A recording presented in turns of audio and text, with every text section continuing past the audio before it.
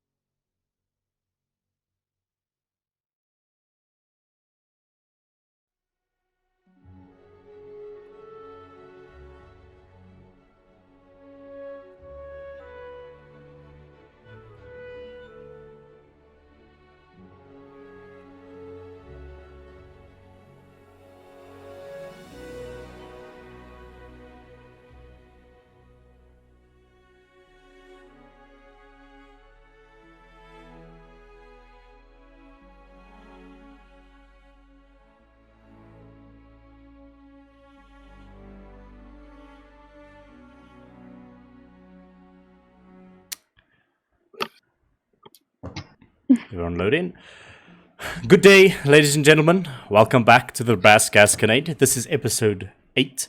Our players are in a bit of a sticky situation, and let's see how they get out of that. Just after our intro. We'll see you just now.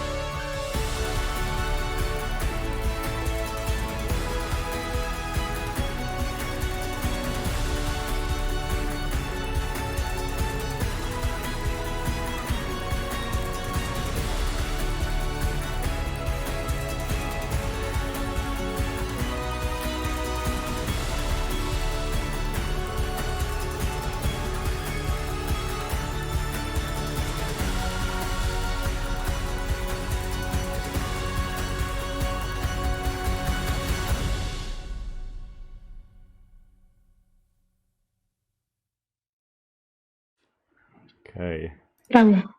let's see. Commitment. Oh, fuck. This is gonna go poorly. Ladies and gentlemen, last time we left off in the Gasconade, our adventuring party, the HVC agents, found themselves at a crossroad. First of all, Shiloh, doubting his past and wanting to figure out more of where he came from, what he is, and what exactly he is doing here, he went back to the place that he originally woke up from, a underground bunker on the estate of House Attaway. Upon trying to enter there, he, in fact, did not enter there and was captured by the guards that were skulking around the premises. He was captured and taken to a laboratory, whereafter a one Kirron Attaway, individual he noticed or recognized from his past, a supervisor who checked up on him and his father's research, apprehended him, spoke with him, tried to interrogate him, but ultimately could not discern anything from him. But then, after some experimentation from him and scientists of the Attaways, they discovered an extremely powerful magical energy source within his chest cavity. They promptly began to remove it, and right now Shiloh lays on a operation bed with essentially what is his heart poking out of his chest. We move there to a worried Laura that stayed awake all night worrying about where Shiloh is. Eventually, when the sun rose, she spoke with Full-On Rainweaver, their director of the HVC, and eventually they all decided, or well, rather, Full-On put them on a mission to recover Shiloh. Having known that Shiloh came from the Attaway Guild, he thought that that Shiloh might go back there to discover something from his past.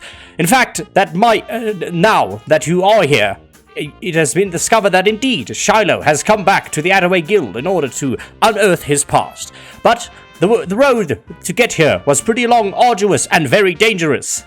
It is very hard to break into a nobleman's house, but thankfully, or dependent on your point of view, the party was able to sort of intercept a transport cargo walker that was on its way to give a delivery to the House Attaway, a walker that was adorned with the insignia of House Valborn, another royal house within the city of Zchester.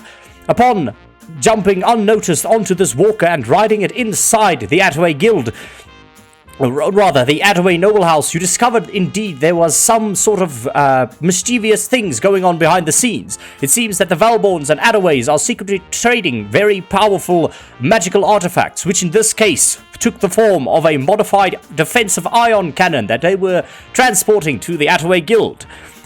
You promptly decided to fire this massive cannon off as a distraction tactic, which worked incredibly well, despite the explosion that damaged all of you in the vicinity. The laser shot through House Attaway, breaking down a portion of the roof, setting the house ablaze, and also destroying a portion of the defensive wall around House Attaway.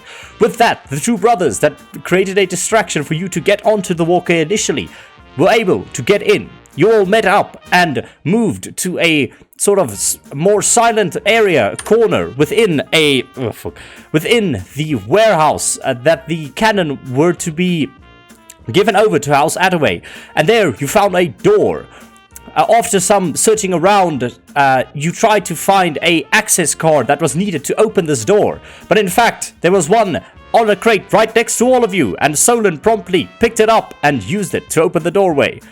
Thereafter, you went into this underground laboratory and searched around, and indeed, you discovered some strange things. There was a prison section of this underground laboratory, where in one of them was a strange ooze-like purplish creature that ominously stared and moaned in pain at all of you. In another corner, there was indeed a sort of middle-aged individual that was sitting there alone within this cage.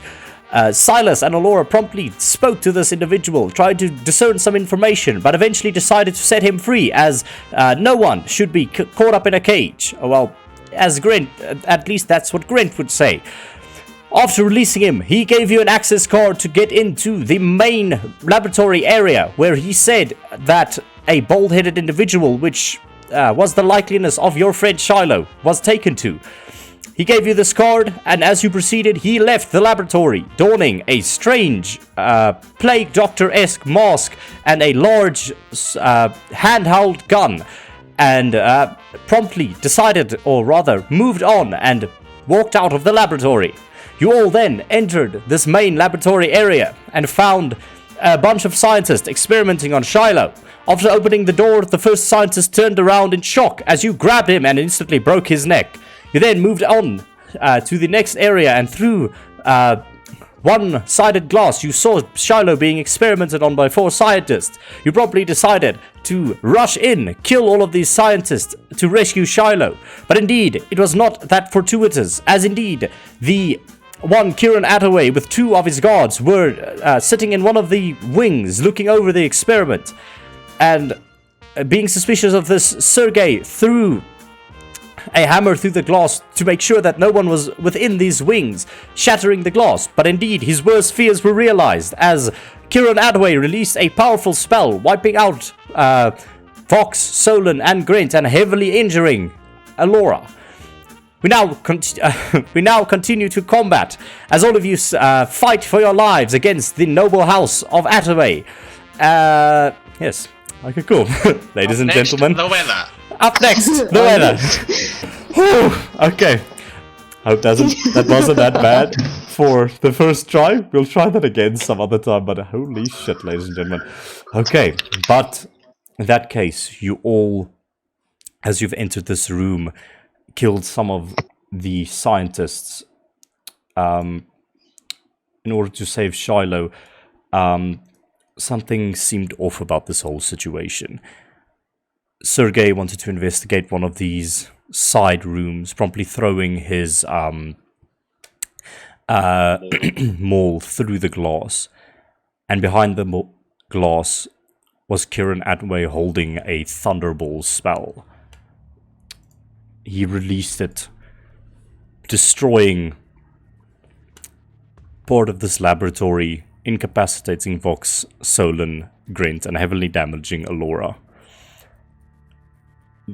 You were so close to saving Shiloh, and now this incredibly powerful sorcerer with 2 of his most elite guards walk up to face all of you. It is a desperate situation. And as Kirron steps up 1 foot on the table, He says, "Well, indeed it seems that the machine has accomplices. Who are all of you? Where have you come from? Who sent you?" "Oh, guess that doesn't matter. I'll make you talk either way." And he begins prepping his next spell. As that thunderbolt goes off, Vox, you hit your head hard against the ground. A pool of dark oil-like blood begins to careen out from your body. Solon, you're knocked unconscious in one hit. Grant, you smash against the wall, fall to your knees, out. Laura, you are shot back. You're bloodied. Blood is coming from your nose, from that intense ringing in your ears that this thunderbolt just threw at all of you. And you stand there clutching your sides. It is a desperate situation. But in the midst of this thunderbolt going off, Shiloh, you are lucidly aware of what is going on around you. It is silent, and you can just hear, like, when there's a very loud sound, there's just this distorted, like, going on around you of the ensuing battle. But the moment that thunderbolt goes off, you all watch the energy core that is suspended outside of Shiloh's chest, just this white hot miniature sun.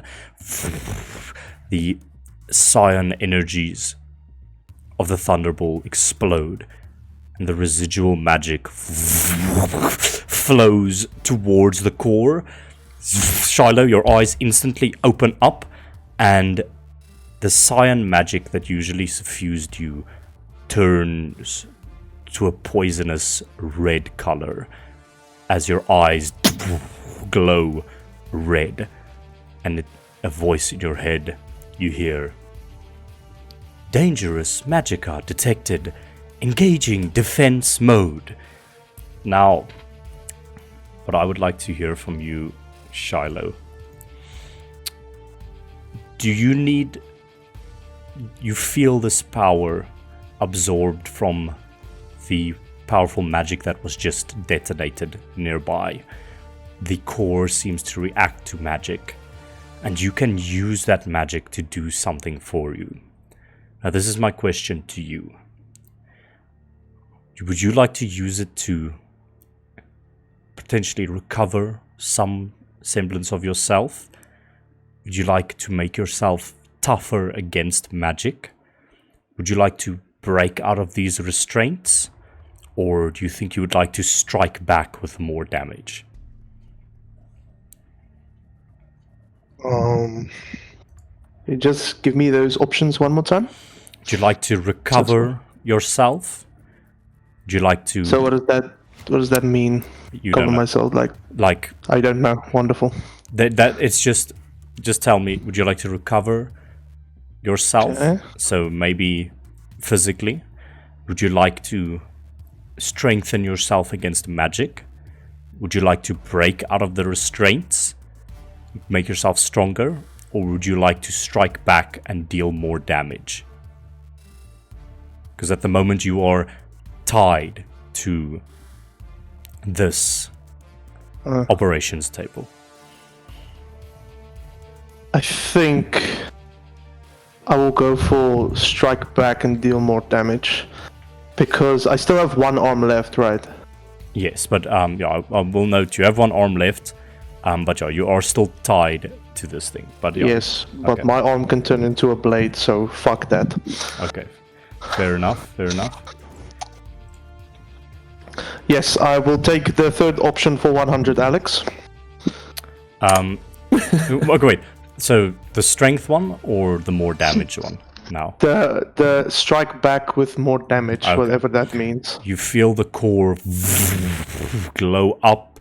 Your entire body is suffused with that turquoise magic, but it turns to a red as this defense mode has been activated. And the next time you deal damage, you will deal 2d8 additional force damage.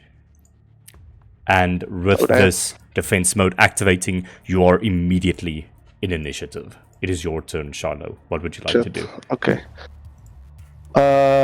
My other arm that is currently tied up turns into a blade. Okay. Okay. So, the arm. what does this do to my strength?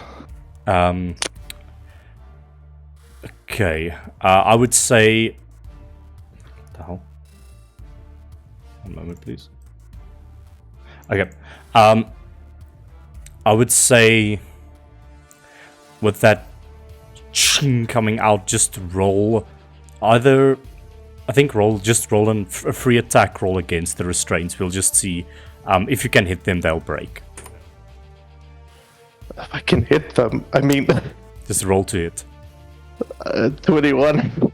Yeah, you as the blade comes out, that one arm is free. Your legs are still tied to it, but you can essentially sit up with your upper body. I sit up like the Undertaker, just like with my eyes glowing red, and my head just like contorts towards the number 4, like, and I slash at him. Go for it. Roll to hit.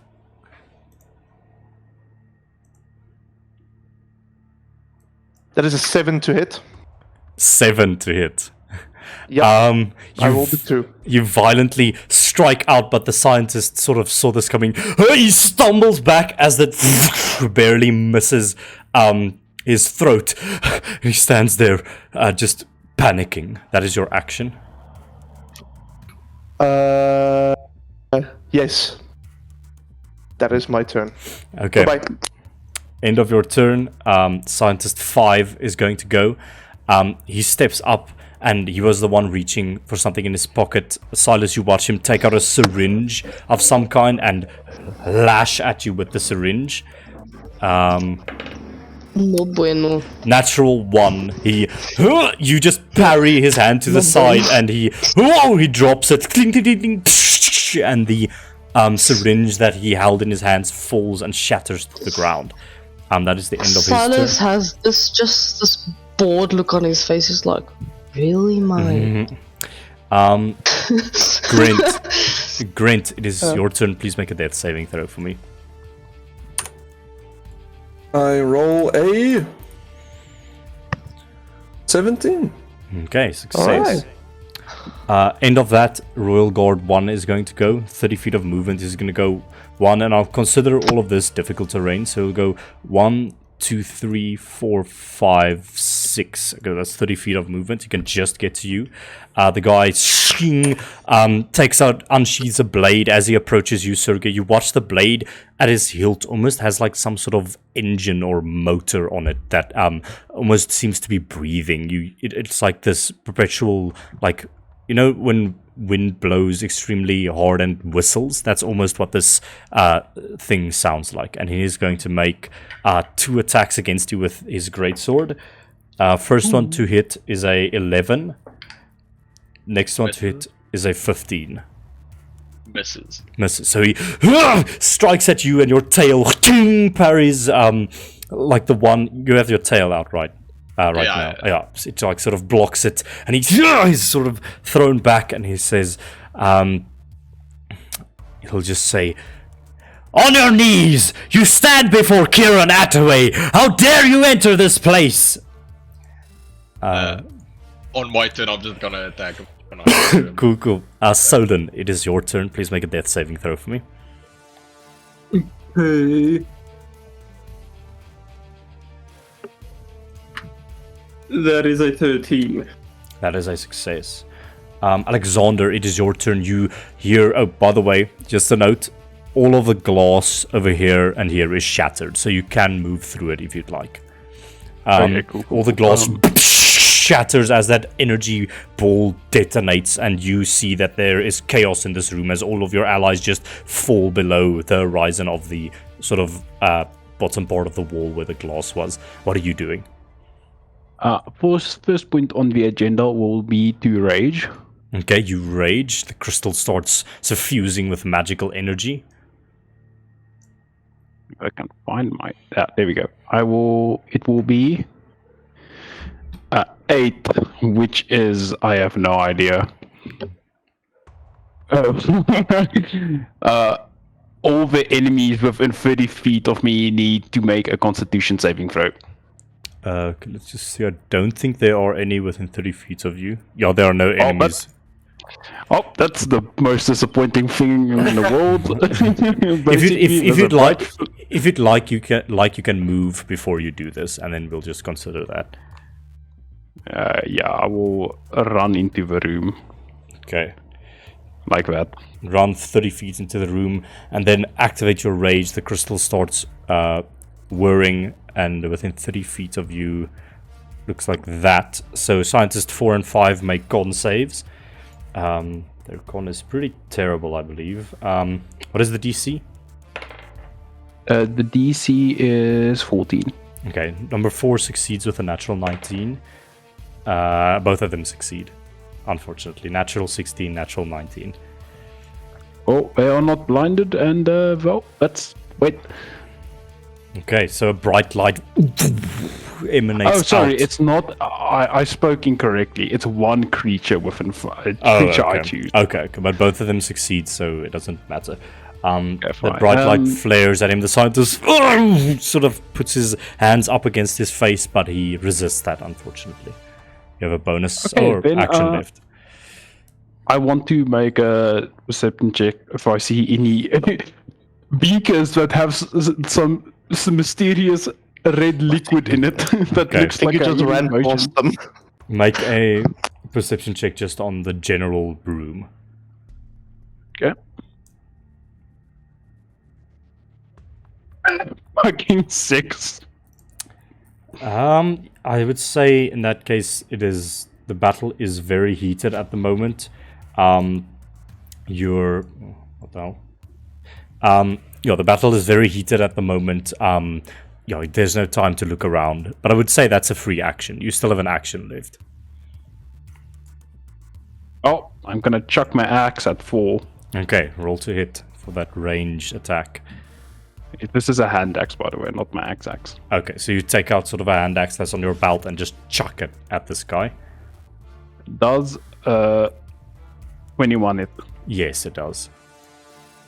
Did I say scientist 4? I said that, right? Sorry, I can't remember if I specified. Number 4.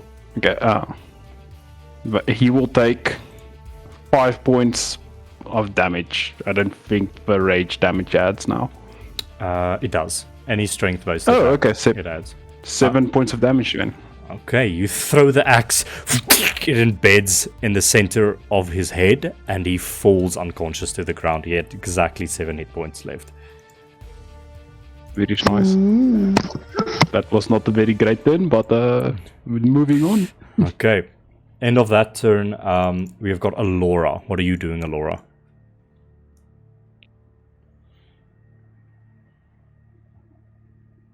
Okay, first, music's playing outside. There's a barbecue, so if you hear music, it's not me. Okay. So, I also want to perceive the room. I would run in, here past them and try to see if there's anything I can do to help these people that's down.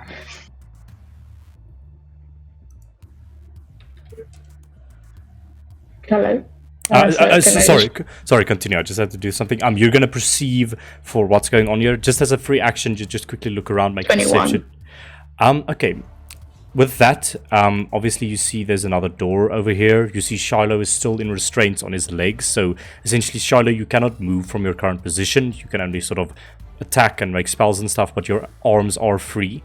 Laura, you see to the tables left and right over here, there are red, almost spherical shaped bottles. The bottles are red. The liquid within them are red.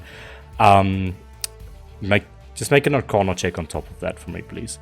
There are also spherical... That's a nat 1. Okay.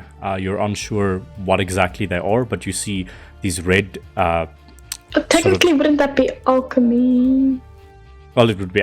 make an alchemy check, rather. Sorry. If you got to be kidding me, that's a 7. it looks familiar somewhat, but yeah, spherical shaped red vials. You see the same sort of type of bottles with a bluish liquid within them, and you see almost lightning striking through the liquid. You also see these green bottles, which just bubbles with some sort of acidity. But yeah, that's what you can tell. So you move into Okay. the room, action, bonus action, and move, a bit of movement left. Was that a free action? Or was I would that... say, yeah, you can just, I mean, you had a bit of time to survey the room in any way when you look through the glass, so I would give So this I to can you. still use an action to stabilize. Yes, you can. Okay, I'm gonna stabilize Vox. Solon just over there. Okay, so you're gonna spare the dying? Yeah. Okay, spare the dying. Vox is stable. He doesn't have to make death saves anymore, but, yeah. Wait, sorry, I didn't actually... Who has the worst death saves? This might be Meti. But... Who has been... Everyone's at the same, right? Because everyone was down at the same. Vox hasn't made one yet, but both Solon and Grint have succeeded on one. Okay, so okay, that's good. Okay. Yeah, so the bonus action, I'm gonna command Gidget to do something on his turn. Okay, Yeah. go for it. Why does everything have to be so far away? Gidget's gonna use his action to dash. Actually, what's the range? Let me just make sure what's the range on his attack.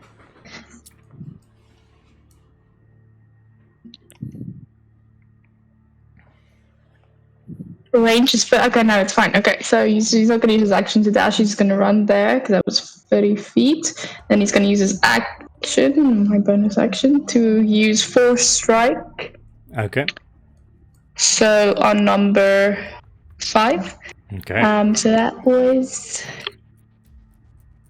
Oh my word! That is an 8 to hit. 8 unfortunately misses. How does the force strike look like again? It's just the tail that It whips is his out. tail that kind of looks like a cannon, and then it just kind of gets Okay. bigger and blasts. Yeah. Cannon the tail morphs and fires a bolt of force energy, but unfortunately it goes wide, not being able to get a nice angle with Silas standing in the way. Yep, that's the end of my turn. End of that, That's good. it is Royal Guard number 2 is gonna go 1, 2, 3, 4, 5, 6. You can only get there because of the different. Wait, actually, hang on. 1, 2, 3. You'll hop over 4, 5, 6. Okay, no, you can get there if you go straight. He runs up towards Sergey, spouting the same shit. Just on your knees, give up, and he slashes at you. With a 19 to hit for the first hit, and a 15 to hit for the second hit. That misses. Okay. So for the greatsword attack that hits you, ooh, that's not good. It's 15 points of slashing damage, reduced to 7 for you, as it just slashes across your chest, creaking against the metal that is built into you. Yeah, that is the end of his turn. Go to the top of initiative. Silas, it is your turn. Okay. My turn. I'm going to send you something. He will strike at numero 5 in front of him, please. Okay, just roll sleight of hand for me quickly. Da. 16. Okay, cool. Go ahead, make your attack. That is a 17 to hit. That discernibly hits. Roll that plus the bonus damage. Damage is, wow. Man, it's 6. Remember the bonus damage. Bonus damage. Ah. That is plus. Oh damn! Plus 6. So it's. So you just slash into this guy. He falls to the ground, unconscious. Scientist 5 is no more. Well, that is your action and bonus action. You have a movement left.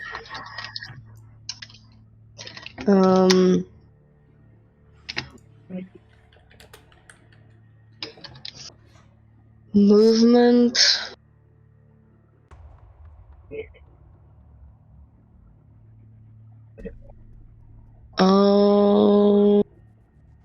Can I help in some way to like try and remove the restraint from Shiloh's legs, perhaps? That would be an action to do. You only have movement left. Yeah. Okay.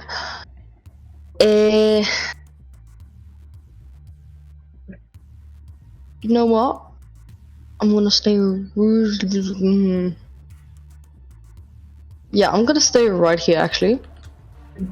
For the moment, so I'll hold my movement if necessary, but yes, that is all.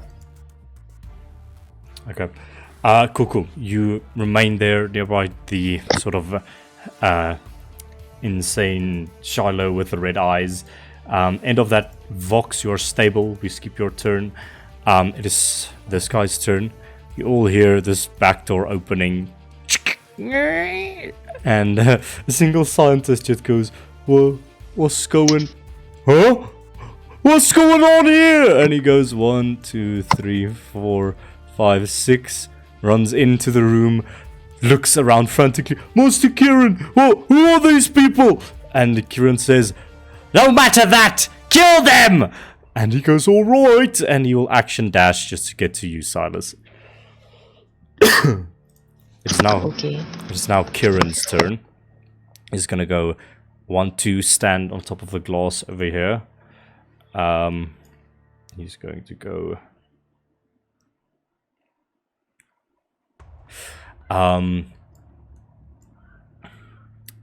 Seeing his guards engaging Sergei and having a slightly hard time, he says to you, "Sergei, you've caused enough trouble. Why don't you just sit still?" And he clasps his hand and you feel wind rushing around you and almost tighten around you. Please make a wisdom saving throw for me. Sergei. Yikes, 3.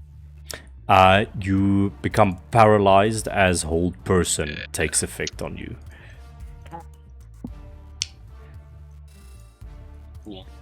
Okay, he is holding, and just put this quickly. Where's the concentration? Okay, wait. This one and concentration. Okay, he's concentrating on that spell currently. End of that, it is your turn, Sergei. You can, the end of your turn, you can make a wisdom saving throw again. Well, 12.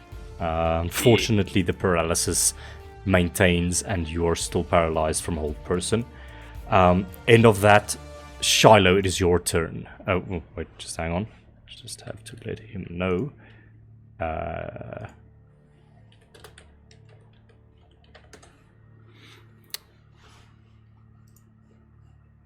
Yo, what do you do? Okay, it's your turn, Shiloh. Sergei has just been paralyzed as whatchamacallit is holding concentration on a hold person. Kirron is holding has cast hold person on Sergei. Alora has stabilized Vox, and another scientist has appeared from the back room. What are you doing? Is it only going to be my melee attacks that does extra damage? Basically, What about spell damage? anything. Anything. Let me just check for you quickly. What it exactly says. The next time you deal damage, one target takes an additional 2d8 force damage. So if it's an area of effect spell, you only choose one person to take that extra force damage. Yeah. Okay, cool. Well, I hope this works. Probably not, but it's all I can think of doing right now. Shiloh is just going to reaching to his little secret pocket. You know what? Actually, I would say Shiloh doesn't have his cloak or his trench coat on or anything. He's actually just shirtless with like pants, but he has his things hidden well. So he's going to cast Catapult. Once again, grab one of those discs. You don't know where he's grabbing it from. He just puts his hand down his pants, and he throws the disc onto the ground. It like turns into this turquoise catapult. Now, of course, catapult. Red in this case. Anything that you do. Red in this case. Yeah, and it's much more aggressive than the last one. Okay. And it's going to go for Mr. Kirron. Mr. Kirron is going to make a dex save. Save for me, He's please. not very dexterous. What's the DC? 13. That's an 8. You can roll damage Let's go, plus boys. the additional force damage. And Catapult already does kind of a lot of damage if I roll well. Let me just get to my fucking thingamabob.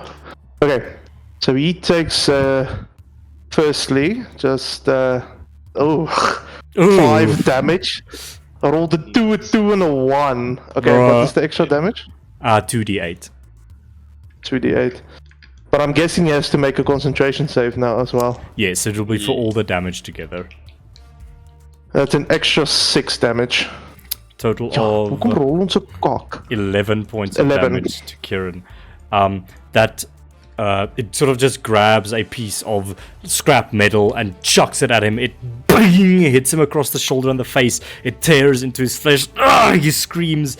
And it must make a DC 10 Constitution saving throw to maintain concentration. The concentration is dropped as he rolls a natural 8. Let's go! You'll pay for that. Don't damage the machine. Restrain it. Is my bag in the room by any chance? With my monkey? I would assume so, because they're probably like testing everything that I have and trying to figure out exactly what I've been doing all this time. You can make a quick perception check for me. That's an 11. You don't see it anywhere in this room. That sucks. Okay, that's my turn. Okay, Cherry end of your turn. Just notice, Shiloh. End of your turn, the red light of your turquoise fades back into the turquoise light. That effect lasts until the end of your next turn. So you no longer have the What was extra that, damage. by the way? Is it on? Did you add up my? Did you add it on my sheet? Because I have absolutely no idea what that was. Yeah, don't worry about that right now. Don't worry. Okay, cool. Shiloh doesn't know what it is either right now. That might warrant further investigation. Okay, end of Shiloh's turn. It is Grant's turn. Please make a death saving throw for me, Grant. I roll a 15. Yep, Success. second success. Okay. End of that, the Royal Guard is, I think he is going to see that this guy is sort of handling you right now. He's going to go 1, 2, 3, 4, 5. Wait, hang on. Can he get there? 1, 2, 3, 4. He has Can I get attackable that opportunity. opportunity? Yes. Yes. 1, 2, 4. Okay, now I know what he's gonna do. 1, 2, 3, 4, 5, 6. Okay. He goes off running in Alexander's direction, identifying him as another large threat to his master. But you do get attack of opportunity. What are you doing, Sergey? As he is running away, my tail is gonna strike out, try and hit him. Okay, go for it. Can I do it recklessly? Yes, you Yes. can. You can do any attack That recklessly. is very good. That is very bad. I rolled a 1 and a 2, bro. What the fuck? Oh, Unfortunately, it 7 to hit? it clinks against his armor, doing nothing. He runs up towards this situation. Alexander, as he approaches you, you watch him sort of hold up his sword with that engine whirring in the hilt of the sword. You hear it whistle like the wind, as if it's siphoning in wind energy, and he strikes it forward, hitting the ground with it, and just this cacophonous noise emanates out as he casts Thunder Wave out of the sword. And I That's need not very nice of him. you to make a con save, I think. Let me just check Thunder Wave real quick before you do that. Oops. It is it's a 14 it is a con save. 14. Let me just make sure. I believe it is enough though. Yeah, it's just a 12 DC. Okay, so it crashes down, dealing. Okay, you do still take damage, but it's halved. You take. This will be rolled very high. It's 15 reduced to 7 points of thunder damage, and you are not knocked back as this cacophonous noise rings out from the weird Neo Arcana blade that he is using. But that ends his turn. Where's my thing? End of that. It is Solan's turn. Solan, please make a death saving throw for me. I will do so. Just a question. You said we have like that. That's an 8. We have that like crawl speed. Yeah, Or you is have, that not a thing? you have 10-foot crawl speed, and if you like give the help action to someone, you automatically fail a death save. But it is the help action, so you can do that if you'd like. 10 feet crawl speed.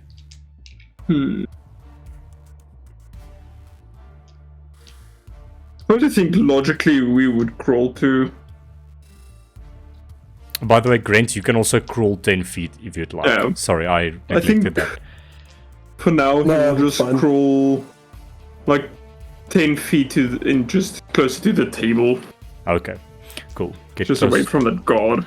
Okay, cool. Go closer to the table. Alexander, it is your turn. What are you doing? I would like to make a perception check again. Okay, I would say... No, actually. Actually, no, wait. Since he sees a much more qualified person trying to heal everybody, he would try to murder the guard that just tried to murder him. Okay. You step up. I check. So I quickly just need to check how this rage works. Like, I just want to make sure it's like...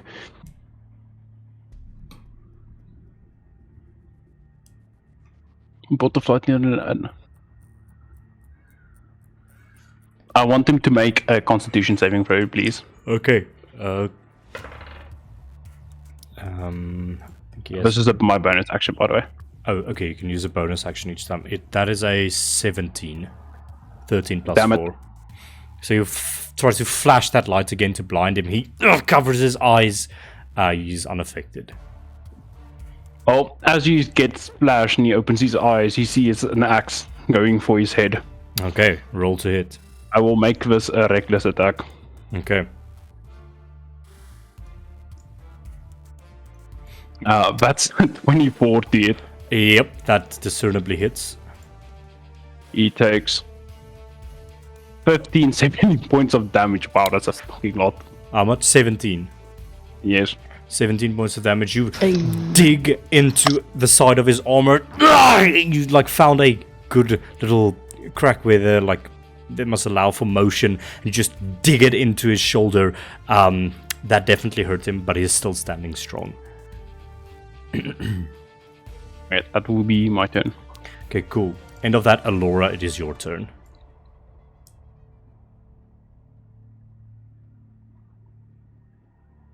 Okay.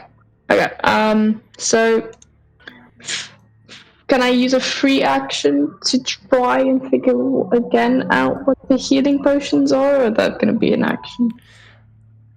Oh, what the potions are, not the healing potions, but the potions. I think this time it's going to be an action because Okay. it is previously you just quickly glanced over them, see if you recognize them, and in this like craziness that is going on around you, you cannot like how would I say for sure discern what these Yeah. potions are going to do, so it's going to take a bit longer just to think about it for a while, so it will be an action. Okay, so Vox has been spared, so she's then gonna go to Solon, and then she's gonna take out, just for flavor's sake of how spell dying looks in the lore, she takes out these 2 metal discs that she sticks on the chest that kind of sucks into the chest, and then she says clear, and then it shocks them, and then they come back to life. Okay, cool. So stabilized, still at 0 hit points, but stabilized. Yeah. That is your action. Yeah, it's my action, bonus action, Gidget. Okay. Yeah. So, bonus action, Gidget's gonna try and do force strike against number 1. Okay. The cannon reconfigures and points at guard number 1. Roll to hit. Yeah, let me show something. See. Oh, 9. That's a 9. I'm not rolling good. Force strike shoots off and it just dink, clinks against his heavy armor and hits something in the room with no effect. Yep, that's the end of my turn. End of your turn. Royal Guard 2 is going to lay waste to Sergei. He has advantage because of a reckless attack. 2 attacks coming in your direction. First one to hit is a 22. Second one to hit is a 24. Sergei, Yeah. you take 9, reduced to 4 points of damage for the first one, and 7 reduced to 3 points of damage for the second one as he just slashes across you with his heavy blade. End of that. Silas, it is your turn.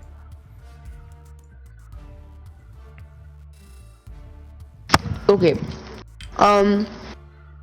So I will attack number 6. Okay, go for it. You unsheath your blades. Actually, Charlotte is not close enough so that I can get flanking bonus, right? No. But yeah, he's still tied to the thing. Okay. Okay, yeah, obviously. Alright, attack 1 going to be 15? 15 does hit. Perfect. Ooh, that is 11 points of damage. Ew, this guy looks fucked up after that. He comes running in with his syringe. You just hold your sword out and he kebabs himself into the sword. He's like, he's very hurt. Stylus looks a bit bored with the scientist at the moment. Bonus attack Pomoir. That is going to be a 25 to hit. That hits. Just roll it. Damage is 11 minus 5, so it's 6 points of damage. 6 points of damage. How do you want to do this? So you say he runs in, kebabs himself, and then Silas just looks at him. His head tilts a little bit in the scientist's directions. Oh, what a fucking boy you are, man! And then just slices upwards. And you just bisect him, and the 2 parts of his body just. And then just like flicks his sword to one side so the blood can splatter off. Oh, God, what are these made of? Okay, you have movement left. Silicone! Right, yeah, I don't want to risk too much here. I think, to help with attention, 1, 2, 3, 4.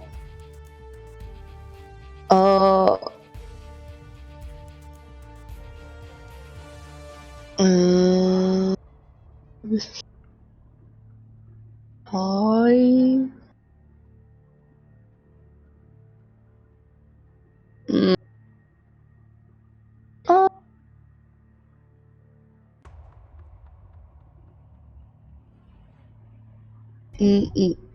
Fine, I'll help. No, wait, I can't move I only have one spot. Never mind. I couldn't flank if I wanted to. I'm gonna pause here. But it's fine if just a note. It's fine if you stand there because Alexander can just move in his next turn to get flanking bonus. So if you're next to the guy, Oh, that's true. Yeah, 5. okay. Bitch. Alexander, you hear the dying cries of a scientist behind you, and Silas promptly runs up to join your side, 2 blades in hand. End of your turn. And you see Silas is kind of smiling a little bit. Very nice. Keegan, can you Yes. please mark where my hand axe is on the floor where I threw it at that scientist? Where it technically is still embedded into his head. It would be here. Right, yeah, I think. there. Okay. Yeah, okay. So, end of that, it is Vox's turn. Vox, just roll a d20. Let's see if you get up with a natural 20. This is not gonna, like, be a death save, but it's if you get a natural 20, you'll get up with 1 HP. It's a life save. Yes, it's a life save.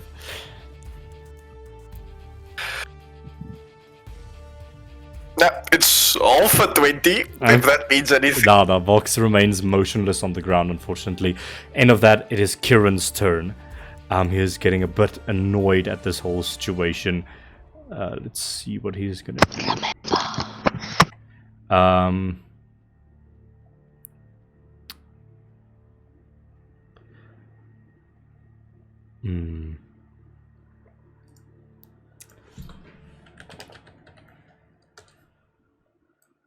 Just give me 1 second. I just want to search what exactly the spell does.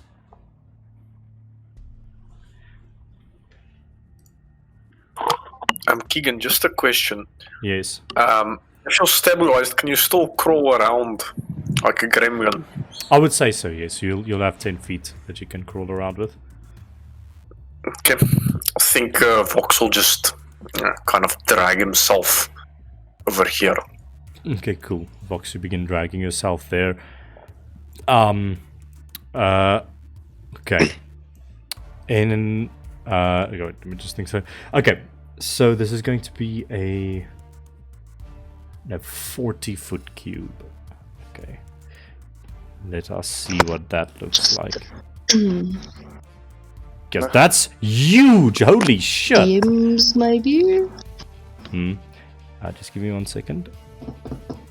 I think... Wait, no, let me just do this properly.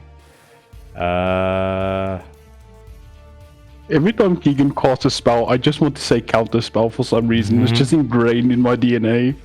Oh, Jesus. Counted it like Silas is killing gonna the soul. die.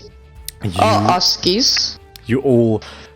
you watch Kirron. He's like, I've had I about... thought he doesn't want thingy in his spells. But please read.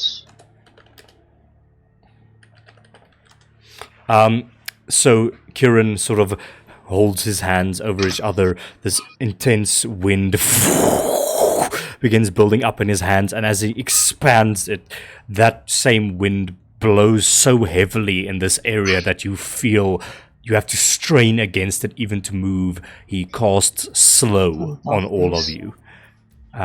Oh, Bakari. So Even his little disciple? Perhaps? yeah, I would say at the moment he doesn't Is it really inside? care too much. He wants everyone inside the box. So everyone inside this cube, please make a wisdom saving throw for me against the slow spell. Also, by the way, fail. okay, let's do the saves first, and then I'll go to what happens to Shiloh. Okay, so Grant, you fail. Well, technically, no, we would still be slowed. Okay, so I'm motionless though, so I don't really know if you're a slow would apply, but It's just that you'll make saves at the end of your turns. Solon, what's your save? 10. That's a fail. Vox? 10 plus 1, Okay. 11. Fail. Alora? 9. Fail. Let's roll for this guy quickly. Oh, he also fails. Silas? 5. Okay, fail. Alexander? A solid 11. Fail. Oh, that's amazing. Shiloh? 3. Fail. I Okay. know. I can't believe it. Online guys. Okay, Online okay. guys. This is not getting good. Scam. And- it's a fucking scam. And Gidget? That's Oh, terrible. Gidget. Or is he just gonna share your save? We could do that if you'd like. No. No. We give Gidget a chance. Okay. Let's see. What's his Gadget net 20. Gadget net plus 20. 0? +0. Oh, that's a 16! Gidget succeeds. Okay. So everyone except Gidget. Okay. Your speed. There's a lot of shit going on here, so please keep this in mind. Maybe write this down. An affected target's speed is halved. It takes -2 penalty to AC and dexterity saving throws. So all dex saves is -2, and it can't use reactions. On its turn, it can either. So I can't use Gidget then, because technically it's my bonus action, but it works through reaction. No. It's bonus action to command Gidget. Okay. A Gidget is unaffected, so if you cast a spell and you channel magic with him, he still has a reaction, so he can channel Okay. magic. Okay, so it's -2 to AC and dex saves. Speed is halved. Cannot take reactions. On your turn, you can either use an action or a bonus action, not both. And regardless of your abilities, you can only... But you can't make more than one melee or ranged attack during the turn, but it doesn't really matter for you. And if you cast a spell that takes one action to cast, you must roll a d20. On an 11 or higher, the spell doesn't take effect until your next turn, where you have to use your action to complete the spell. So it takes 2 actions to cast the spell if you fail on that thing. So does this only last 1 round? Nope. Lasts for 1 minute, and you can make saves against it at the end of your turn. So just this heavy wind blows against all of you, and you almost feel like you're moving in slow motion. It's not time magic by any chance. It's just such powerful wind magic that you are just slowing down and struggling to cast spells. Everyone except Gidget is affected, but at the same time, Shiloh, your eyes glow red again, and you hear the same dangerous arcana detected, defense mode initiated, and I would like to ask you the question again. Would you like to recover yourself? Would you like to make yourself stronger, more resistant to magic? Would you like to become stronger, or would you like to deal more damage? Think, since I know he's not gonna want to damage me, I'm gonna stick with the deal more damage thing. Okay, so your eyes, that red emanates, and you feel potential magic energy being siphoned off of that slow spell into the core and empowering yourself. The next attack you make deals 2d8 bonus force damage. Okay. Yeah, I just realized the problem is my next attack is going to be on the bondage, the things over my legs. Okay, end of that. Sergey, it is your turn with Shiloh on deck. Okay. I'm gonna, because I threw my maul, so I only have my tail. I'm gonna try and... I'm gonna move here, and then I'm going to attack Kirron with my tail. Okay. It has a 10-foot reach. Oh, shit. Okay, so the tail lashes out as he's sort of standing there. Oh, he is keeping concentration, by the way, on, whatchamacallit, slow. Okay. Roll. 18 to hit. Let's check with... Yeah, he didn't have a chance to cast Mage Armor. That hits. Alright, cool. He takes... Wow. Damn, 6 piercing damage. I rolled a 1 on the die. Fuck So me. 6 points of piercing roll. damage, slashing into Kirron. But he must make a DC 10 concentration check. Just want to check something on slow concentration. Yeah. Okay, that's an 11. He succeeds on his concentration check. You're all still slowed. Okay, cool. At the end of that, it is Shiloh's. Sergey, you have movement left. Ah, yeah, no, that's Okay. the end of my turn. Shiloh, it is your turn. What are you doing? I think the only chance for me to be able to do damage against an enemy is just to once again do catapult. Because Okay. this whole red eye thing, it ends at the end of my turn, right? Yes, it does. Okay, so I will once again cast catapult in the direction of the cunt that slapped me earlier. By the way, is his hand still broken?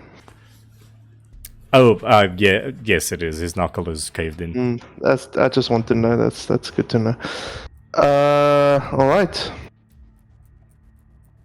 Let him make a dexterity saving throw for me. I think the catapult is just reappears as my eyes turn red. He makes a dex save. He gets a 17. He makes it. Okay, that's my turn. Next up. The rock goes flying, crashes into the back of the room as he dodges out of the way. He says, "Stop this madness! You've already lost! You should have never come here!"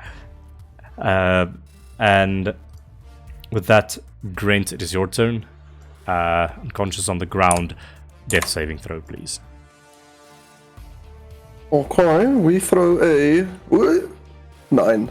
That's a fail. First failure. Okay. End of that, it is Royal Guard 1's turn. He is just going to keep on trying to strike at... he's going to now strike at Alexander.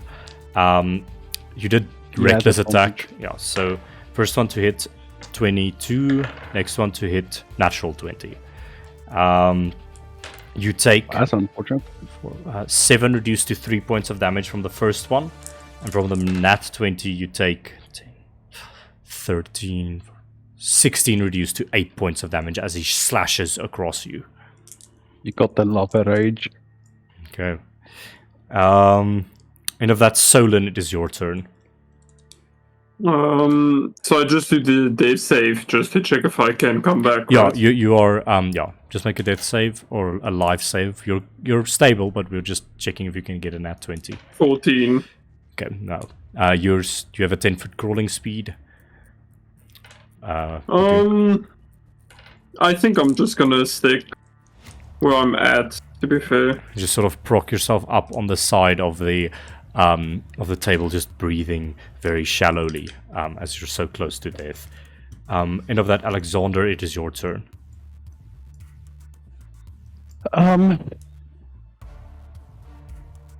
How do you said do bonus actions still stay the same? Or You choose between a bonus action or an action. You can't do both. okay, I will then slice number 1 with my big axe recklessly again. Roll to hit. Aren't you gonna move? Oh, I mean, I moved to this and I don't make a reckless attack.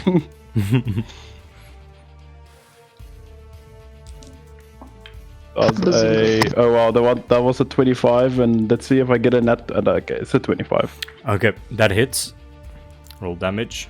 The man takes 10 points of damage.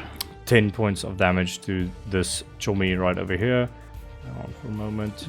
And Shomi's still living. Yep. He's looking quite hurt now. You slice into him in slow motion. That is your action. And remember half movement and all of those things. Yeah, that's basically all my movement as well. So I'm just going to chill there. Do I make a save now? Yes, you can make a save at the end of your turn. Okay, Shiloh so the should wisdom save. Yeah, wisdom save. I presume a 10 doesn't help. Unfortunately not. It's close, but no. You're still slowed. Actually, Shiloh should make one as well. I'll make one for him. Okay. Shiloh is no longer slowed at the end of his turn. End of that, Alora, it is your turn. You are slowed, so just minus 2 to AC, Dex on disadvantage, no reactions, all of those fun stuff. Action Okay. or bonus Was it- action. Just a check on Grant's death saves. I believe Grant is at Grant? two successes, 1 failure. Yes, but is that like public knowledge? Suppose not, right? Yeah, technically no. But he would have heard it technically, I just didn't hear it. Okay. You would have heard it, but your character would not. Yeah, I know, but Maybe I'll bring back the thing of secretly making the death saves. We'll see. But yeah, just continue like this for now.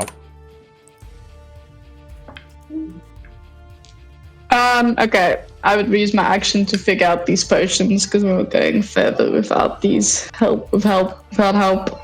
Make an alchemy check for me. Oh, thank goodness, 24. They are very clearly potions of minor healing, the red ones.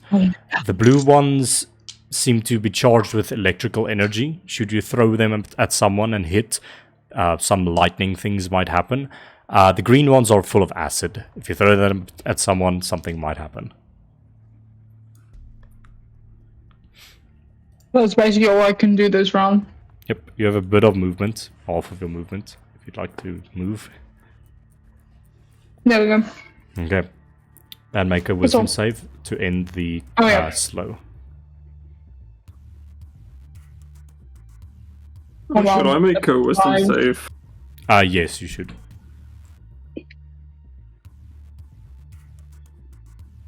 Mine was a 5. Mine's a 20. Okay, Laura, you're still slowed. Solon, you're no longer slowed. End of that, Royal Guard 2 is gonna keep on... He's gonna keep on slashing with Sergey. Sergey, did you recklessly attack last time? Yes. Okay. 2 attacks against you, natural 20. And the second one horribly misses. You take 5, 6, 7, 8, 9, 10, 15, 18 reduced to 9 points of slashing damage as he cuts across your arm, just creaking through the metal. Why won't you go down? As he just keeps on slashing at you. Because I'm mad. End of that. Literally.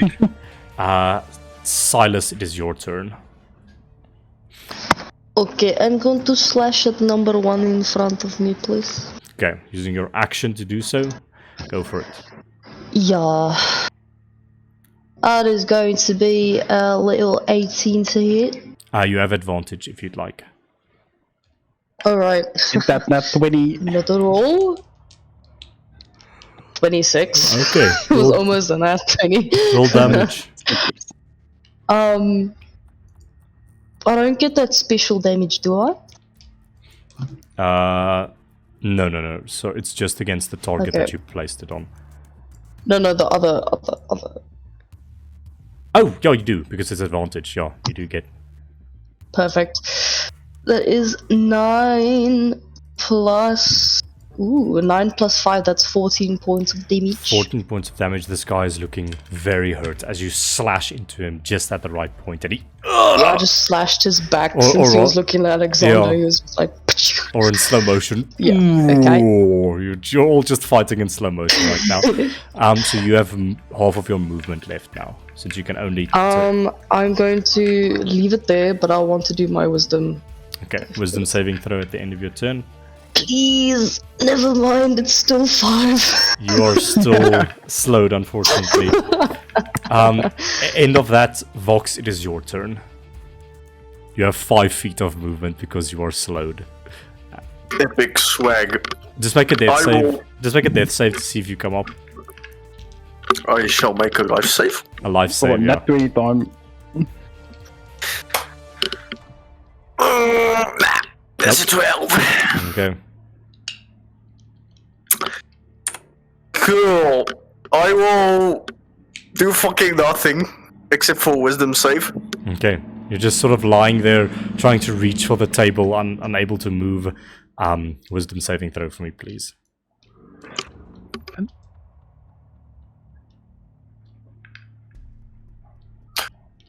$15? You're no longer slowed. Yay! Swag. Cool. Cool. At the end of that, just Kirron's turn.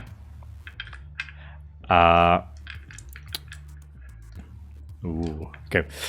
As he's concentrating on this spell. Sergey, how are you looking at the moment? I'm pretty hurt. Okay, Alexandra, how are you looking? Very cash money. Like $1 million buckaroos. Okay, he's gonna go for Alexander. Seeing that Sergey seems to be handled, he's going to move 1. Move away, you coward. 1, 2, 3, 4, 5, 6 over there into the room, and he sort of conjures this orb of magic in his hands and he launches it towards Alexander. He's going to use Arcane Burst on you. Did he walk past me or did he walk? Yes. Oh, but yeah, will. how? I mean, he would have gone. If you have a 10-foot range, he would have gone out of it over here. So yeah, you will have an attack of opportunity against him. All right, I do that. Okay, go for it. Oh, nat 20. Let's go. One shot sorcerer, please. Go for it. Oh, yeah, it's probably Please. higher level, but let's see. Okay, I'm not too big 14 damage, please. piercing then. 14 points of piercing damage. Oof. He looks quite hurt after that. Ah! Like blood gushes out of the side of his body. Where do you think you're going? And with that, he ignores Alexander and points his hand at you. Shit. And this orb of magic begins to form, and he says, Doesn't he need to make I don't know. concentration? He Concentration check, obviously, yeah. he succeeds on the concentration check with a natural 12. Damn it. He Damn. points his hand at you, Sergey, and he says, I'm going nowhere, but I think you should go to the ground, where you belong. And he fires an arcane burst at you.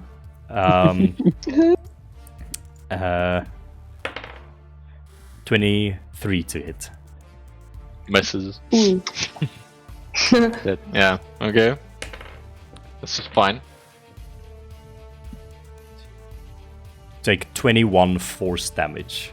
Yo, Knocked. that is a lot, eh? Magic hits you, rips metal off of your shoulder. Oh, Alexander's gonna be pissed. As you almost twist in the air from the force and just collapse, incapacitated to the ground.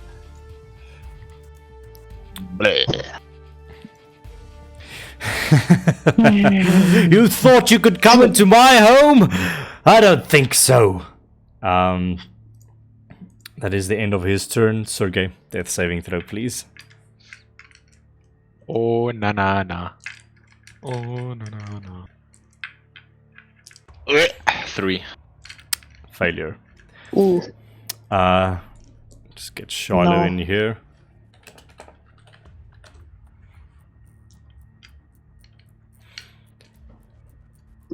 What do I do, buckaroos? Okay. Shiloh, it is your turn. You are still on the bed thing. The red magic faded at the end of your turn. Sergey has just been knocked unconscious by Chomi. But it is your Ouch. turn. What are you doing? I cut the bandages from my legs. Okay, make an attack roll. I'm assuming I can do it with like just one slice because my entire Yes, arm yes. is a blade. Yeah, that's fine. Okay. Oh,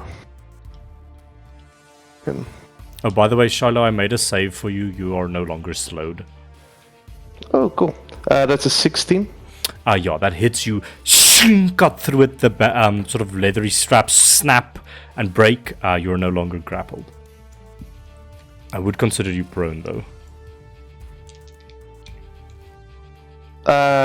Okay. Like I'm sitting upright in a bed.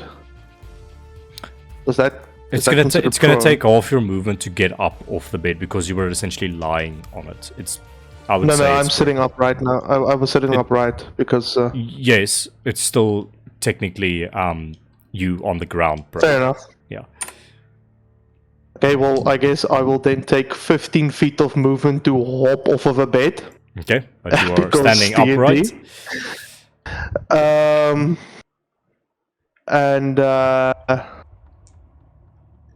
he will just like assess what the hell's going on. Notice that Signor Vox over there is how's the death saves looking with Solon and I think Right. Solon and Our characters wouldn't know. Yeah, I don't think that's a fair question. to Yeah, ask. yeah. Like, Charlotte just like moves towards the space. Can I have another free perception check to see if my homunculus is anywhere in this room? Sure. Just trying to think, was your monkey destroyed? No. It's just I'm just not infused. All I need to do is find him, find the crystal, touch the crystal, then I'm infused. Okay. It's a 21 on the perception check. You look back. It's a pretty high perception check. Seeing through this door, on one of the shelves there is a bag that looks very much like your bag in sort of the storage area. Wonderful. But that high perception check, are there any random bags lying around in this room? Okay, I'm gonna tell you right now, you cannot eat people with a bag of holding. It's not. Why not? I don't think that's. Why not, you stupid bastard? I don't see why not. Whoop. You know, Okay. I heard a quote one time from, I think it was Matt Mercer. If a rule doesn't allow you to have fun, it shouldn't. True. That's true. that is, I heard that one as well. But okay, in any case, that is my turn. Let's see. I'll give you. There's a bag over here. Just like. Does it take an action to infuse? Yeah, I think it would take an action to infuse. Just make sure of that. But yeah, end of your turn. You do. Definitely not a bonus action.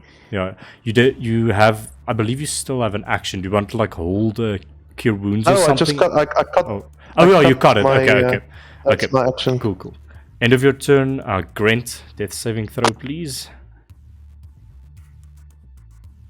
Come on, baby. Okay, a 4. So that's 2 for 2.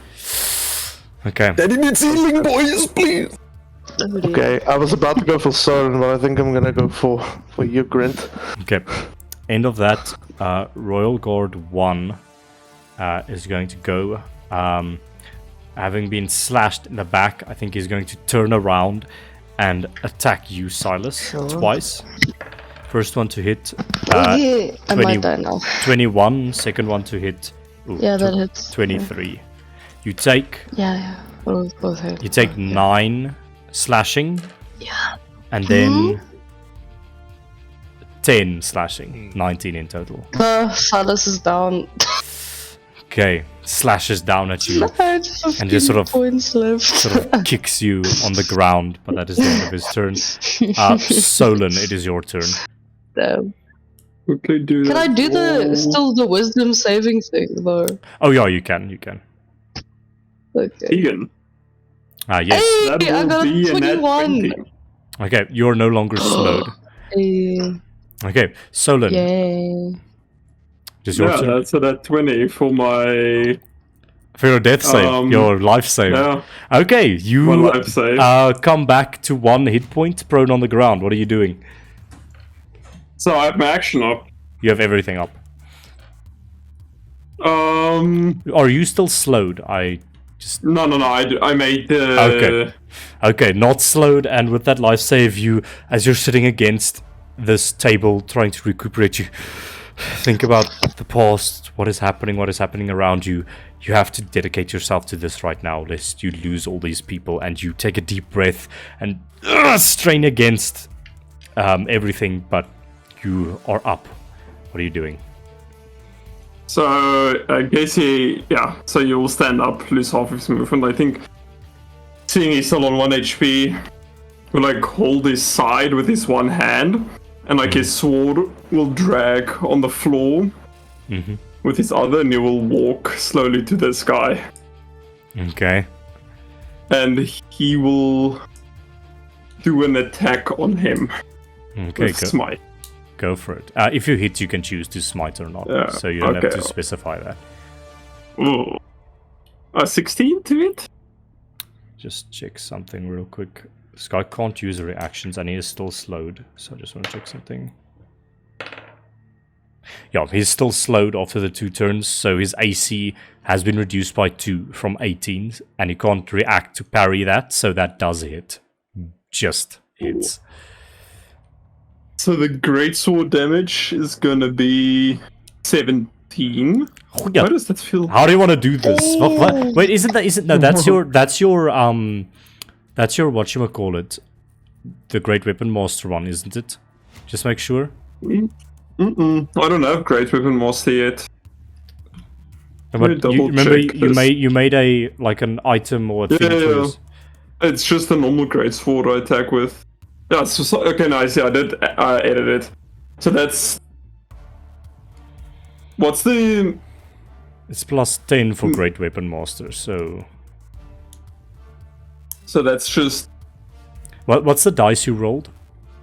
What's the 4 damage? plus 1, so it's 5. So it's, plus your bonus. yeah, so it's 5 plus your strength. What's your strength modifier at the moment? Oh, I see what I did. It's not the... I got the Zenith state accidentally on. That's why it's so much. Oh, okay. Yeah, so the strength modifier is plus 5. Okay, so 5 plus 5 is 10 points of damage. Okay. Yeah. But he is still up. You can't smite. And then I'll smite him. Okay. 2d8 bonus damage. 2. Okay, and then the smite is 9. 9. How do you want to do this? Yeah, so I think, like I said, I just gonna keep it simple. Like he crawls, or not crawls, but like very slowly approaches this guy, and I think he just he's sort of paying attention to him, and he just slashes him in the back, which is an open wound. Fiery magic pulses through and sears this guy's wounds. It's almost as if he isn't bleeding, as the wounds cauterize instantly with the fire of Solan's blade. And as the blade, with a sort of sucking sound, sucks out of the person's chest, the guy falls motionless to the ground, and he is dead. Okay, that is your action. Yeah, I did movement. I think I'll just move there with my last 5 feet. Okay. And of that, Alexander, it is your turn with Alora on deck. Okay. I will move. That's my full movement. And I need Mr. Wizard Boy to make a con save. Okay, you're unleashing that light once again. Kirron is going to make a Constitution saving throw. What's your DC? 14. He is blinded. Yes! And he takes 1d8 damage, which forces him to make a concentration save. Shit. So he takes 4 points of damage. Concentration save, baby! Okay, let's make a concentration check for him. Okay, he succeeds on the concentration check. How much damage does he take? Jeez, He takes 4 points of damage. 4 points of damage. Yeah, he's not... But he can't see shit. He's not looking too great at the moment. He's stumbling about. He knocks into sort of this little cabinet against him. A few things go clattering and shattering to the ground. And he says, "Guards, to me! Protect me!" He seems a bit desperate. Only one guard responds, "Sir, the situation is desperate. We should get out of here." He says, "All right, come, let's go." He's desperate. That was a bonus action. Yeah, I don't have that's the choice because I'm slowed. Oh, you're slowed. So I make a wisdom save now. 13? Just fails, unfortunately. The DC is 14. Oh, okay. Well, Alexander just looks at him slowly but menacingly. End of that. Slow stare. I don't know how that would look. End of that, Laura. It is your turn. Okay, so first, Keegan, can you look like Donkey Looker? Can you please just look at your private chat? Okay.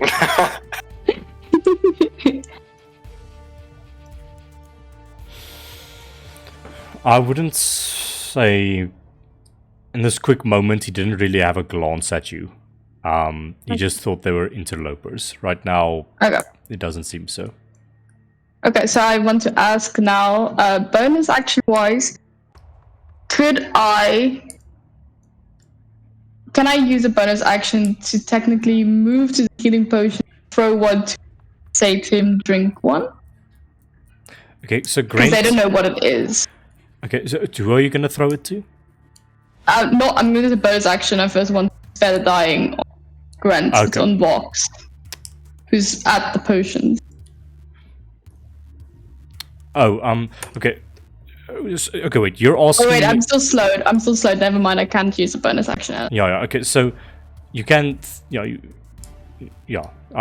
won't say... I think it's an action to throw a potion. Oh, well... Actually, if you're close to each other, I'll make it a free object interaction, but... Yeah. And the thing is, Vox is technically still incapacitated, so it's a crawling speed that he has, and he can give the help action to his allies, but he's not gonna... He can't, like, drink potions or something like that. It still has to be the allies. It has to be administered. Yes.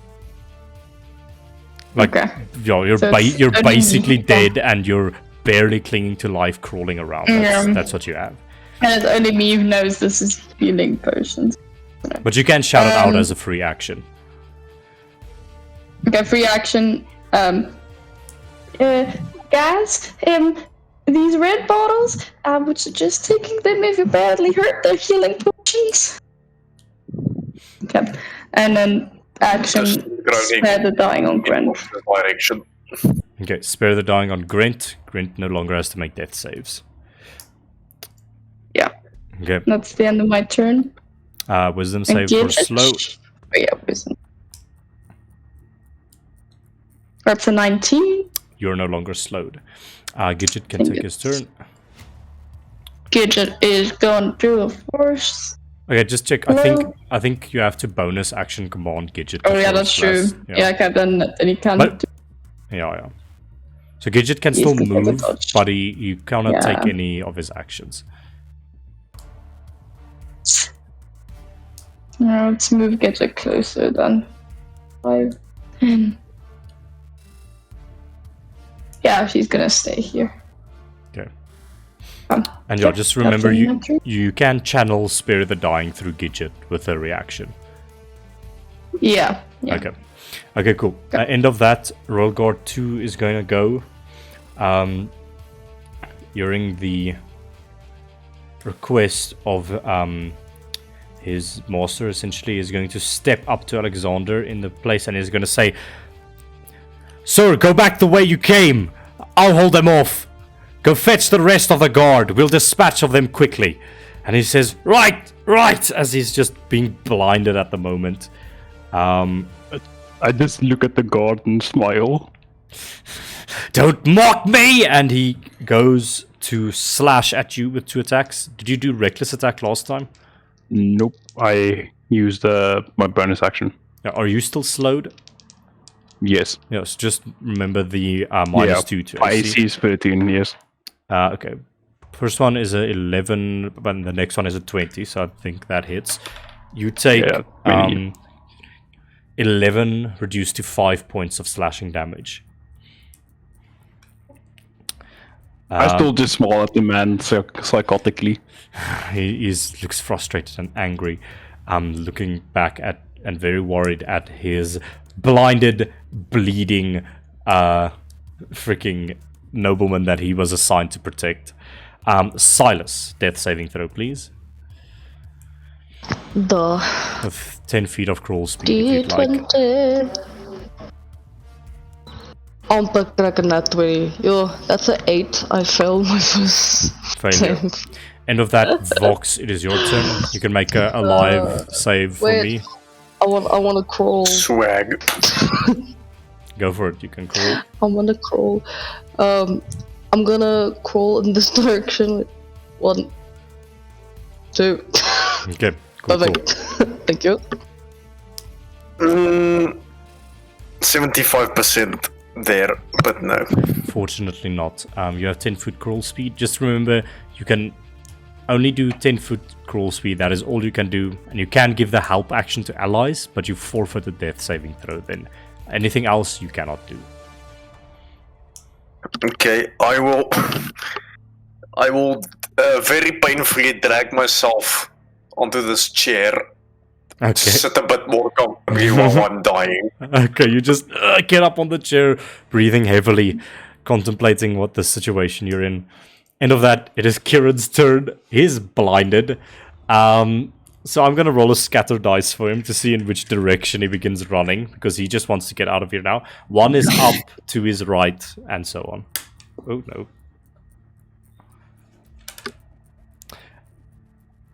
He's an idiot. He's so disoriented. He begins running in this.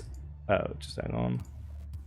He begins running in this direction. 1, 2, and he runs straight into the wall. Fuck!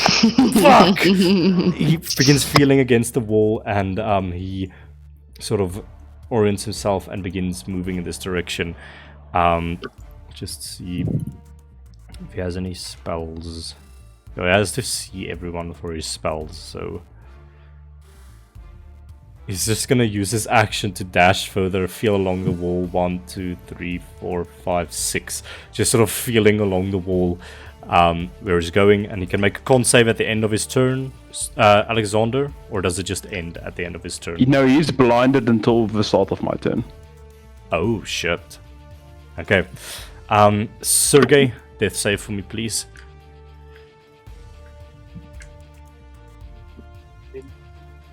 Man, so dead he can't even respond. Is it actually? I mean, yeah, okay.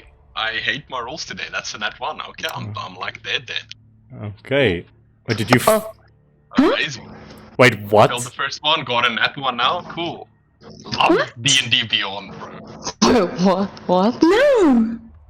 What? Bro. Okay. Bruh. Very nice. No, reroll. Reroll.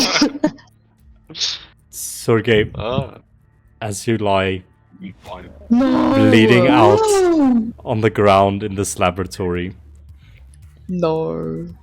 your machines, their pneumatic components slashed, the oil dripping out of them no longer being able to operate, the cacophonous ringing of Kirron's spells and that whole person that he used upon you, thinking back to your past, to what is going on here at the moment. What are your lost Wait, is words? this dude actually dead now? What is No, reroll. what are your lost words? Bruh. Well, he just like fucking regretting that he could kill this sorcerer. Because he hates all sorcerers for reasons. I think he sees Kirron going back, and he'll just say out to her, "Wish I could have killed you," and then So your mic is very soft. Is it just me? he just said he wished he could have killed him to Kirron. Told him he wished he could have killed him. No, what the fuck? No. Bruh, I knew it. I was like, okay, I failed one. With how shit my rolls are, I'm gonna get a nat 1 on the second one, and I did. I was like, Bruh. D&D Beyond, That's bro. so nice. I'm getting No. IRL dice, screw this shit. Okay. Reroll. You have in our real. Where are your dice? You do have. I don't know where they are. I think I'll... Oh, nice. And unfortunately, Sergey, Bruh. shit rolls, you expire. Oh, D&D Beyond. No. Fucking tilted. Damn, bro. Unironically, What? Alexander would not notice this as he is raging. Okay. Moving on from that. No. No. You all don't. Nobody notices this happening. You just see Sergey laying still. Does Silas not? Because he is really close to Sergey, actually. No, you do not notice. Okay. Bro, what the Shiloh, fuck? it is your Damn, turn. bro. Chaos is unfolding around you. Kirron seems to be escaping, blinded, just, where am I? Where am I? Running into walls. He has like this red bleeding mark on his forehead from running into the wall just now. He's trying to escape. He's desperate at the moment. What are you doing, Shiloh? Oh fuck, Shiloh's near. One moment. Wanneer vir Shiloh sê nie, né? Nee.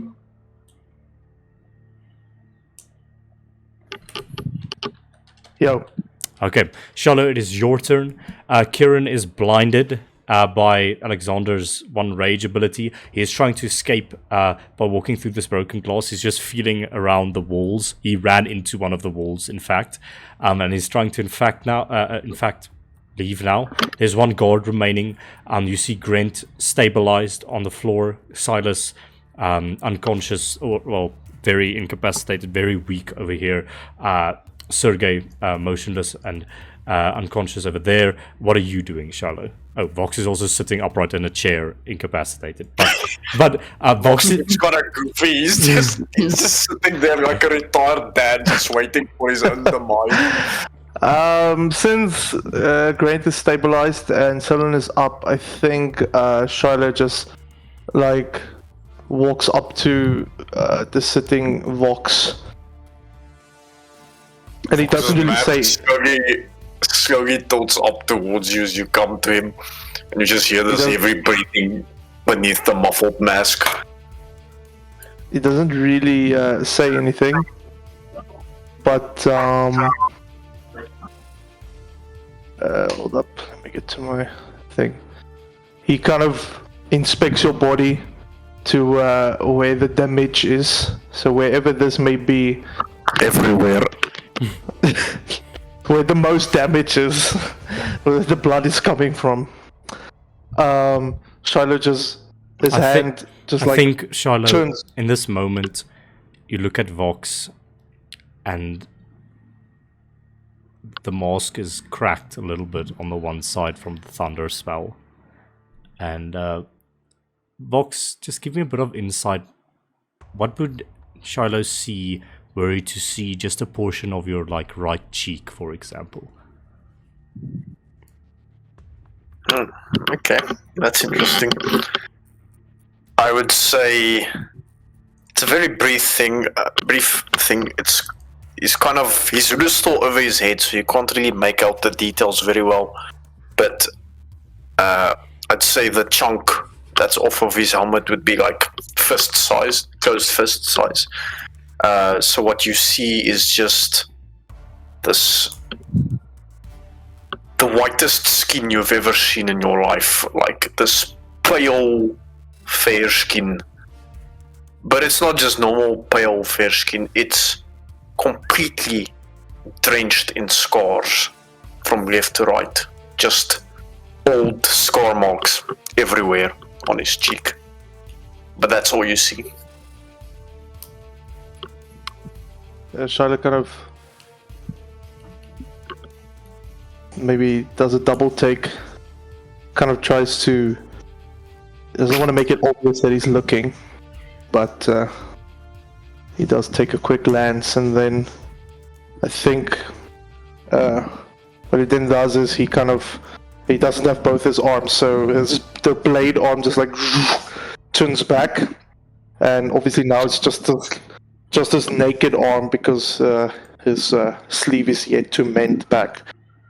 But Vox's eyes kind of follows your movement, just for flavor. He takes out of his pocket. He takes out like this tiny, almost looks like a metallic ball, and he crushes it in his hand, and it turns into this turquoise or almost it's like almost translucent turquoise fluid thing that just like starts to bleed out of his hand, and he kind of just puts pressure on the point where you have been damaged, and he just says, "Hold still." Vok kind of wants to grab your hand with his, but he's too weak. He's like shivering. And you're going to heal for that's stoked for 8 HP. 8 though. Sweet. Okay. And that is my turn. Okay, good turn, good turn. End of that, Vox, you will be considered prone, just saying. But end of that, Grant, let's make a life-saving throw for you. See if you can get a nat 20.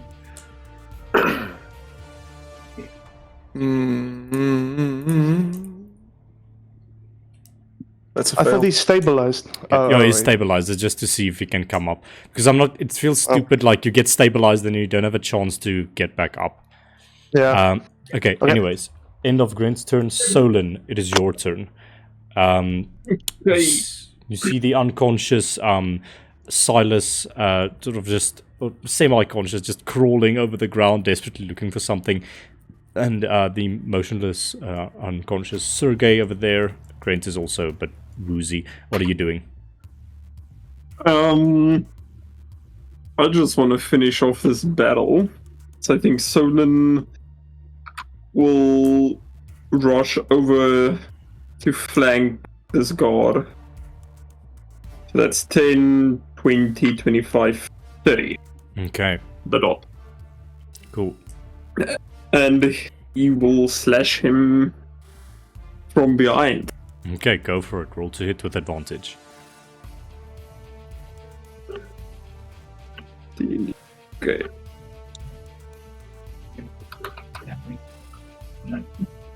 Ooh, it's a 12 to hit. Your sword slashes into his back and then reverberates against his thick armor, doing nothing, unfortunately.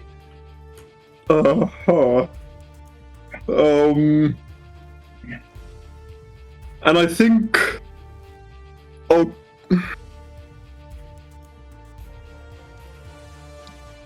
Yeah, I think I'll just cast the bonus action Shield of Faith on myself. Seeing I'm on 1 HP, just to be caught. I don't want to die off. Okay, cool. Shield of Faith on yourself. Alexander, it is your turn. You're in a fit of rage. This guy's in front of you. Kirron is escaping. I believe, is it at the start of his turn when his blindness fades or what? Yeah, it's the start of my turn, so he's Okay. no longer blind. His eyes focusing again. Looks over at the situation and looks to the door where he can escape from. How does he look? Pretty hurt. Alexander?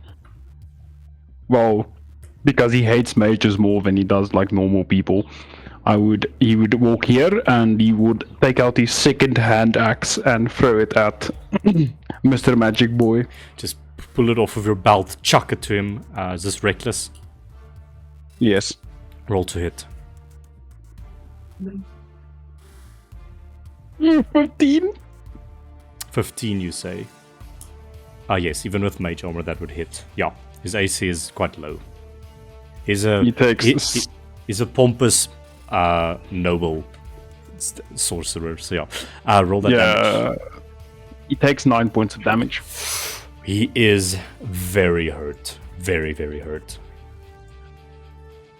You just throw the axe, it pegs into his shoulder. It almost pins him to the wall.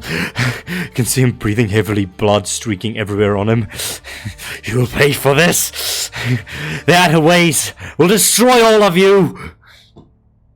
Alexander just looks at him and just says to him, like, where do you think you're going? And he takes another step forward. Stay away, barbarian! Is that the end of your turn? Indeed. Wait, they are wisdom save. Yes. 15. Please tell Yep, me you're I'm no longer longer slowed. Wait, actually, Yes. let's just quickly do a little thing. Okay, no, we're still slowed, by the way. I guess I am. Yeah. 'Cause, you know. Yeah. But yeah, so he is still maintaining concentration on that. Oh, by the way, Silas, your thing that you have on him faded because you're incapacitated. Anyways, yeah. end of that. Elora, it is your turn. You have stabilized Grant. You have Yeah. What are you doing? So Alora's on 1 HP and she's just running around trying to stabilize everyone. So she's literally trying to hold her own guts in while she's like trying to run through this massive battlefield. And I'm in a horrible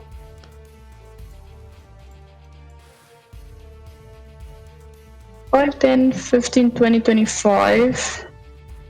Yes, no, I'm in a bad position. Okay, she's just gonna go into solid and spare the dying once again. Okay. Thank you. No longer have to make death saves, Silas. Okay. I have. Can I? Would it take a bonus action to pick up this healing potion? It's a free object interaction to pick something small up, I would say. Okay, so I can pick that one up. No, you're no longer slowed, right? Yeah, I'm no longer slowed. Okay, cool. So yeah, you pick so it I can up. pick it up. So to apply it, It's an action to feed it to someone, but for yourself, it's a bonus action. I'm gonna drink it.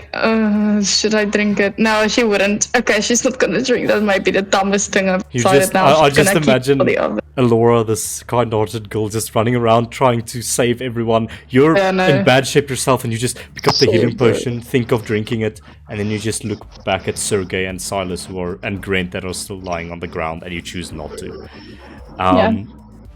End of that, Royal Guard 2 is going to go. But I still have a bonus action in technically. Yes, you do. Okay, so then Gidget is gonna try. Gidget! It's hit. 18. That just hits. Okay. Are you hitting? Hallelujah. Are you hitting Kirron or the guard? Number 2. Okay, cool. Number 2. That is 1d4. That is 5 force damage. You hear this sort of explosion of force energy as it scars over the guy's armor, doing that damage. Yeah. Thank goodness. Okay, that's the end of my turn. I did some damage. Good turn, and you have a healing potion with you. Silas, it is your turn. Let's make a life saving throw to see if you come back with 1 HP. Let us see. Come on, baby. No, I do not. You're fine. Vox, you're sort of prone sitting on this chair, but you do have your full turn at your disposal as Shiloh sort of steps away after applying the cure wounds to you. I think Vox maintains his eye on Shiloh as he walks away. Then he takes a deep breath in. He's still sitting in the chair. In fact, it's rather comfortable, actually. It's a gap chair. It's meant to be sat in the whole day long. So the thing is, I currently tilted towards the table, but Vox will just slowly, awkwardly rotate it in the direction while still sitting on the thing. And he will, like an evil supervillain with his evil cat, he'll just turn around slowly on the chair. And I think you'll see the guard just trying to, to hold Alexander off, and he's just gonna, while chilling there in the chair, his cloak just completely tarping over the chair, so you can't really see his body, but there's just this one shaking glove that just emerges out of his cloak, and it just starts like, and I'm just gonna blast him with some Palpatine lightning. Okay, go for it. I do believe I get sneak attack from this, right? If it hits, yes. Okay. Sneak attack on a spell? He's taking low levels and he's taking low levels in rogue, so I allowed it because it won't. Yeah. It is viable. That's definitely not gonna be broken later. Rule of cool. Okay. That is a 19 to hit. That hits. Splendid. Roll Okay. that chaos burst. Or I'm chaos just gonna burst. roll everything at once. Okay, just remember the duplicate 6s or something that chains the chaos bolt. Yes. Yeah. I just rolled on the 6. Sorry. there we go. Shuri. Yes, okay. 17 chaos damage. Palpitating lightning strikes at this person, removing and incinerating like a plate of armor on his back. He cringes at that energy. This one wasn't damaged before, so he is looking hurt, but still standing pretty strong as he looks back at you and looks at the situation, still keeping up his blade. I think Vox's eye just kind of flickers in the chair when he looks at him. Okay. It's an action to like pick up an object or something, right? If there's a small object, it's a free object interaction. Okay. Would it be possible for Vox to pick up this red vial here? Yes. Next to him. You can easily scoop it up. Okay, cool. I think Vox just rotates around in the chair again. His cape gets stuck in the mechanism at the bottom, and then he just rips it out first, and then he turns around. And after that interaction, he kind of just very amateurishly grabs the red vial, and he'll just slowly get up from the chair, kind of in a state of pain still. And he'll look over at Mr. Grant. I assume to Vox, he just looks unconscious, right? He's just sort of slouched down. You can see he's slightly breathing because he was stabilized, but he is still basically unconscious. Okay. And I did hear Elora say that this was a healing potion, right? Yes. Because I was stable. Yeah, she screamed it out to everyone. Okay. I think Vox will slowly drag his ass towards Grant with the potion in his hand. So it was 15 feet to stand up, and now you can move yourself. Yes. You can add a healing potion to your inventory, the 2d4 plus 2, I think. Okay, swag. Then he will just proceed in this direction. And that will conclude my turn. Cool. End of your turn. It is Kirron's turn. Kirron looks at this situation. He is going to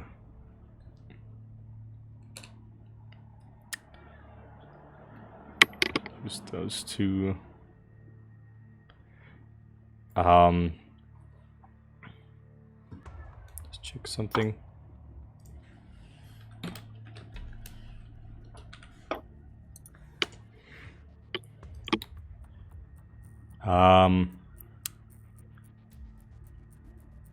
He looks at all of you, and he begins casting a spell. He drops concentration on slow, but then begins concentrating immediately on another spell, and he pushes wind energy downwards, and he begins levitating as he casts fly on himself, and he is going to take 60 feet movement.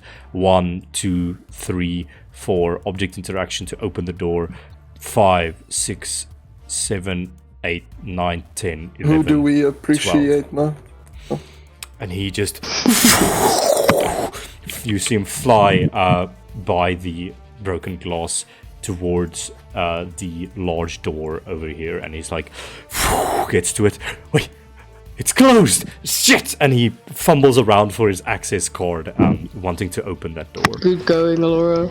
Well done. Big brain. My bad decision. Not so bad after all, it seems.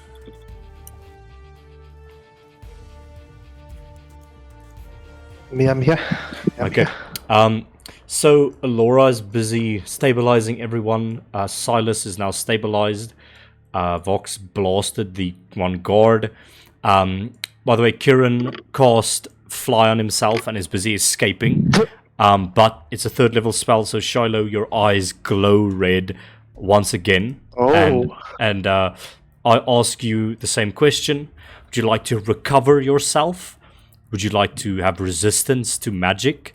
Would you like to become stronger physically? Or would you like to deal more damage? I think this time I will choose to recover. Recover. Roll 1d8 plus 6 and heal yourself for that amount. 2 plus 6. So with that fly spell going off, cyan magic swirls around Kirron, and as he flies, you notice traces of that magic is siphoned into your body, Shiloh, and you watch the metal bend magically to heal yourself for 8 points of healing. Cool. Where's my other arm? It's over. It's over here. It's on this operating bench. Sorry, I ate it. I'm gonna still make my way over there. Okay. The Arptach. Cool. That's my turn. You have an action and a bonus action. I do not have a bonus action, but I mean, Slow got dropped. If you were still slowed, no, you weren't. Slowed, yeah, I just moved 30 feet. So yeah, I'm gonna use my action to just move. And can I free action take my arm? Yeah, you just grab your arm with your active arm. I'm gonna whack number 2 with it in my next turn if he's not dead. Okay, cool. End of that, Grant. Let's make a life saving throw for you. Up next is Solon. One day maybe I'll stand up. One day. Not today. Fox is on his way. No, you stay down, unfortunately. Solon, it is your turn. Medic, maybe. What exactly is God 2 doing? He's holding on to... He's attacking Alexander with his greatsword. Did he use his bonus action? Do I know that? I don't know. It's not his turn, so... What do you mean reaction? To attack you? Reaction, yeah. So... You... don't know. Doesn't... No. I don't know. Did he? I don't know if I should risk it. And then give him the opportunity to attack and run. I'm gonna risk it. Solon's gonna see those guys trying to fly away. He's not gonna allow that to happen. So he's gonna sprint on behind him, hopefully. Okay. Just note, the tables will be considered difficult terrain to get over, so you can't just like go straight over there. Then I won't have enough movement. Let me check. 5, 10, 20, 15, 20, 15. That. I can if I walk over Grant. Yeah, no, go for it. Okay, yeah, so Solon will like run like this, and then they 3. That's 2 so long. Yeah. Okay, let's do the Then, like, opportunity attack. So Not 1 on the opportunity attack, you're fine. okay, cool. So that's 10, 15, 20, 25, 30. You bloodied and bruised, you run over and blood just drips everywhere where you're running, but you do as Kirron goes for the access card, the shadow just falls over him and he goes, what? No, wait! What are you doing? Gonna slash at him. Roll to hit. Go on, please hit. Okay, 18. That hits. And I'll just add on a Divine Smite, even if it's gonna be... Okay, so damage is 11. Plus the 2d8 from the smite. Ooh, 8 and a 7. It's 15. So that's 26. How do you want to do this, Solon? Ooh. Solon is like a... Yeah, sorry. Yeah. So, you run around the corner, see this man trying to escape, and he just wide-eyed, wait, So, I've got a lot of money. I can pay you. Wait, no, stop! As he's just being backed up against the door. What do you do to him? So yeah, I think as she rushes to him, I think with his first cut, like with just his sword, he'll do like a lunging attack almost. So he will flip his sword, like jump up and like stab it in between his like collarbone, and then with a divine smite, that power will like explode from the inside, like just burning him with the solar flames. So it stabs into him, almost bisecting him. The sword is thicker than what he is. Stabs in, the guy just... he screams for a moment, but then you slice through his lungs and he can no longer scream. The fire emanates out and, like, classic... that General Grievous scene where Obi-Wan shoots him, just fire emanates from his mouth and his eyes and his ears as he horribly screams, and the scream just eventually tapers to, like, just this horrible, guttural, bubbling screeching, and he burns and sets ablaze and falls a smoldering corpse to the ground. Slow drops on everybody, and he is dead. Right. I think Solon, like, got a tire, like, with that killing blow. He will fall down just to the ground, resting against the wall. Okay. Satisfied with his kill. Okay, end of that.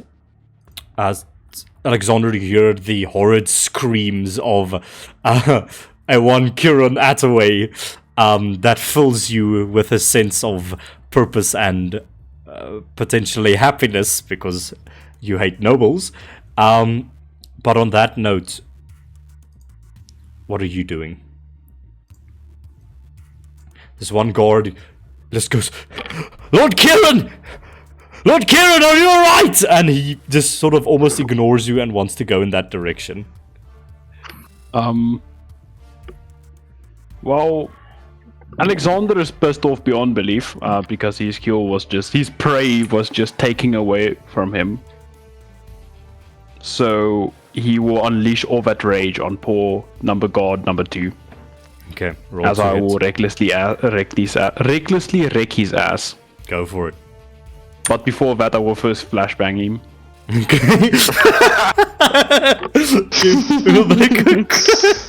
He fails. He goes, Lord Kirron, no! As the light just explodes in front of him, he goes, ugh! And you have advantage against him without reckless attack because he's blinded. He just goes, ugh! Steps back, almost trips over the operation bed, and an axe comes he takes flying. 8 damage. He takes 8 light damage, radiant damage.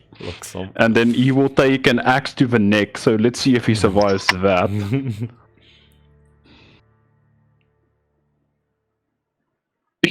So shit roll. You so what happens is you swing your axe at him, but his hand slips on the operating table, and by accident he dodges beneath the axe as it just flies through the air and embeds into the floor. I would say, like, this happens and the axe just embeds in the table, and Alexander is just so mad he just drops the axe. He will try and fucking murder this man with his bare 2 hands. You just grab the guy by the throat and begin suffocating him, essentially. Yes. End of that. Alora, it is your turn.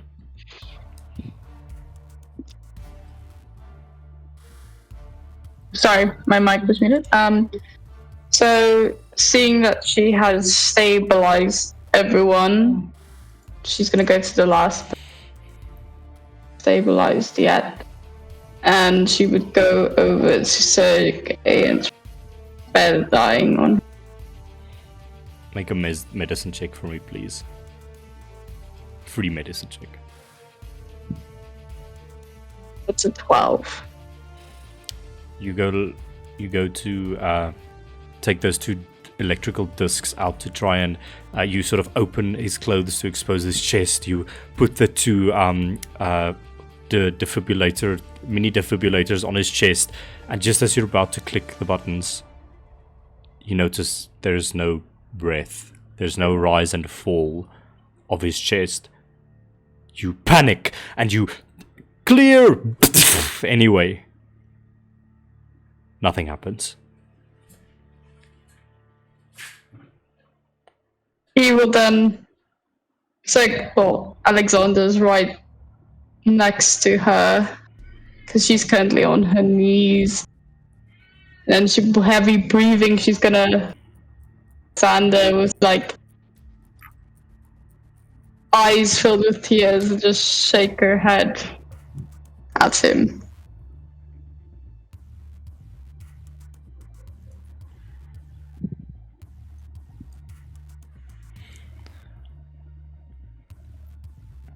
Can Alexander say Alexander? I think Alexander is busy strangling someone. He's in a blood rage, so I don't think he's. Okay. I just wanted to. I just wanted if he responds or not. I think Alora, Yeah, you just sort of look Alora, over. I think you look at Shiloh. I think Shiloh is looking at you because he's also like going through the battlefield trying to heal people. So I think you meet his gaze for the first time since your little fight, and yeah, he looks at you while you kind of confirms. Okay. Keegan, does that take my action away?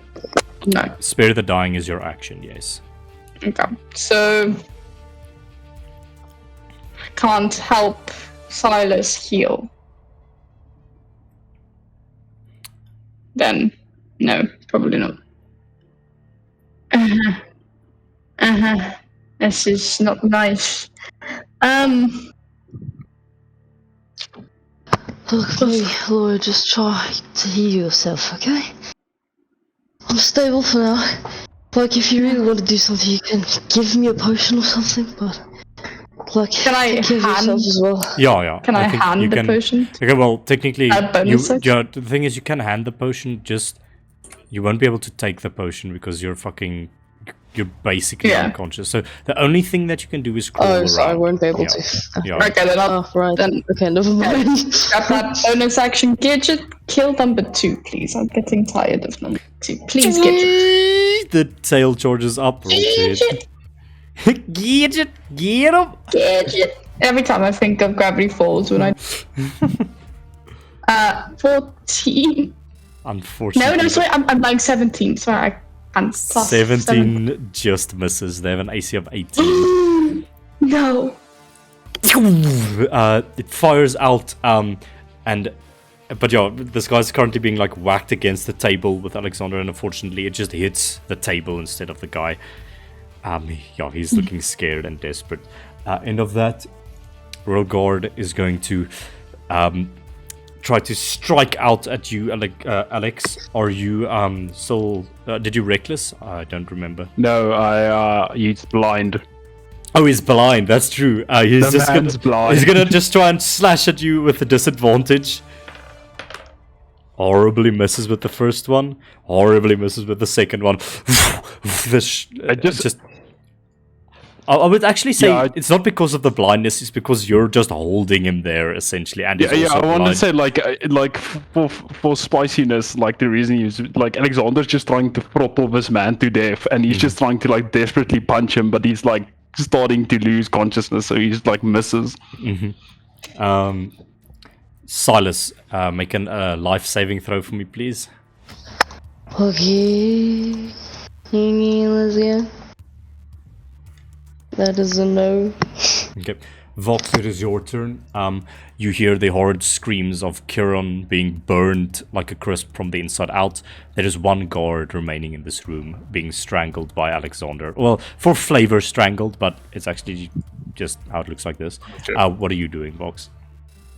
I think Vox, his fight or flight receptors initially spike a bit and he like extends his hand to the guard, but he sees there's a giant 250-pound barbarian on top of him trying to squeeze the life out of him, so his concerns become a little less upon seeing that, and I think he'll stick to his own little personal side quest, and he'll just with great struggle, drag himself towards Grint, and he'll kind of just pop the cap off of this thing, and just like grab Grint's head with his glove, and just like gently open his mouth, and he'll just pour the stuff into his mouth, hopefully achieving something.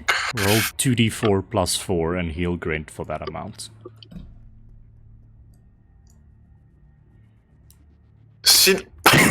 Fuck. Okay, that's 2 ones. Signor Grint, you heal for 6 HP. Okay. Keegan? Yes. Is that my action? Yes, it is an action to administer a potion. Okay. I think once he sees the life return to Grint's body, he'll just kind of look around. Sorry, 6, right? 6, yes. Okay. And I think he'll just kind of see, he'll just scan the room, you know, just for any other anomalies or dangers, and I think his gaze will become transfixed on Laura that's quite obviously in a state of shock. Okay.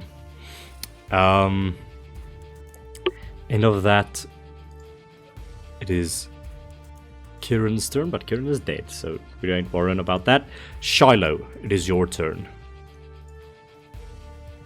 If he is present indeed.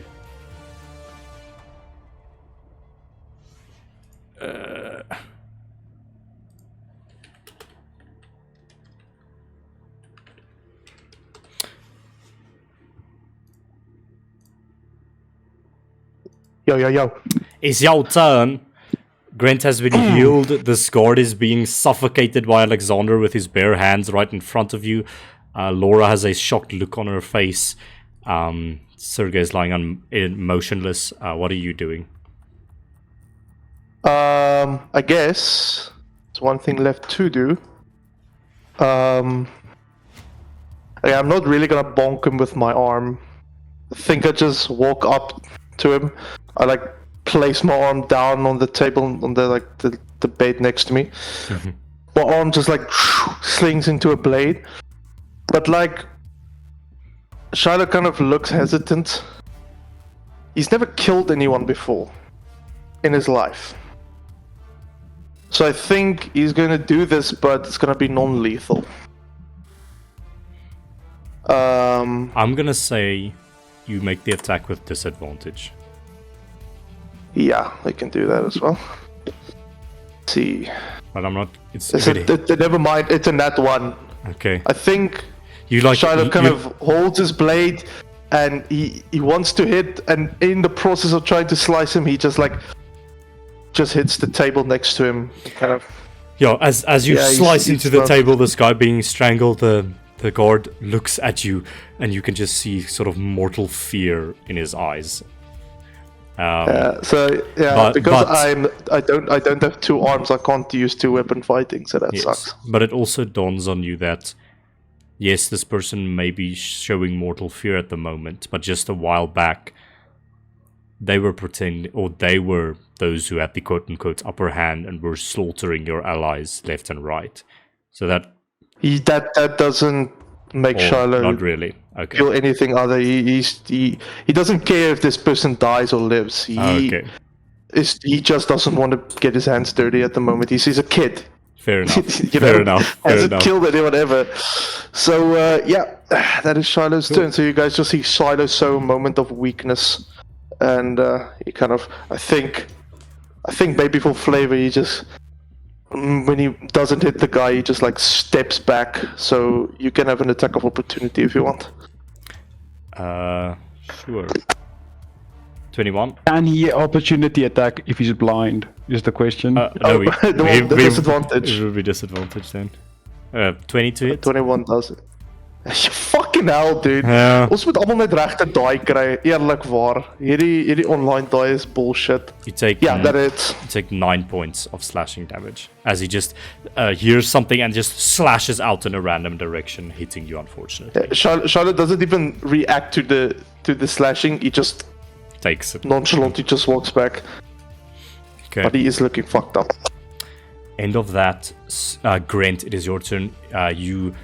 Your eyes flutter open and come to consciousness, and you see Vox standing in front of you, pouring a healing potion into your mouth before taking it back, putting it in its coat, and just sort of standing there.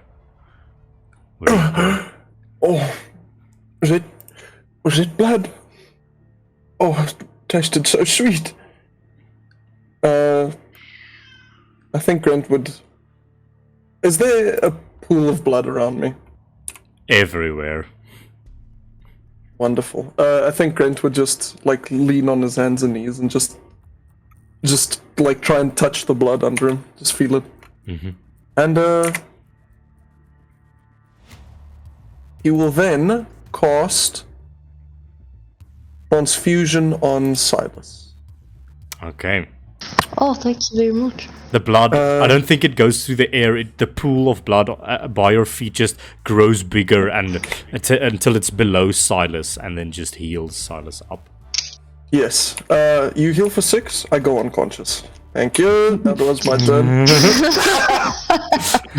What the fuck? So Vox literally just healed you, and he's now looking at the Laura, and then he just hears another thunk next to him. He's like, I think you watch the pool of blood get larger on the ground. It pools below Silas and sinks into Silas, healing him. And he's like, comes back to consciousness, but then you hear, poof, and you just look to the left, and Grant is just unconscious again. Okay, end of No, that. he's fucking done that. Solon, it is your turn. Okay. Solon will make his way back to God 2. So I know I ran from there, so yeah, he'll just walk over there.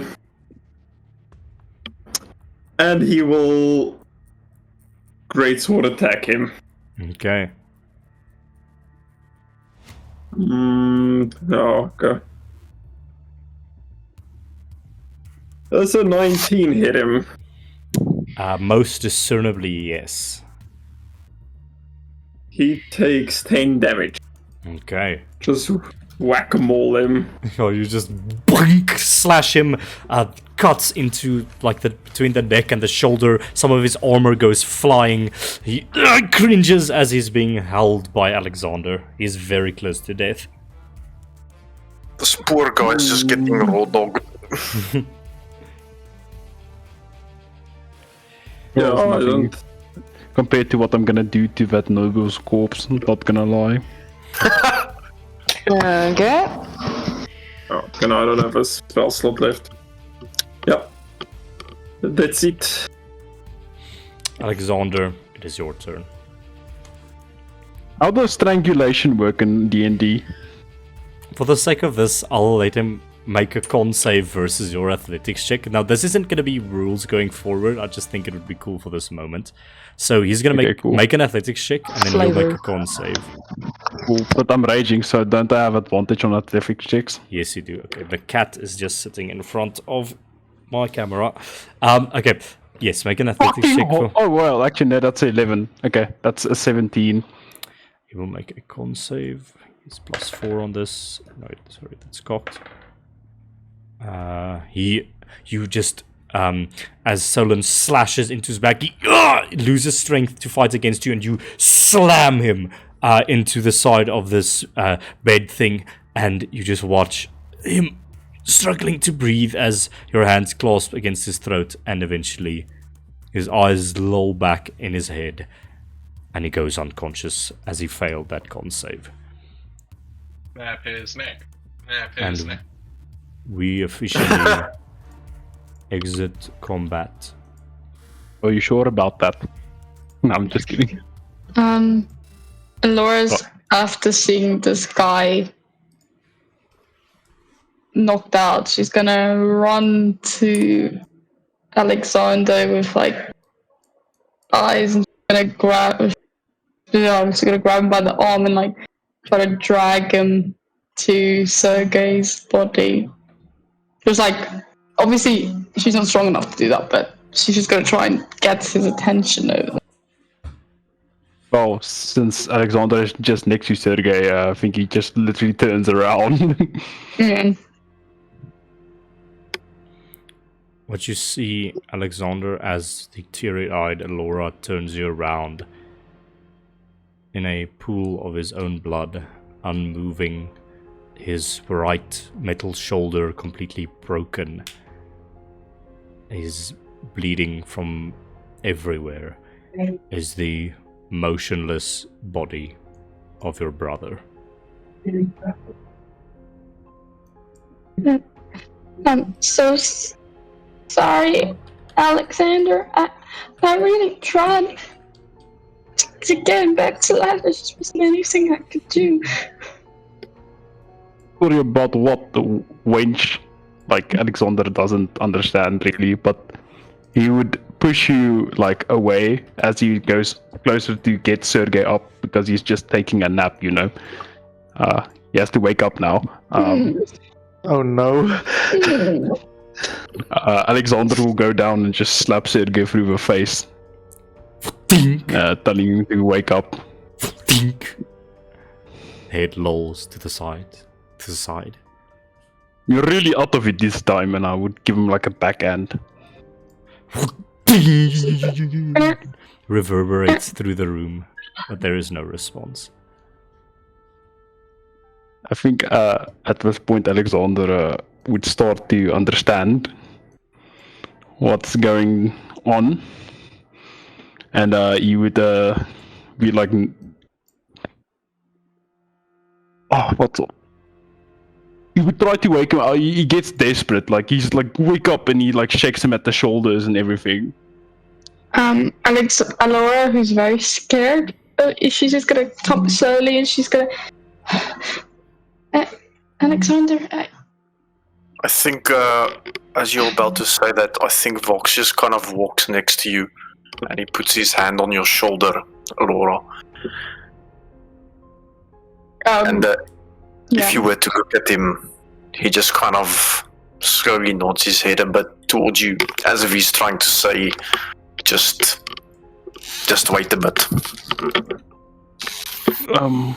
Yeah, I think after shaking a bit, Alexander like stops and he puts down Sergei, but he doesn't say anything. And he would slowly start to stand up, like with his using his cane as a crutch, basically. And he would rage. Oh fuck. Roll a d8 for me.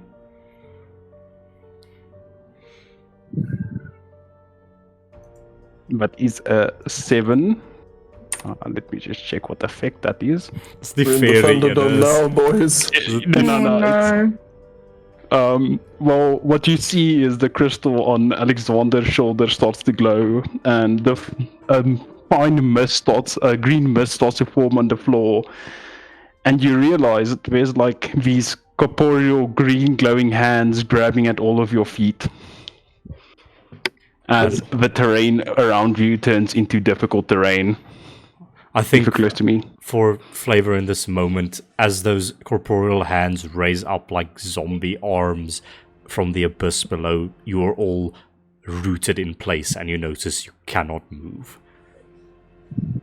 And Alexander would, like his cane is like short, like a cane would be, and he places it like gripping it with both hands, and it extends, and the double-sided blade forms, and he just says, "This is all your fault," and he rushes towards Silo.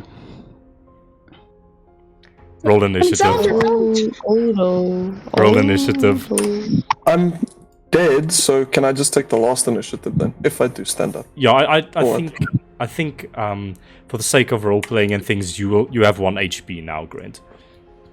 Okay. Just for the sake of RP and things, it, like taking time. Okay. But does everyone need to reroll initiative for just the two? Everyone, reroll initiative. We are in new combat. We went out of combat for a moment, and now we're right back into it. I just have a question. Does Shiloh? What does Shiloh look like at the moment? Is his core like showing still? His chest is still open? I would say, yeah, like there was like a thing that goes over your chest. That thing is taken off, so there's just this glowing orb in the center of your chest, essentially. Okay. Okay. Silas, what is your initiative? Oh shit, wait, one moment. Just check your deals for me as well. But initiative is 20.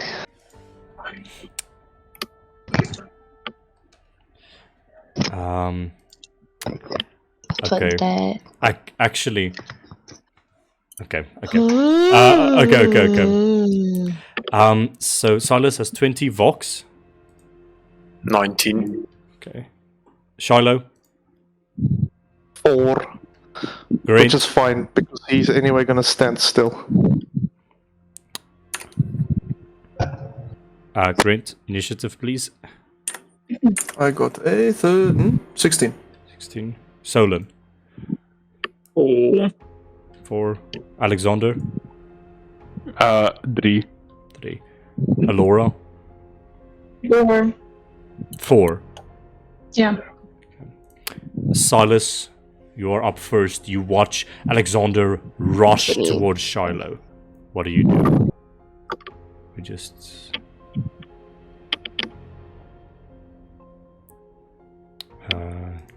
How far is he?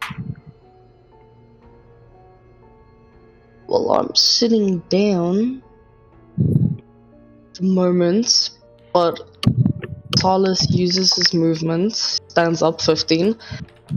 1, 2, 3, and stands right in front of Alexander, and then that thing.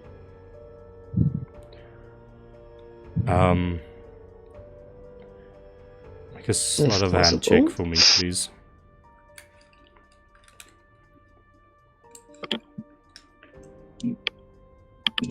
Did you see? Yes. And Alexander, please make a wisdom saving throw for me.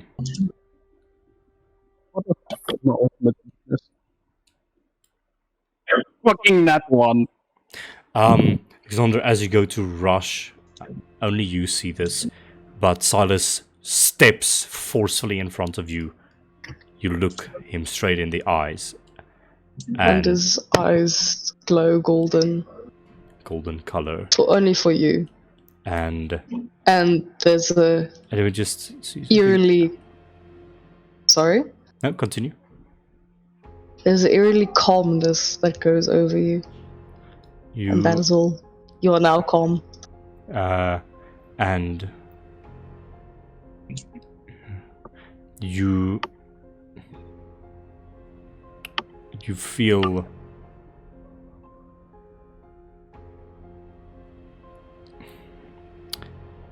this is not the same as another type of thing, but let me just think how this is going to happen. Silas steps in front of you. You look him straight in the eyes. His eyes glow a golden color. And you immediately sort of stop in your tracks. What do you say to Alex? Silas. It won't help if you take your anger out on my friends. We can get through this together. You're not alone. And what you can do is just ignore Shiloh for now and tend to your brother. He's more important at this moment. Alright? Those words reverberate, Alexander, and you feel not compelled to follow them necessarily, but that Silas is making a lot of sense at the moment. And almost that you're charmed by him, almost. I would say, like, how this physically appears is like Alexander. He's like visibly in his face, you can see he's fighting this, but like it's going through, if that makes sense. Like he's just his soul is raging against this, basically. Yeah, Silas also just puts his hand softly on your shoulder just to make it more so. Grieve for your brother, Alex. Let's not grieve for more than one.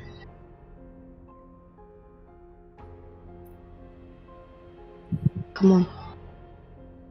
Can I do something? Say we're out of combat now with that going off. I would say this sudden change in demeanor from Silas was a bit strange to Vox, considering that for the entire duration of this campaign he's been like a happy camper type fellow who doesn't seem to cope too well with pressure, and now all of a sudden he just pulls this. And given Vox's background, I think he'll at least just do an insight check on this behavior, seeing as it's quite strange. On Alexander or Silas, sorry. No, Silas, yes. Make an insight check. Silas, make a persuasion or deception check to me, and just tell me the result. Okay. Wait, just wanna see if it's well. That's actually really bad. Can't be as bad as mine. I got a 5. I would say this definitely strikes you as odd, but you don't think that Silas is incapable of doing, like, yeah, I think Vox is still more focused on the giant barbarian trying to murder Shiloh. It's just a brief thing. Yeah. On that note, Shiloh kind of, as Alex was like yelling at him and starting to rush at him, Shiloh is just like standing there stone-faced, didn't even move or flinch, and now after Silas has stepped in the way and they're having the conversation, Shiloh just nonchalantly just like turns around and he starts to walk to the back room just to go grab his bag and everything. And then he returns to the room with everything. Is Shiloh's core still exposed? Yeah. Yes. Okay, yeah. I don't know about the rest, but Vox's attention is now fixated on that. Yeah, you kind of see after like the whole Shiloh was walking away as this whole thing between Silas and Alexander was happening. Absolutely no emotion in his face for what's going on, and he steps back into the room with bag in hand. And I think I have infused with the bag, and now I have a bag of holding. Yeah, you see Shiloh. He's half naked. More than half naked. He's missing a part of his chest because there's a glowing orb inside. And you're holding one of your arms. Yeah, and I'm holding one of my arms. I think I will go sit on this doohickey, this bed. And as you are doing your thing, Shiloh's just trying to see how he can. Is his arm attachable? Is it going to require mending?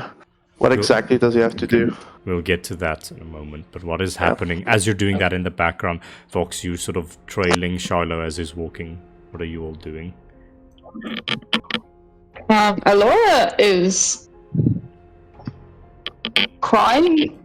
It looks like the only one that. How does the others' faces look? Because this is a lot happening. I think Vox Brent is honestly like just looking at all the blood around him and somewhat fascinated. I don't think he really minds death. Can Alexander do something? Sure. Non-violent, yeah. He would like to pick up Sergei's corpse and basically bolt for the vault door. Interesting. Okay, yeah, I mean, you could do that. All that this thing does, that Silas has seemingly done to you, it is you regard Silas as a friendly acquaintance and like you take what Silas says to heart more than other people would. Yeah. Okay. But yeah. Okay. I would say like. Sorry. Yeah. Sorry.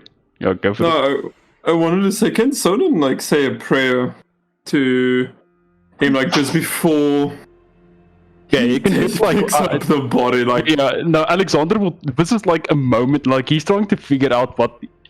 I would say you after like experience, you kind of know this is unnatural, but it's still magic going through. So he's trying to understand this. So it will take like a solid minute, and you can do it at that time. it doesn't. It's not a spell or anything, but yeah, I think just out of like respect, and seeing Solon is a paladin, I think he will just say like a short prayer in the death of a comrade, and just saying something like as the sun sets on your journey, may the embrace of the twin suns illuminate your path to eternal rest. I think he'll recite something like that. Okay. Just as a prayer. Sorry, but what do you eternal rest? He's gone, you know. Okay. He's in a better place now. Can I say after Grant says that, I pick up the corpse and bolt for the door? I think you'll just notice Alexander pick up Sergei and just slowly begin pacing out of the door, not caring about what anyone is saying, just walking. You walk over About the the... facial features of the people. Oh, sorry, go on. What people? Alexander. Sorry, who? Alexander, where are you going? Like you see no response on him. But also I just would like to mention for it, like Alexander is also not very hurt by this fight. Like he wouldn't struggle to do this because he is also quite a strong boy. Lord, just let him breathe for now. I think he might just want to go home.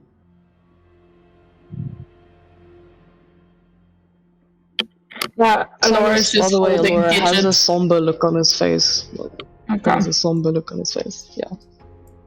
Alora's just sitting against the table holding Gidget, and tears are running down her eyes. She's not sobbing, but tears are like coming out of her eyes. He will pat your back as well. Very soon after Alexander leaves, I don't know if anyone noticed this, but they can maybe make perception checks, but I have also infused with my monkey. He has been like all his parts just magically just like assembled. And I think I just kind of in my Ysterian language, I just tell him to follow Alexander. So the monkey just shortly after Alexander leaves, the monkey just like runs out as well. But Charlotte that continues monkey's gonna get destroyed. Okay, so Alexander, you open the door. I think you walk over to the unconscious body of Kirron Attaway. You sort of kick him over, and a emerald green colored access card falls out of his bag or his coat.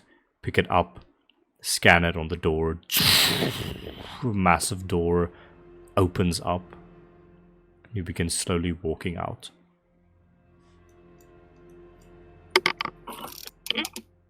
Alright guys, I think we should make our way out as well. I don't want the other people coming out.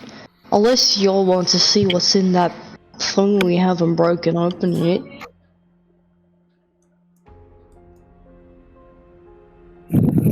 Well, I think, yeah. ladies first. So I just want to check what's in here, and she's just gonna that was just a random bag for me. Yeah, I know it was a random there's bag of nothing you. in Okay, it. never mind. Then. Ignore what I just said. But you can check I around think them. Silas would go to like a table and take like 1 or 2 health potions and like one of those shocky Okay. thingies. Okay, so you just If you add may. Okay, there's only 3 health potions in this one. Vox used one. Laura has another one. Okay. You can add one more health potion into your inventory and just add like a lightning potion to your inventory. Basically, it's an attack roll, and if it hits, it deals lightning damage, and then chains lightning to another creature, dealing damage again. I think Vox's eyes will trail behind Alex still, but seems like he's in deep contemplation. And then it's like all of a sudden as if something snaps in his head, and he like hastily walks over to the corpse of Senior Attaway. Couldn't remember his name. Mm-hmm. And I'll just kind of start to like scurry through his remains to just see if I can find anything. Specifically insignias. Make an investigation check.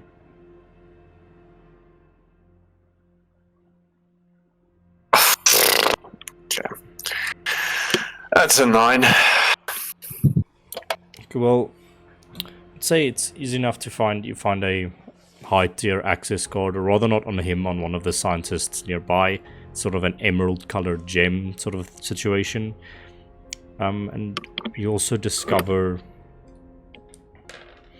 about 35 gold pieces on him that you can take with you. And you also notice that his cape that he's wearing, his cloak, is almost like flowing majestically, even as he's lying on the ground. There's no wind in here, but the cape is sort of like just fluttering as if there is a wind. Okay. Does it seem to be magical? Hmm. Okay. Detect magic it is then. That's code for yes. Yes, it does seem magical. I think Vox just kind of scoffs at that, almost like he's disgusted by it. And yeah, I'll just make my way to this unattended room. Okay. Yeah, Silas will follow him to the unattended room. Vox with... Well, no, Shiloh is just still... He's completely ignoring everyone. Not that they're like actually giving him attention, but like he's just doing his own thing. And at this point, he is. So yeah, the arm. How would I have reattached it? Make a technology check for Technology me. check. Okay. Okay, that's an 18. I think with that 18, you are able to reattach the arm with a mending spell. This each time when you lose a limb or something like Connor. Okay. Each time you lose a limb, Sorry, I get my mic on mute. it will be a technology check to sort of see if you can reattach the arm. That depends on how much damage it takes. This one was surgically removed, so it's not like roughly broken or anything. It's basically just slipped out of the socket. So you just slip it back in. Yeah, like and a Lego. Do I gain my max HP back? Yes, you gain that 5 max HP back. And it's... And also, what Shiloh also now would have done by this point after reattaching his arm, he went to wherever his... is there like a mirror nearby, do you say? There's glass. Double-sided glass, so this is literally a mirror. I think Shiloh just like walked up here. I think like his chest piece is just like lying around here, and he walks up to the chest piece and he picks it up, and as he picks up, he spots himself in the mirror, seeing the orb for the first time, and just stares at it for a couple of seconds, and then he puts the chest piece inside, and like I don't think it was already something that could have been detached. This had to be removed with like a machine, so he's going to cast mending and kind of just put it back. And I think for flavor it leaves like these linings that now you can tell like there's something there that can be opened or whatever. And he mains that back. And like his clothes probably also lying there somewhere, he's now dressing himself once again. And I think very soon he is back in his normal state with everything, and he's almost ready to even leave if the others are as well. As this Sure, Not is, saying anything. as this is happening, Vox and Silas, you swipe the Emerald Access card, and this area is revealed to you to have nobody in. You move into it, and as you're sort of searching around, perhaps you catch a glimpse, and you see through the double-sided or the one-sided glass. Shiloh can't see you, but you can see him, and you see his core and him sort of dressing himself and inspecting himself through the glass. Do you say Shiloh- anything? Think When- about that, Vox. Vox, A little bit weird. he doesn't answer you, See, but I knew you were fake. Vox is visibly intrigued by Shiloh. Pretty different, ain't it? But I think after a while he shifts his gaze back to Alora again. After a while. Yeah, eventually, while Charlotte's getting dressed and done, she's gonna limp because she's not focused on herself right now. She's like 1 HP, but she's upset, so she's not really focused. She's gonna limp her way over here, Gidget slowly following. And then she's gonna speak to Charlotte and say, you alright? He kind of stays quiet for a moment. Still looking at himself in the mirror, getting dressed. We were worried about you. Looks like they did a heck of a job on you. You shouldn't have come here, Fraulein. We're our friends, Charlotte. You were in trouble.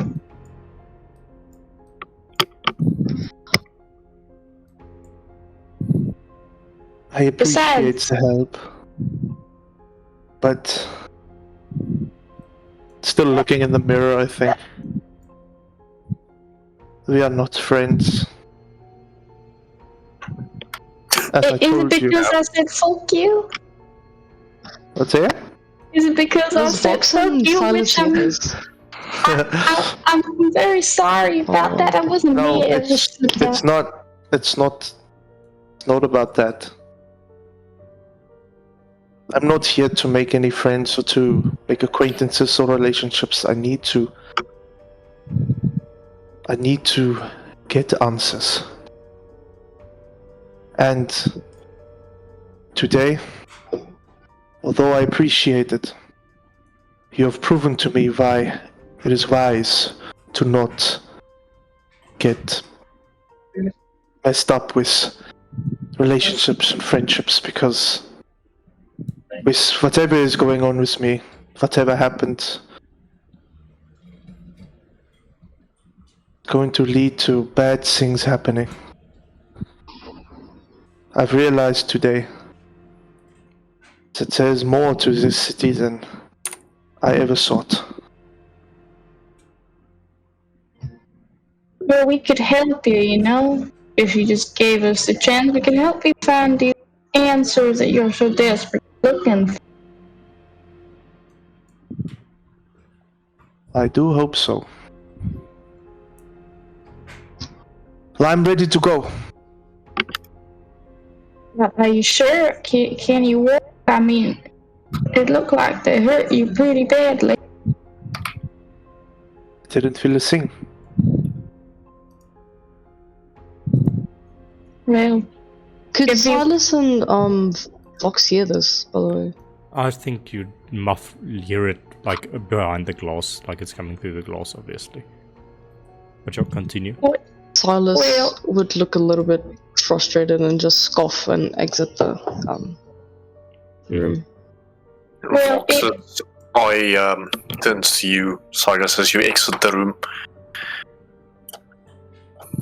Yeah, he doesn't look his usual. He if you looks need annoyed. someone to talk to, shut up. I mean, I know that's not really your thing, but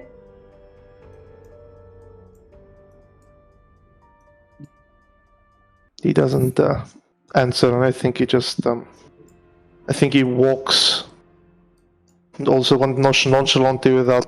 It looks like he's gonna do what he usually does and just ignore you, but I think he stops next to you and he just sighs.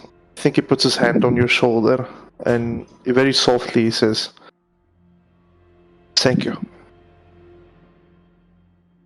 Then he walks.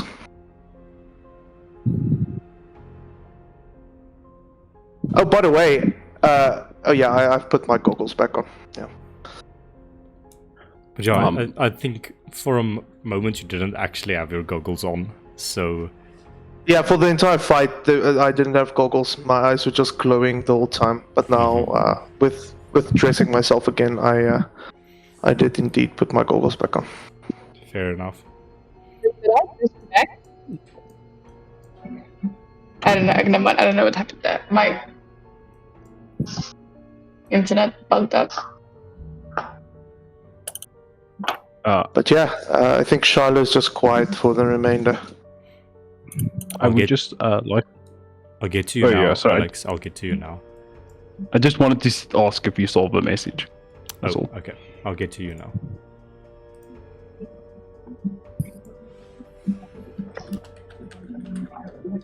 Also remember the monkey is also following the barbarians. Okay. So, all of you inside this place, what are you doing? Anything else before we leave? Can Grant just maybe just stand where the blood is the thickest and just try and drain some of it? Just like try and pull it up. Roll 2 drain rolls for me. 2 drain rolls, sure. First one is a 5, next one is a 6. Should you look over to Grint, you just watch him standing there, almost flexing his fingers, and you just watch the pool of blood on the ground siphon towards him and just get drawn up through his legs, and you just watch in a very creepy way all the wounds on his body begin to close. And he's almost closing his eyes, reveling in the moment, and when he opens them, they glow reddish for a moment before fading. Oh, it feels good.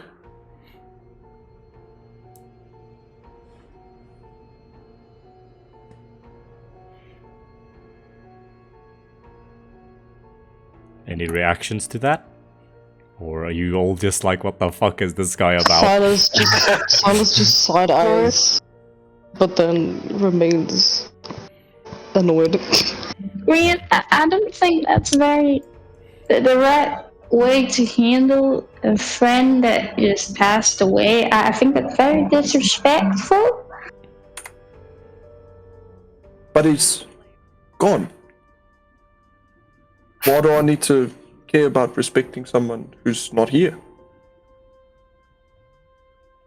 Well, you respect Alexander by not sucking up his brother's blood.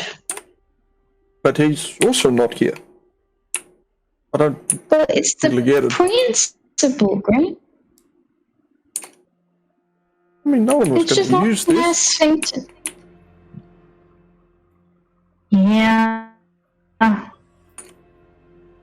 I guess I can't really argue about it. I just don't think it's very nice, but yeah. Too late now, Oh. so. I can tell you it felt good. It felt really good.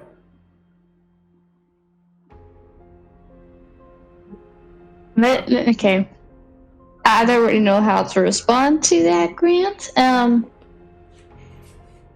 Yeah, I just want to get home. Yeah, I'll come with.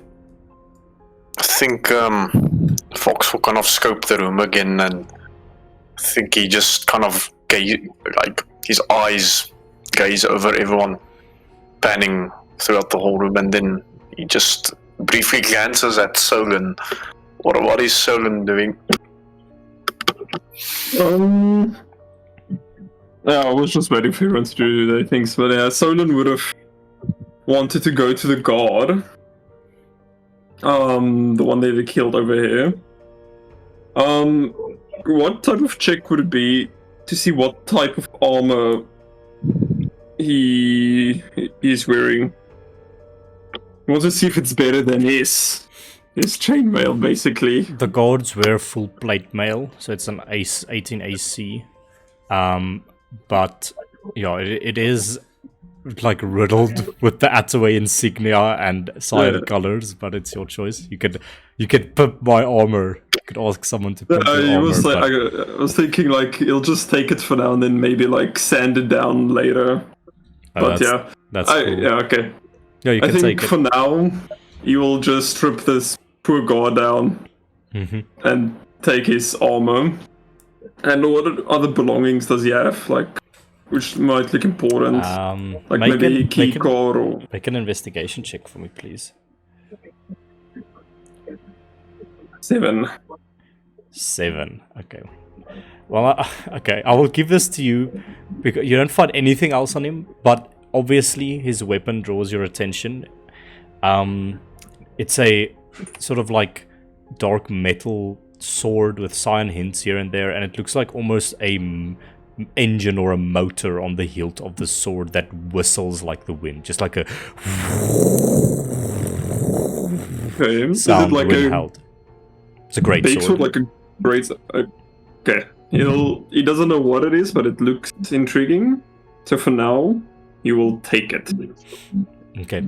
So just add to your inventory, Attaway guard plate mail.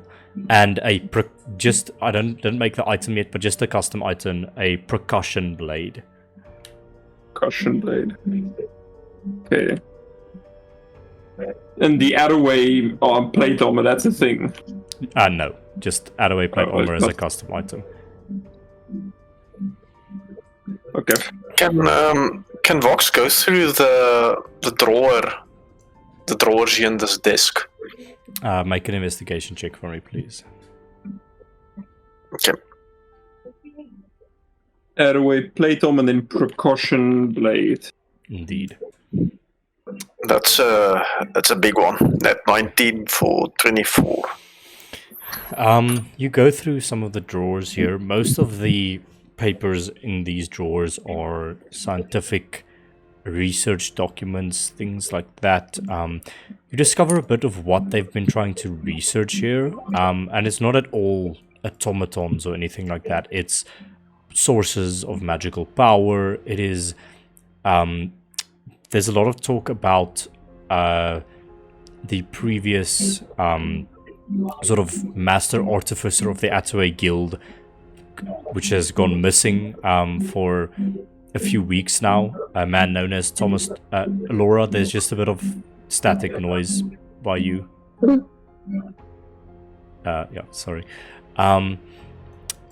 There is a lot of talk about alternative power sources for Magicka. There is a lot of talk about finding a way to replicate the ingenious technology that this man, Thomas Tompion Machina, was able to create. There's a lot of talk about having to hit their target, but they're afraid that without Thomas Tompion Machina, they wouldn't be able to produce revolutionary technology at the rate that they usually did. What the experiments that they're busy with now is to do with that technology, harnessing Ventus energy in order to explore or further their influence. And since that one is so huge, let's say you find a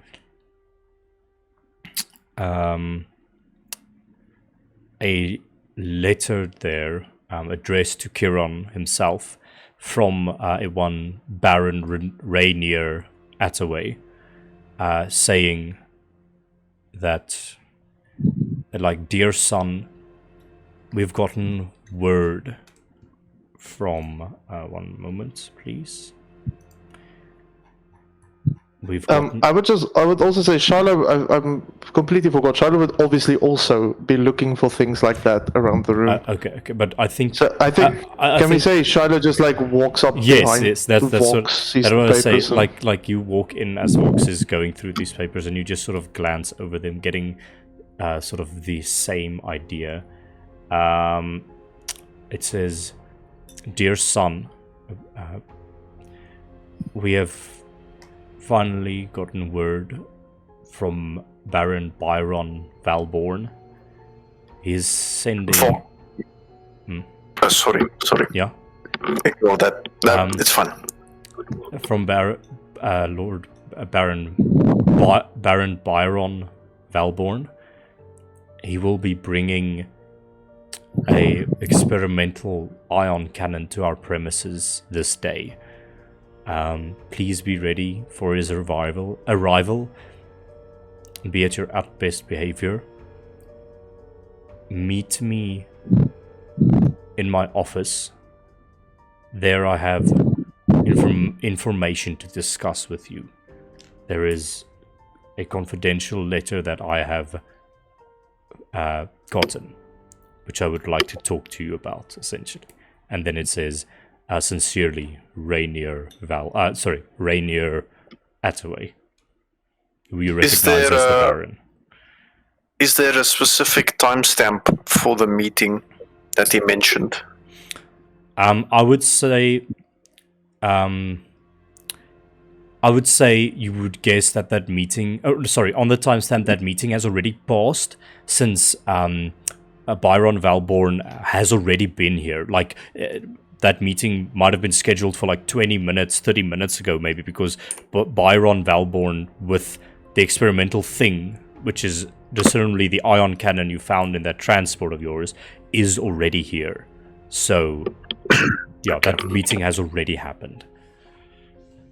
I think Shiloh Foxes gently kind of folds the paper closed, and he just kind of turns around, kind of stops for a moment, and he just straight up kicks this chair over right next to him, just out of the blue, just yeets the chair. He composes himself again, and he walks out. Shiloh just looks at the chair for a couple seconds. Can I do an insight check just to make sure exactly why you did that? Insight check, please, Vox. Let's see. Sure. Please, give me that. I did an 8. Dude, I don't have to do anything, right? Because he just saw me reading the paper and then fucking up a chair. I mean, it's your choice. Would you think he would sort of know, or... You know what? Tell me what he gets from an 8. Vox. I think all that you saw is that Vox went through the paper, and as soon as he finished it and put it back on the table neatly, he had this erratic outburst. That's all you can discern. Interesting. Shiloh picks up the chair and puts it back.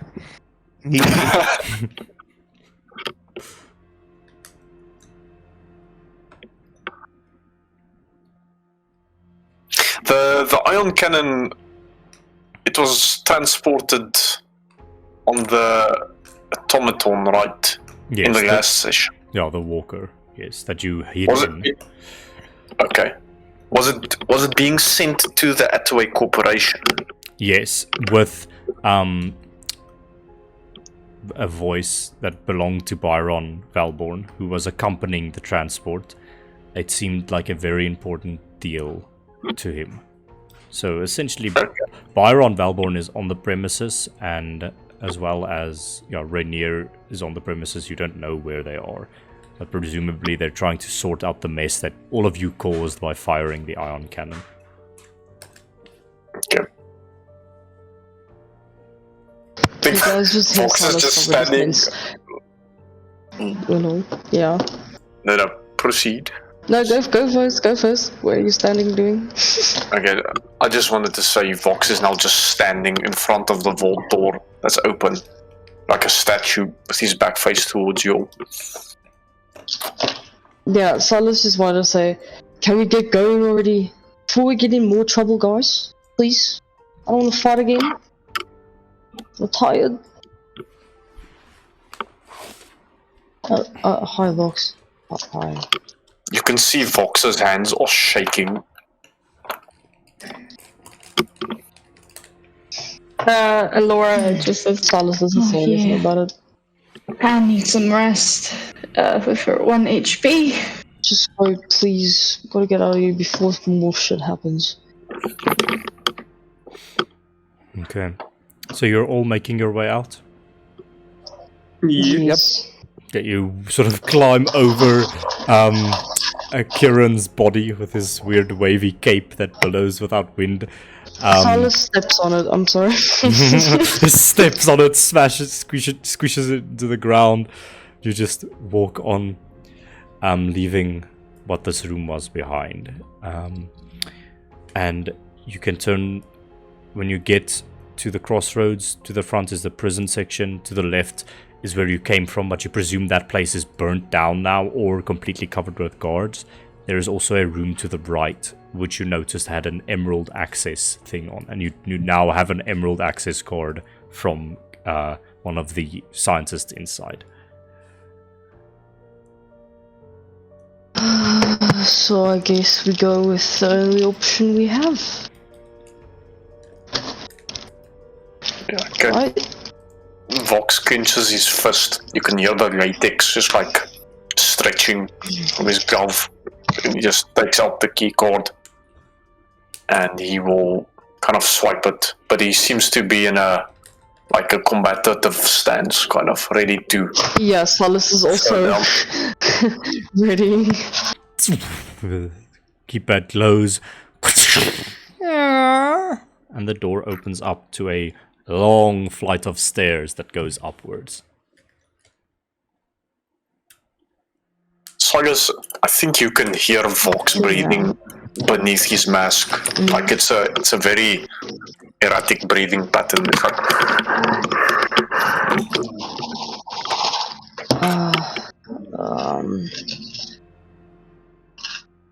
What are we gonna do? Are the stairs only going up? Yes, they go up and then it seems to flatten out. Alright, I guess that's our only option.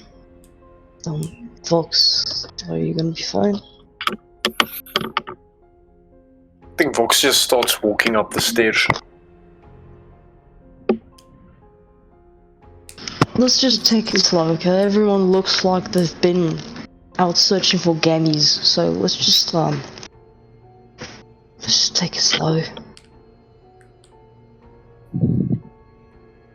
Is Alex still following us, or No, Alex is gone. is he in his? So he's on his own path. Yeah. Well, no. Okay. Speaking of which, Okay, let's we're going transition to Alex now. Alex, where would you have gone? Let's just go a little bit back in time. You're walking out of the large, sort of, safe door thing. Where are you going? To the right? Yes, to the exit. Okay. So, you know of the exit to the left, which leads back to the sort of garage area, but you don't know how full it is or how full of fire it is. So you can go there, or there's a smaller door to the right that has the emerald access card thing on it. You would have gone for the door to the right. Okay. Scan your key card, and then you're met with a large flight of stairs. He would have proceeded up the stairs. As you walk up the stairs, Just tell me when my monkey should make like. yeah, okay. We'll, okay. we'll say the monkey is there, but just make a quick stealth check for the monkey. Yeah, he's not necessarily trying to hide. Just trying to keep his distance and keep an eye on them. Yeah. Let me just roll a d20. No. Okay, that's a natural 5. Let's see, plus what? Homunculus.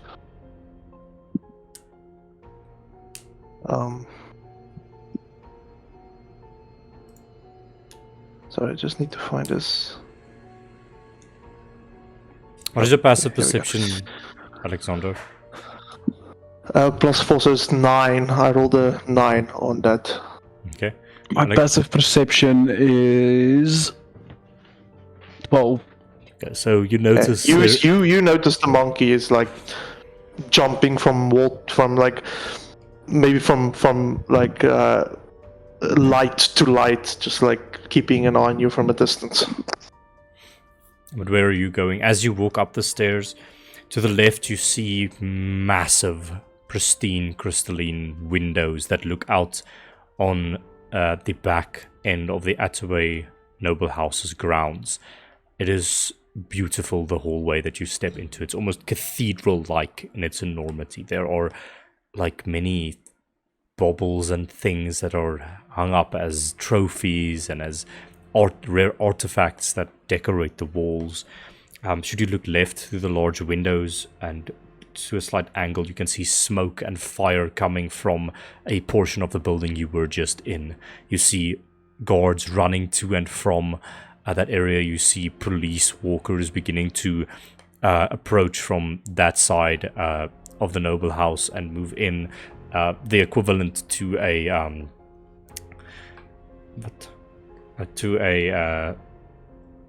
firefighter's walker comes in, begins walking and sprays water on the building. It's just chaos to the left. You hear all the people screaming and shouting.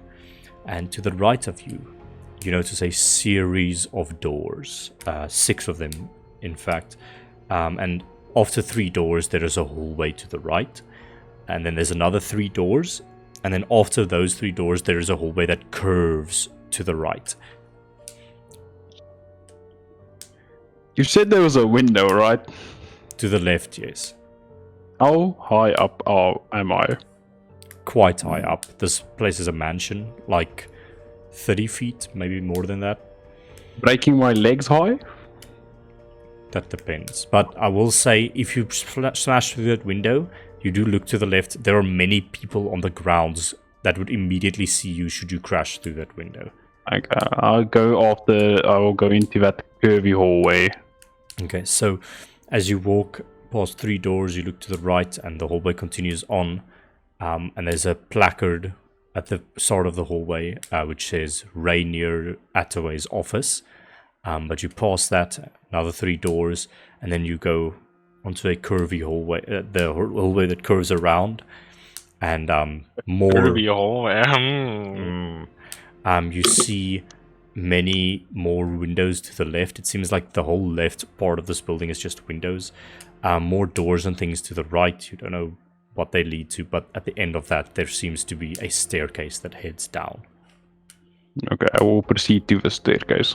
Yeah, just ignoring everything else, you go down the staircase. It's strange, there don't seem to be any guards or anything around here. They seem to be busy with something else. And as you get to the bottom of this, like, almost curling staircase, you know that you're on the ground floor, and then there's a door that seems to lead outside. Okay, I will proceed to the door outside. Like, Alexander doesn't even notice anything is strange. He's like only focused on a single thing, if that makes sense. Okay, fair enough. You exit the door that seems to be unlocked. As you exit it, you watch just 2 guards disappearing around the corner to the right side of the building. And just see something. And yeah, right now you find yourself on the bottom floor of House Attaway. All of the guards seem to be busy on the other side of the building. What are you doing? It's the others. Can I see the hall that me and Sergei charged through? No wall. Not from this side of the building, no. It is on the same side where you fired the cannon. Okay. Do I see a way out? Make a perception check. What a time to get a nat 20, please, come on. Oh, what the? 20, not nat 20, but 20. I think you see the main gate of House Attaway is wide open. People are rushing into it. The firefighters are beginning to come in. You see, like far to the left of that, should you run past apart trees and a few trees and hedges, which quite cover your tracks or cover your visibility quite well. There is a ladder that leads on top of the wall and possibly down to the other side, or yeah, dependent. There's a ladder that leads on top of the wall, and then you could make a jump to the bottom of the wall, or if you have a rope or something, you could probably do something with that. Nah, Alexander will do that, but he will jump. Okay, you quickly just scurry through the gardens. Let's make a quick stealth check for me, please, just with advantage because all of the guards are distracted by the fire. Nat 20. You disappear without a trace. Get to the top of the wall, and you just jump down. Or you could jump into the river. I mean, yeah. It is... Yeah, I will jump into the river. On which side of the building am I? Am I, on this side or this side? It would be this side. Here. This side. Yeah, I would just jump into the river and disappear into the town. Okay. As you jump into the river, it's almost like you're suspended in time for a moment, clutching your brother in your arms, and your vision is just filled with a hue of crimson as his blood stains the water around you. And I think with that, we're going to take a break, because I need to go to the bathroom, and then we'll see what the party can discover within House Attaway before escaping. Ladies and gentlemen, some intense shit has happened, some tragic shit has happened. We'll see you right here on the Brass Gasconade in a moment. Goodbye for now.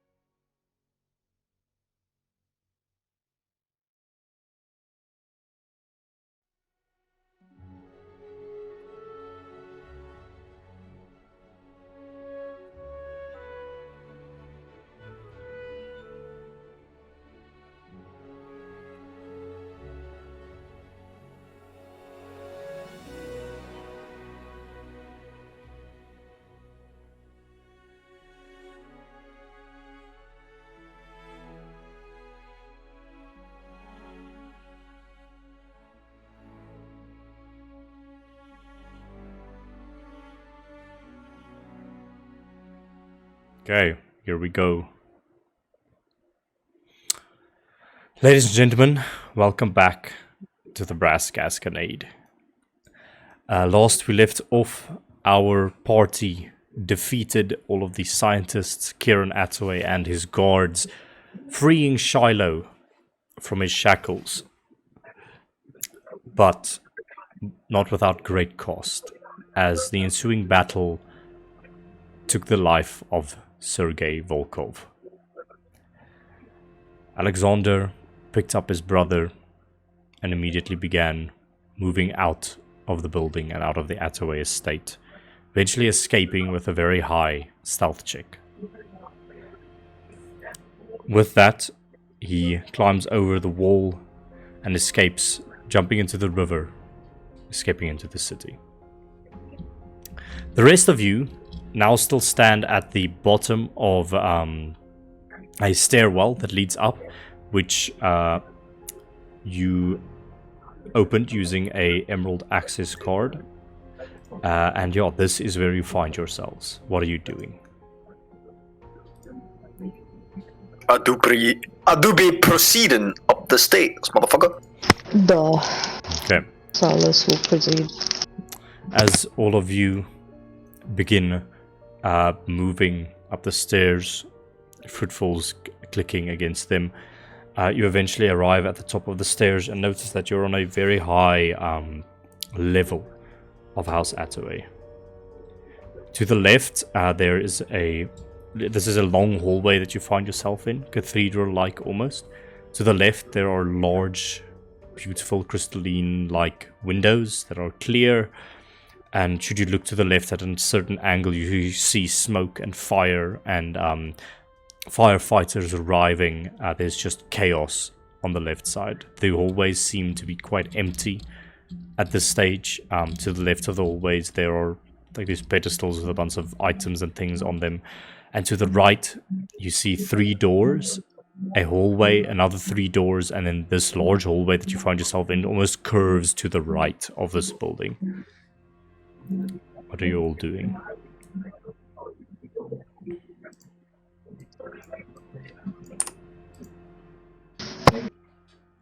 Well, Silas will just like slowly go straight, like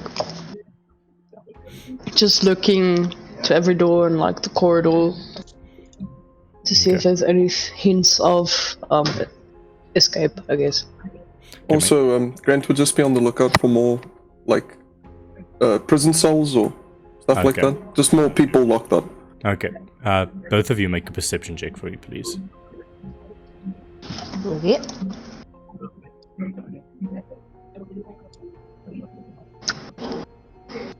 That's 21. Okay. And I get a 14. Okay, Grint, no prison cells to speak of. I think, Grint, as you're all walking through this hallway, you just see the people scrambling down below on the left side. Quite high up, you're about 30 feet plus up in the air, looking down at all the people scurrying around to put out this fire. You just gaze upon the hallway that's going to the right. After the first 3 doors, you see a plaque there that says Rainier Attaway's office, and then the hallway continues for a bit before ending in a door. Silas, you look around, you see to the left, there are these 2 pedestals with things on them. On the one pedestal, there seems to be a rock of some kind, with a symbol drawn upon it. Further from that, there is another thing on one of these pedestals, which is like a white porcelain like pot or jar of some sort with a cork on top of it, and it almost now and then just almost twitches and moves about a bit. It's like just shifts a little bit. He wants to investigate both of them if possible. Okay. Yeah, you walk over to the rock. Make an Arcana check for me as you walk over to the rock. Keegan, can I also just do a general perception check while they're busy with that? Yes, you can. Silas, what I did you got get? a 20 for the Arcana. There's a symbol of Lumine on this rock. Symbol of light. It seems to give off some sort of healing type of vibe. Is there anything over it that like can Nope, it's just trigger alarms? it's- Or... make an investigation check.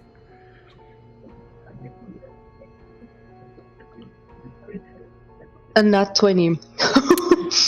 No. Jeez. There is no security to speak of. Silas will take it. You can add just add a suspicious rock to your rock with a Lumine symbol into your inventory, just as a custom item. You sort of Okay, and the other thing? you walk over to the porcelain jar with the cork on top of it. You look at it for a moment. No traps on it. Like now and then, it just almost shifts a little bit, as if there's something inside of it, just like. And should you listen closely with that investigation check, it sounds like a howling wind inside this jar. He'll take it as well. Okay, you can add a wind jar to your inventory. You don't know what it is yet. If you use it, you might figure out. Okay. Yeah, with your continuing perception check, you also see the plaque that says Rainier Attaway's office, which is the Baron of House Attaway. Vox, what did you get for your perception? I think you'll tell the people that that's the Baron's office. Okay. I got a tectonic 9. Yeah, you don't. Yeah, you see what they see. They point out things. You see the placard to the Baron's office. You see the things that Silas just pocketed right now. But yeah, other than that, nothing much. 3 doors to Vox is the. a bit jittery and twitchy. You can see he looks a bit nervous when he's walking. Just for FYI. Mhm. Okay, I don't think we should go near the Baron's office. Silas is whispering, by the way. Let's just get to the closest exit, okay? And he moves past the Baron's office. Okay. The rest of you, are you following? Yep. Shyla goes into the office. Oh Okay. no. Oh, fantastic. Shiloh just walks. Anyone following Shiloh? Nope. Nope. No. Vox will follow Shiloh. Stealthily. Vox follows Shiloh. You can. Does everyone give me a general stealth check, real quick? Oh, yeah. Oof. Bruh. Wait, my computer froze. Let me just find it in the beyond again. Silas, what is your stealth? 15. Okay, Grant.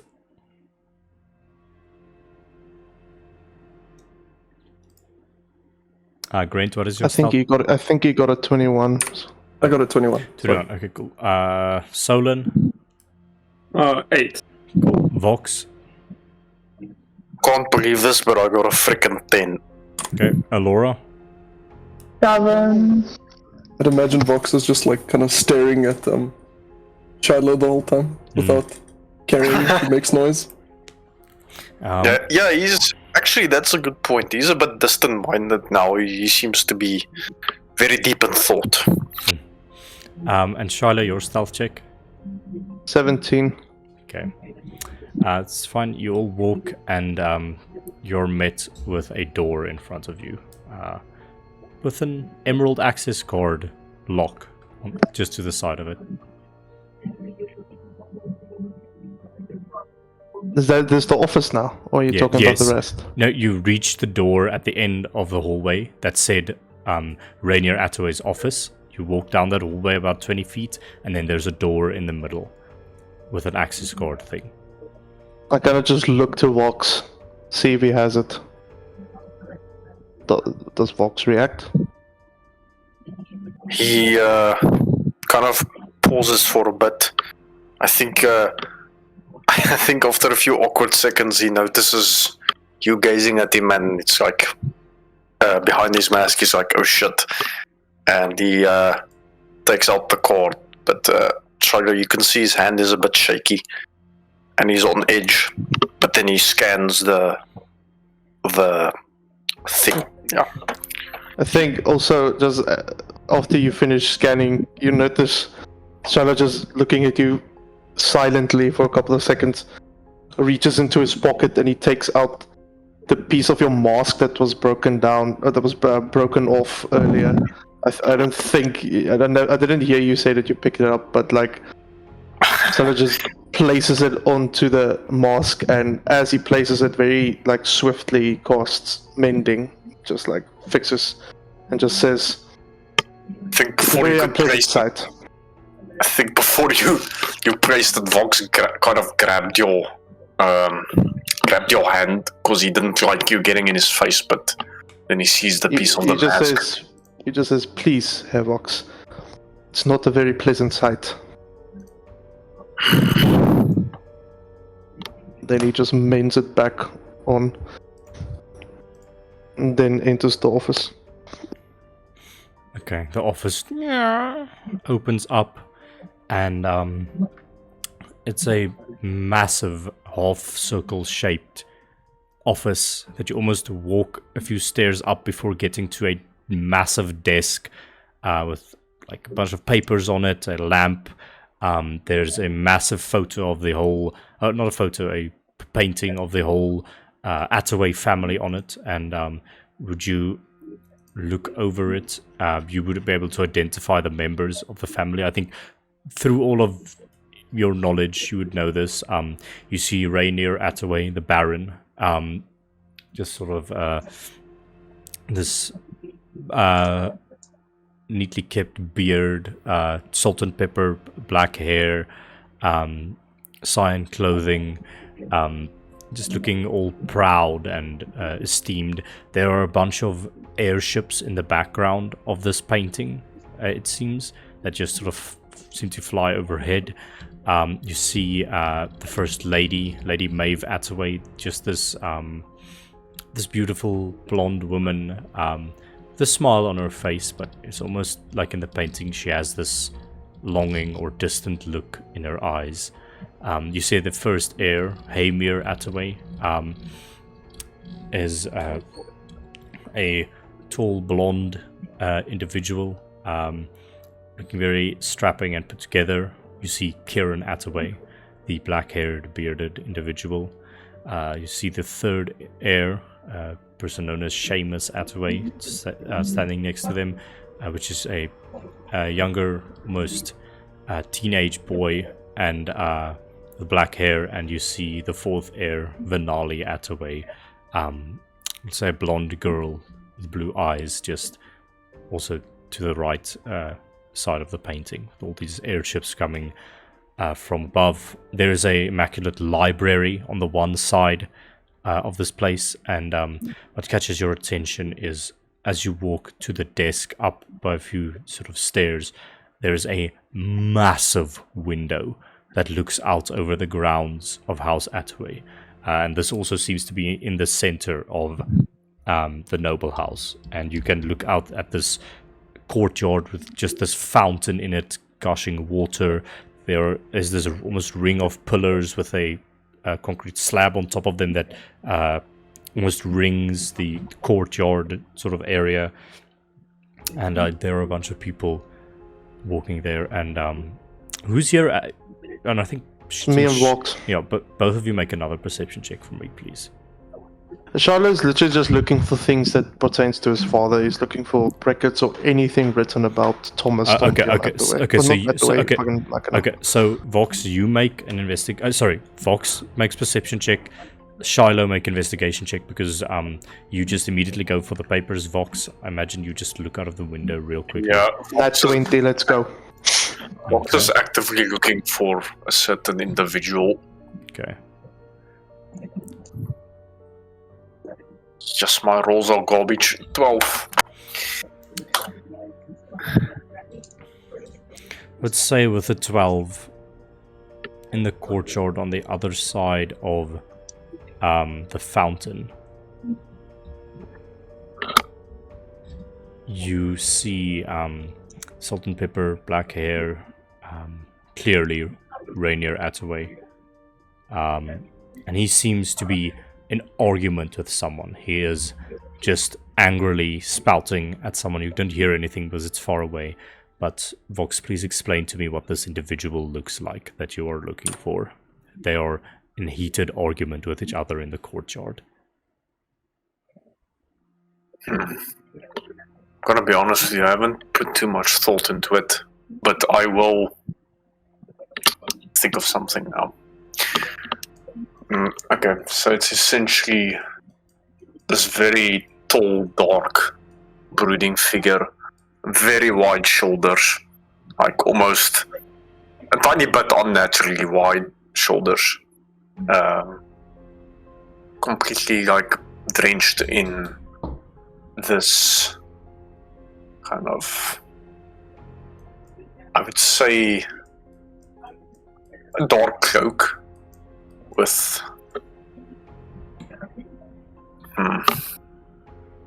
yeah, it's like a big dark cloak, and then with these giant epaulets on the side, and very, very neat royal clothing underneath that's slowly peeking, that's like subtly peeking out beneath these giant robes. And the individual's face, I would say, is also same as Attaway. It's like the salt and pepper beard kind of, but it's not just a normal full beard. It's like the chin part is shaven to form a buck beard, or a more known commonly as a mutton chop beard, to reveal this essentially a giggle chad jawline, just this extremely hard-edged blue beard chin just poking out, and probably the rest of the face is probably one of the most masculine faces you've ever seen. And it's also kind of, it's quite drenched in scars. Like there's a whole bunch of scars just decorating his face, and just to top it all off, like a very fancy top hat. Yeah. Wait, who is this? Who are you describing now? You see this individual speaking with Rainier Attaway, and Rainier is angry at him. He's like throwing his hands up, pointing at him, scolding him. Very angry. He seems this individual with the top hat seems composed, speaking to him, but you don't know what they're saying. Yeah, Vox freezes the moment he sees that figure. He's just dead still. Dead still. He's like he's basically turned into a stone gargoyle. He's just fixated on that. He's just, to Shiloh, you just see him standing in the I same didn't pay position, attention just to staring you. up. I rolled a nat 20 on my investigation check. I am nose deep in something else. Okay, you begin going through documents. What specifically are you looking for? Because I'm going to give you that. Anything to do with my father. Anything to do with who he was, what he did, where he might be, anything. Okay, Shiloh, how long ago did you wake up, you would say, from this point? Like a week and a bit? Couple of weeks, maybe a week and a half ago. Let's give it an official... Let's make it officially 2 weeks. Is that... Okay, you're fine 2 with weeks. that? That's fine, yeah, that's perfect. Okay. There are some memos and things pertaining to an attack on House Attaway exactly 2 weeks ago. In this attack, the laboratory, Thomas Tompion Machina's laboratory, which is on the edge of the Attaway grounds, was attacked and burnt. They say Thomas or his remains were not found after this attack. As to who the assailants are, it says something about we've captured an individual and stowed him within the laboratory's prison cells. We know not who this individual is, what organization they represent, but they donned a Plague Doctor Crow mask and carried a heavy gun, which seemed synonymous with the other members that also attacked. We were able to capture one of them. And so yeah, basically what it comes down to, after this attack on House Attaway, your father went missing, and it was the Crow Masks who attacked House Attaway. And further, you sort of rummage around, you find a document that's unrelated to your father specifically, but it talks something about using modified ion cannons in an attempt to reclaim power. A deal was made with House Valborn to weaponize airships with these modified ion cannons and potentially use them to seize back power in this tenuous time, this time where they're unsure, because they can no longer create the advanced technology that they did with Thomas Tompion Machina there, and they need some insurance for the future. So a deal was made with House Valborn for these cannons, and they want to mount them on airships to potentially use for power grab. Okay, cool. So there's nothing like about where he might be, or No, he was just missing after the attack. The bunker burnt down, or not the bunker. The bunker was below the laboratory, but the laboratory house that's on the Attaway premises, it was attacked by Crow Masks, and your father went missing after that. I grabbed the papers, every paper that I just found, and I just put it in my bag, and I will silently wait for Vox to finish his brooding. Also on a natural 20, you open up a drawer, and you find a black iron lockbox in the drawer. I put that lockbox in my bag of holding. Okay. I'll figure that out later. Okay, I'll be back right now. I'm just gonna go fetch something. Okay. Anyone else doing something in this space? Alora's just help. Well, Charlotte's gone, but she'll just stand there and try to help him find whatever he's looking for. Okay. You're just assisting Shiloh.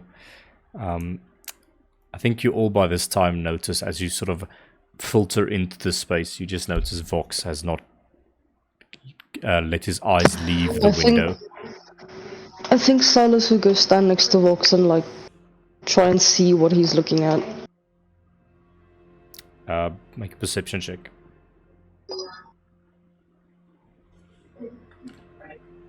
Damn, that's a 22. You clearly follow his eye line, and you see him looking at this dark cloaked top hat individual with a sort of mutton chop beard and Giga Chad face, and the individual standing next to him, Rainier Attaway. But he is clearly fixated on this top hat individual. The other one. Folks, if you don't mind me asking, who is that you're looking at? I think all you hear in return is just rapid-paced, muffled breathing. Vox is clearly in distress. He's angry. Yeah. Did he do something to you or to other people? I think Vox's head swings in your direction, and too many questions? he usually has a pretty chilling demeanor, but this is just a face of pure dread. The pupil, the one pupil in his mask is even smaller now, and it's just staring into your soul. And too many questions. I get it. I'm sorry. Yeah. His fist clenches, but then no he more questions. looks again. Alright. Vox, do you look out of the window again? Yes. The man is looking straight at you. Oh no. Vox stumbles a bit backwards. Guys, I think it's time to go. I think it's time to fucking go. I don't want to stay here anymore. I don't want to stay there. I think I maintain eye contact for like 3 more seconds. Is he looking at me? Yes, and his head tilts a little bit, and he points, and he and Rainier Attaway follows his hand and I meets your retreat. gaze. You all watch Vox stumble back. Oh shit. I almost fall over my 2 own feet, even We though need I'm to- quite next to a sign. We need to go I right fuck now. off. We need to go right now. let's go. Let's go. Silas starts to like jog. You all hear out of the place. outside, and you see a storm cloud beginning to form outside the window. No, Silas was running towards the other side of the hallway now. Lightning strikes the window, and the window explodes open, sending glass flying everywhere. What are all of you doing?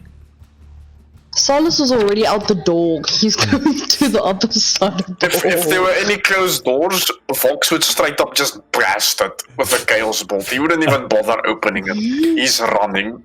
The glass shatters out as red lightning strikes the glass and blows it open. You all begin running, I assume. Like, everyone just turns and fucking goes. Okay. You all begin running. As you get into the hallway you originally came from, left is back to the laboratory, right is around the bend. Where are you going? No, around the bend, bro. Around the bend.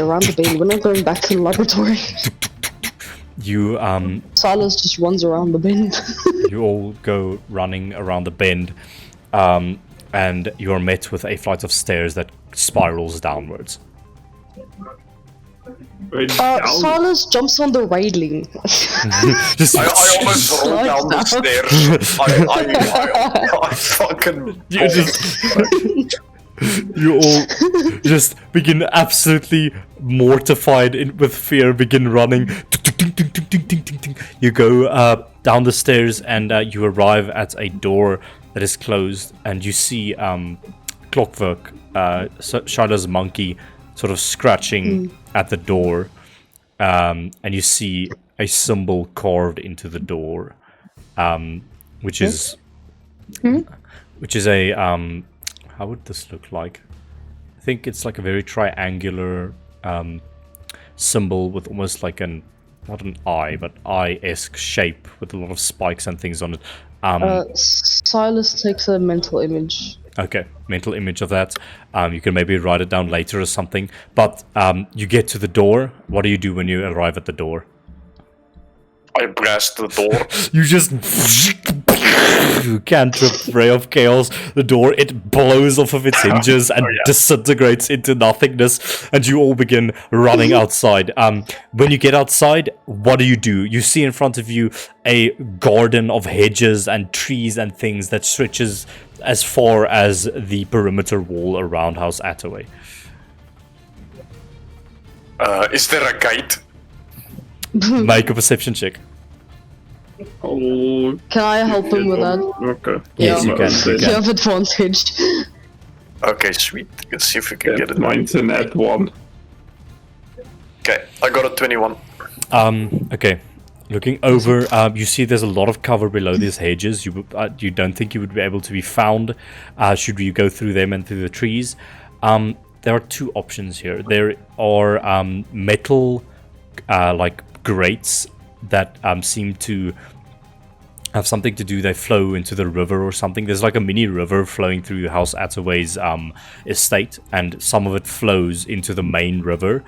There is like metal grates there that you could potentially blast and get through, or there's a ladder that goes onto the wall, which might be more noticeable. But yeah, you've got these 2 options.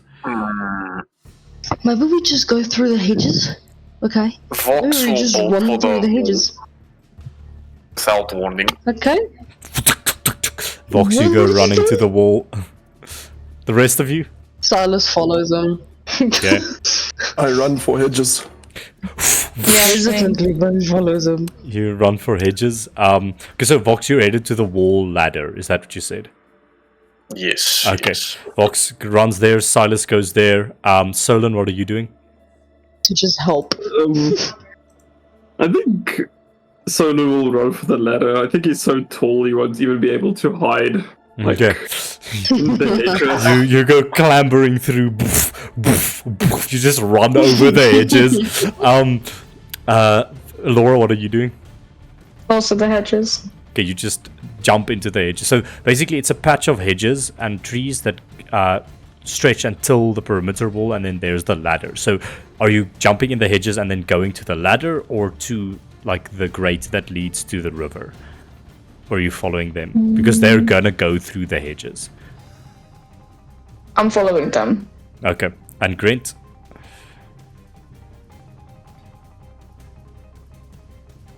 Grint, what are you doing again? I run for hedges. Okay, you're just gonna stay in the hedges, or are you gonna? What is the situation here? Actually, yeah. I think I'll just stay in the hedge and just see what happens. Just keep it out. Okay, and Shiloh Okay. is not currently present, so he'll just go with all of you. Everyone, make a stealth check for me. Okay. Ooh, that's the worst stealth check I've had Honestly, in my Keegan, life. Mm-hmm. Vox is not gonna make a stealth check. He's clawing up that ladder like an animal. Well, Silas trips, but stands up still. Okay, so let's get it quickly. Silas. And makes a loud that one. He makes a Oh. oof as he falls down. Grint, what's your stealth check? No momento. Stealth check. Please, someone get a nut. I roll a 16. Okay, Solon. 14. Okay, Vox. You're not making one. Laura. Okay, and Shiloh will get a 9. Okay, not very good, guys. Make a perception check for my chubbies. Oh no, Oh no. it's a natural 20. We've been mitskitter. He's just seeing all of us. You're all just running. Hair sticking out the hedges. So you all arrive running towards the hedges, and the door opens up, Oh no. and a Oh, cloaked, no. wide-shouldered, top-hat individual steps out of the door. But how far were they from us? He cast fly on himself. So he flew Shit, man. to the window, ran after all of you through the hallways, and is now followed you down the stairs. Probably saw the symbol that was carved into the door, and steps through the door and looks over at all of you. Oh no. And he sees all of you trying, as you're trying to get onto the ladder, and he just goes,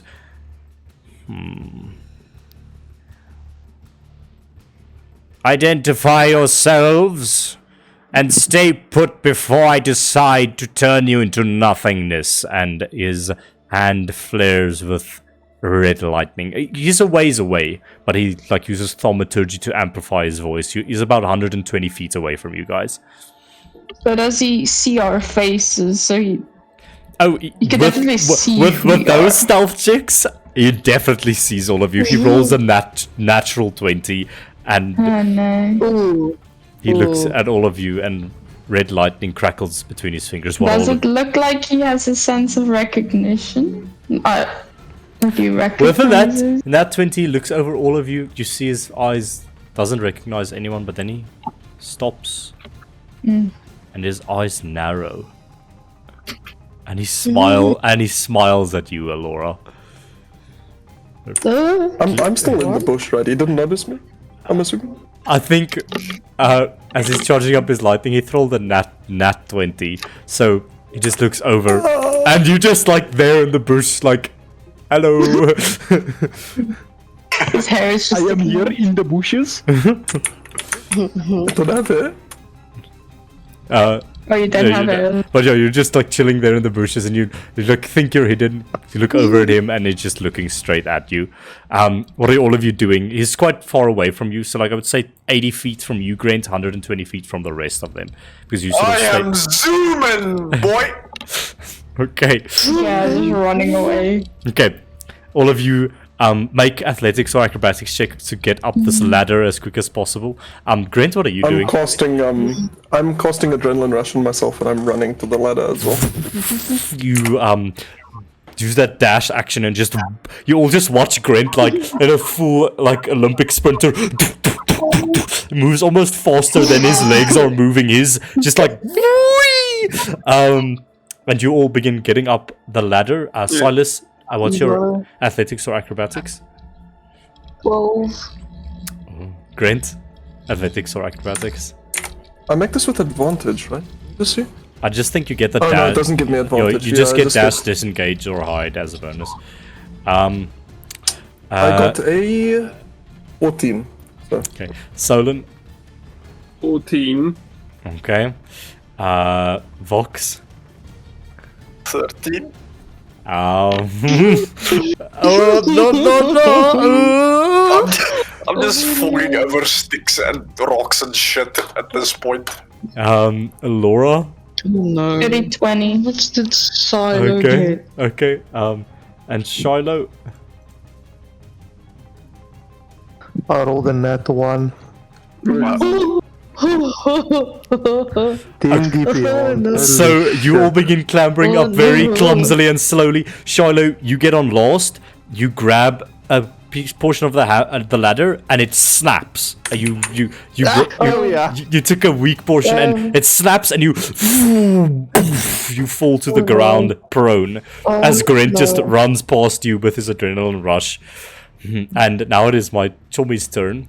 He flies. You just watch him. You just watch him sort of like flex out his hands, and red inner lightning sparkles from it. That's not good. And he begins floating up in the sky and flies 60 feet closer to all of you with his fly. And he just says, "Come on now, fight back. It's not fun if you don't. I haven't disintegrated someone in quite some time, and my trigger finger's itching." And he sort of cracks his neck. He's 60 feet away from all of you. What are you all doing? I can't. There's nothing I can do. Try and climb again. Yeah. Run. Okay, go for it. How late would you say is What it? this? Yeah. I just What time is it? Oh my god. Makes Uh, sense. You started this like Like at at 9. 8 in the morning, yeah, It's like 11 maybe now, I think. okay. Okay, Silas, athletics or acrobatics? I may maybe want to do something else as well if you'll allow me. Sure. Wait, I'm going to text this to you.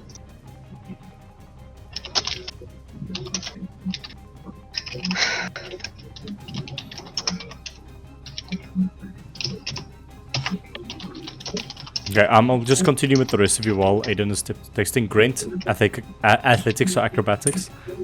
I'm doing acrobatics.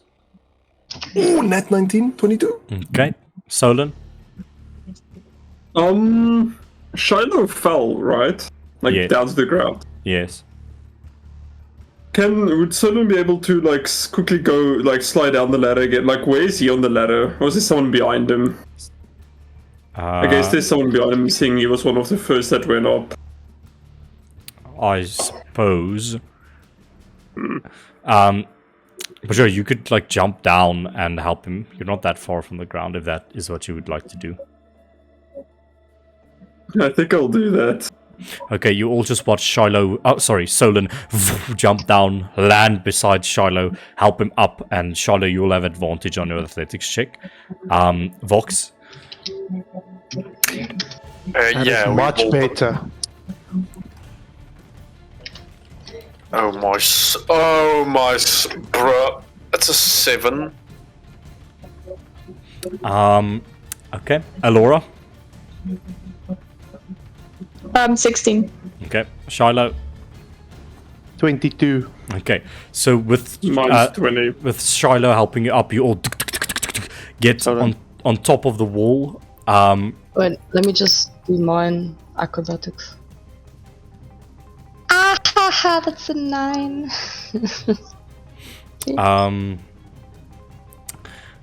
And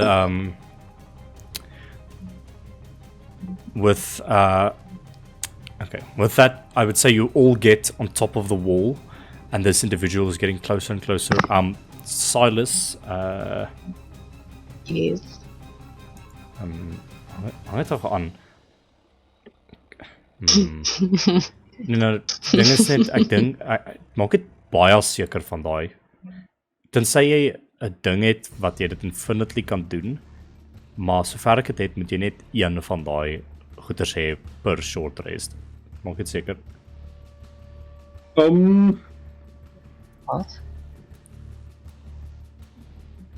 I'm confusion. Hang het toch aan, want Praat jy van die description? Of... ja, laat ek gou na jou character sheet kyk van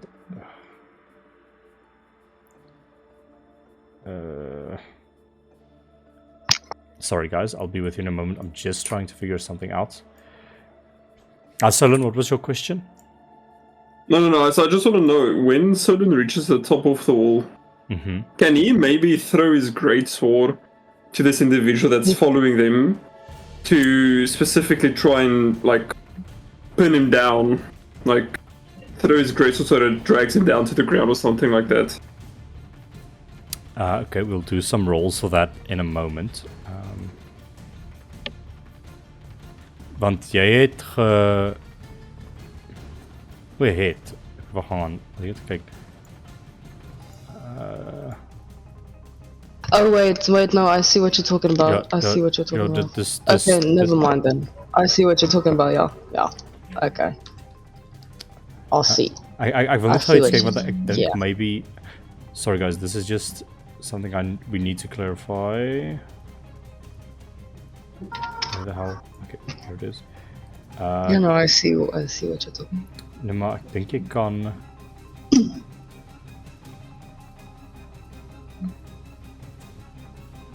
Nee, jy kan dit doen. Jy kan dit doen. Maar dit gebruik nie een van daai's nie. Ek sal nou vir jou verduidelik hoekom. Anyways, okay, jy kan dit doen. Okay. Okay, Are you gonna do that? perfect. Yeah, in front of his face. Make a sleight of hand check. Well, now it's better. 20. Okay. You all watch a tree grow out of the ground. What? And pop out leaves grow on the tree and in this individual's face, and he stops in his tracks and he's like, what the hell? Charlotte just lifts his goggles and rubs his non-existent eyes. And Silas just screams, go, go, go, go, go.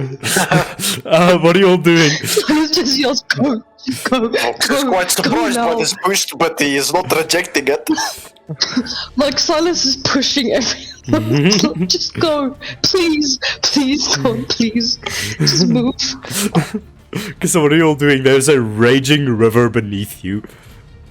On the other side of Why this is wall. this? Jump, just jump and get in. Jump, Laura, just jump. Jump. I have 1 HP, that's maybe not the smartest idea. Silas waits for everyone. Like, he's just like, just go, go, go. Okay. So everyone's jumping. Once everyone jumps, Not yet. Silas will just turn around, like with no one there. He'll just look at this guy covered in leaves. He would just like smirks and then just like free falls down. Shiloh jumps with the most. Well, I should probably make a check, but he attempts to do the most perfect 10 dive you've ever seen. Deutsche Qualität. Deutsche Qualität. As all of you. Wunderbar. Yeah. Grant, you're also going. Yes, I am. Okay, you all begin jumping. Silas also only did the free fall after everyone. As you all jump, Vox, you're the Who's last the to last jump. one? Vox, as you're about to jump, Hi. you watch him fly straight through the tree, and the tree almost ripples like water, and it almost glitches out of existence, recognizing it as an illusion, and he flies 30 feet close to you, and you watch him stretch out a hand for a familiar lightning bolt spell that crackles with red lightning, and you just hear, Master... Sorry, Master Byron, you must come immediately, it is urgent. The Auric would like to speak with you. And the lightning bolt, he looks down at whoever is talking to him. He looks down. And I think while he's looking down, what do you do, Vox? There's a moment of distraction. Vox is frozen. He just maintains eye contact with him, but he's like a deer caught in the headlights.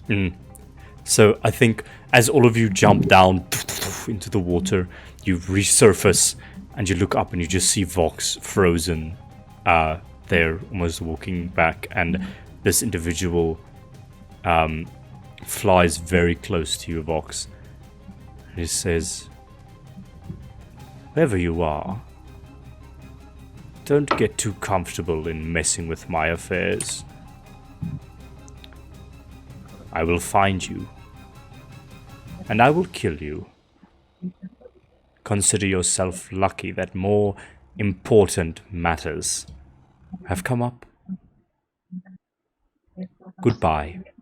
And he flies towards the courtyard.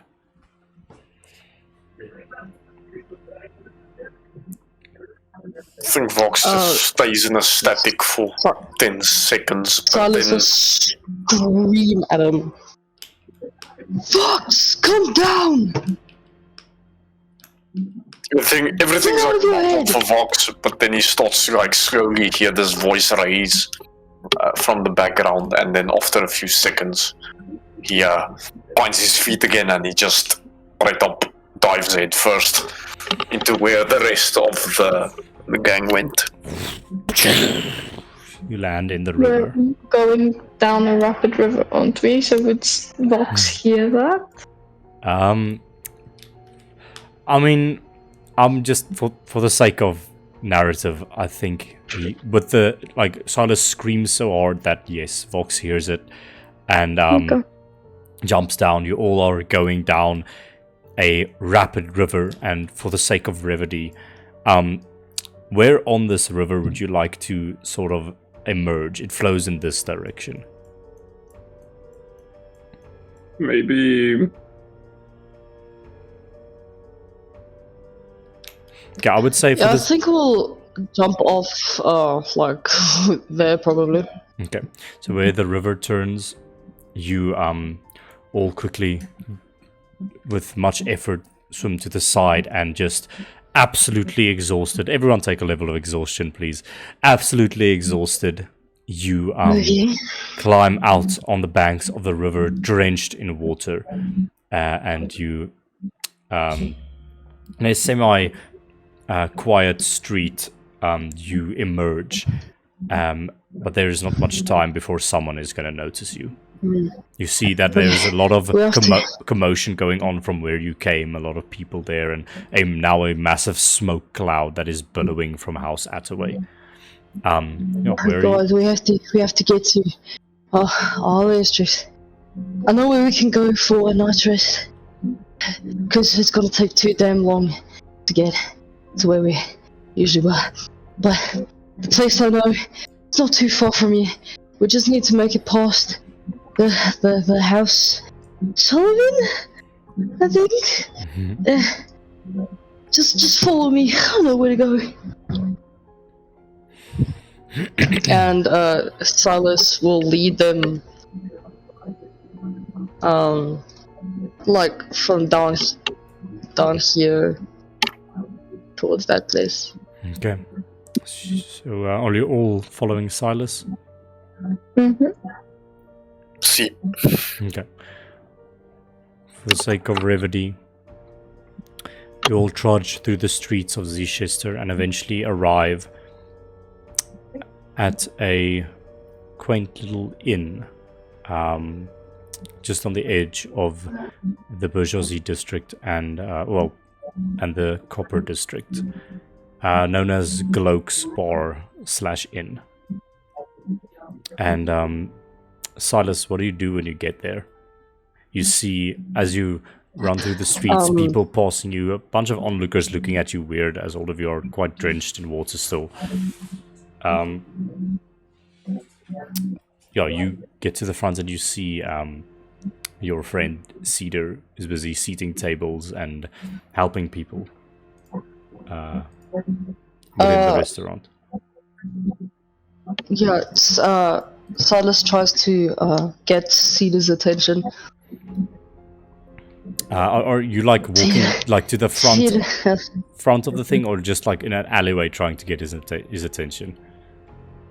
No, he's gonna walk up, just Okay. not to be too like Yeah. whatever, but he's just gonna like poke his head in the door and just like wave at Cedar. Yeah. Okay, so you all sort of follow Silas. You wave to Cedar. He sort of has a confused look on his face, and he walks over to you, and he's like, sorry, Silas. Before he can say too much, like Silas just puts his finger to Cedar's lips. Okay. Shh. I've brought some friends. Behind Silas is obviously the Yeah. He sort of looks Cedar. behind your shoulder, You guys- and you all see this sort of he's in fire genasi. Just this red-haired fire genasi guy. Like poke his head. luscious hair. With just this long braided red hair. Just poke his head out behind Silas's back, and he's like, right. Do you have about how many are we? Five rooms, perhaps. Do you have the I fun? need a little. Do you have the funds for that? Silas limps a little bit. Shit. Yes. I think I do. Yes. Grant pulls out Wait, no. his diamond. Quick. No, what? No. I have the I funds. believe this will cover the rooms. No, Shit. Brent, shut the fuck up. You see I this have- guy's serious? Oh, and No.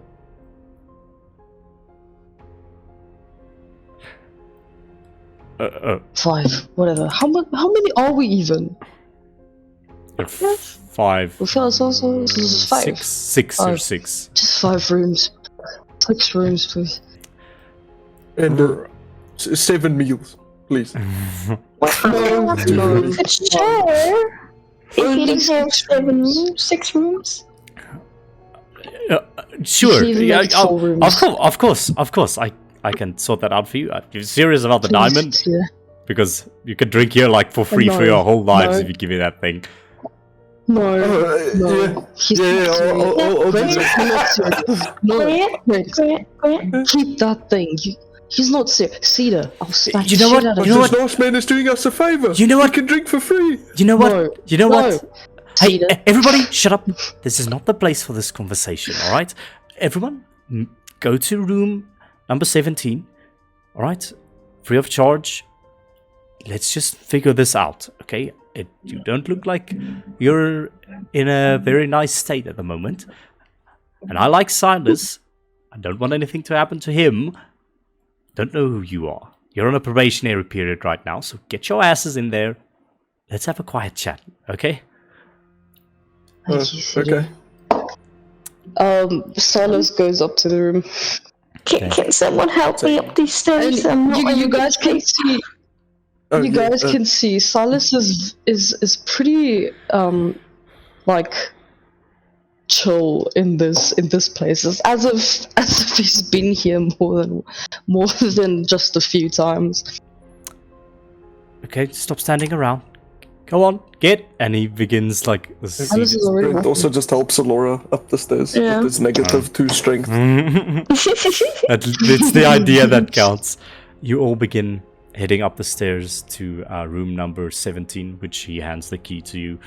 Silas, he just smiles and who's last to go up the stairs? Fox is standing and staring at the corner.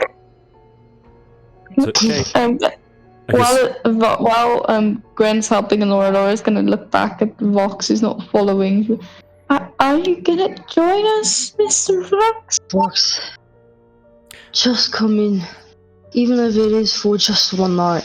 You need rest, mate. This red-haired individual walks to the side of you, Vox, and is like, friend of Silas, can you please enter that room? I think you're... Fox aggressively turns around and gives him the biggest death stare known to mankind. And he's just like, yeah, that's what I'm talking about. You're scaring the customers away. Please, head up. I'm doing this as a favor to Silas. Don't make me not like you. You won't like me then. Please?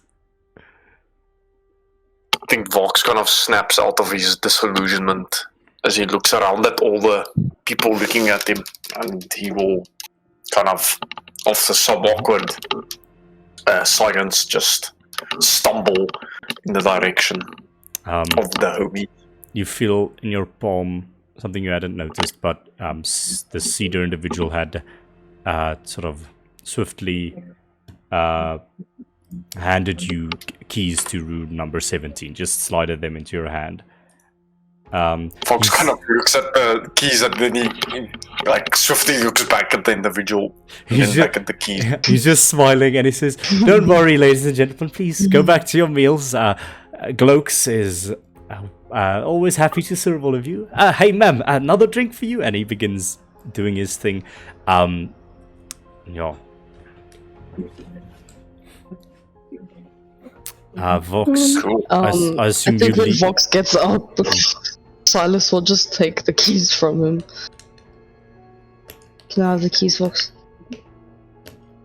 Please. I think Vox kind of squashes the keys in his hand, and you can just see he's completely absent-minded, so you're gonna have to like tap him to get his attention or something. Vox? Hello? He just like softly taps your shoulder. Like twice. He kind of... Vox? He always jumps, but then he gives you the keys. So, thank you. Silas will unlock the door and just like let everyone in before he goes in. Okay, get in. Vox, you two, please. Good. Yeah, he'll come in. He's shivering and wait a bit. Okay. Yeah, he's coming. Silas one last time looks at Cedar, smiles and thanks him. And then He just doesn't smile back at you. He like opens his eyes wide and gives you a very concerned look, like get the fuck in there, shut the fuck up, let me finish my shift, and we'll talk about this. Just don't make any racket. That's like you can read that look from him. Yeah, obviously. Is there a chair? He's probably a chair and bed in this room, right? Yeah, there's like.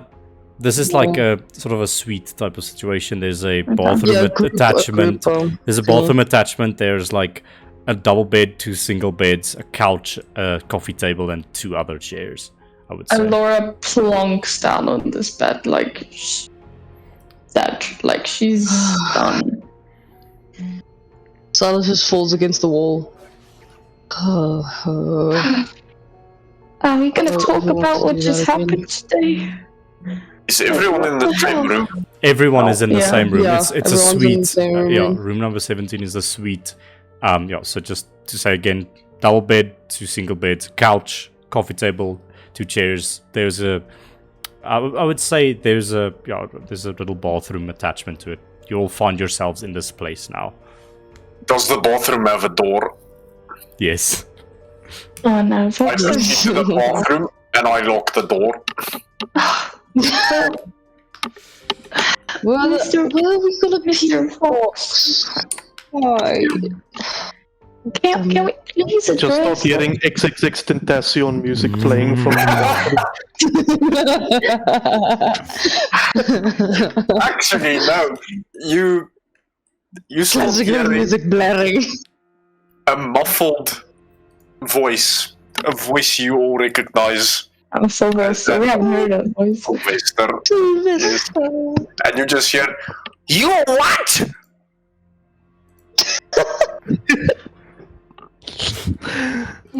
And there's just like a whole bunch of babbling going on from the bathroom. Can we please I address think what the he's hell going just through a happened? little bit of an existential crisis right now. Is there a balcony? If this is like a suite type of deal. Sure, there will be a balcony. Shala goes to chill on the balcony, leans against it. Okay, we'll be safe here like for one night, but we can't stay too long. I don't want the bar to get in trouble.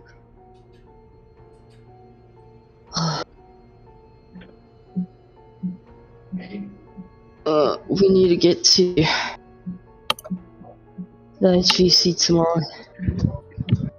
What? That's impossible. You're telling me you were 10 feet from him? That's absolutely ludicrous. How long are they gonna go at that, do you think, huh? Probably the whole night. What? I don't hope so. I need my sleep, bro. Well, Vox, I suppose this is all my fault, by the way, but you just hear Sylvester eventually saying after an hour and a half, he's like, well, Vox, I don't mean to rush you, but I do suppose some of our teammates might want to use the goo. You know, it would be nice if we go mope somewhere else. And I think you hear the toilet flush. And the door just kind of swings open. And Vox just kind of standing there. And now for some reason, his demeanor is just completely back to normal. As if nothing happened. I get it. Look, we'll get rooms for one another. This is just so that Cedar can find out what's the deal. No, just don't go running anywhere. Vox will get you. We'll get you your own room. I promise. Whoever is like looking in Alora's direction, she's just like curled up, like she's holding her knees, she's sitting on the bed, and she's just looking sad. She's quiet for Alora's standards.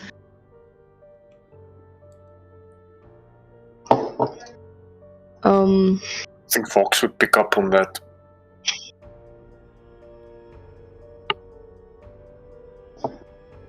All the rest of the I think people. Silas will. Sorry. Say again? Yo, what All the rest. Yo, sorry, what are all of you doing? You're all in the suite at the moment. Yeah, Shadow's on the balcony. All Shadow's sitting on the bed. Yeah, let's okay, so Silas, where are you abouts in this place?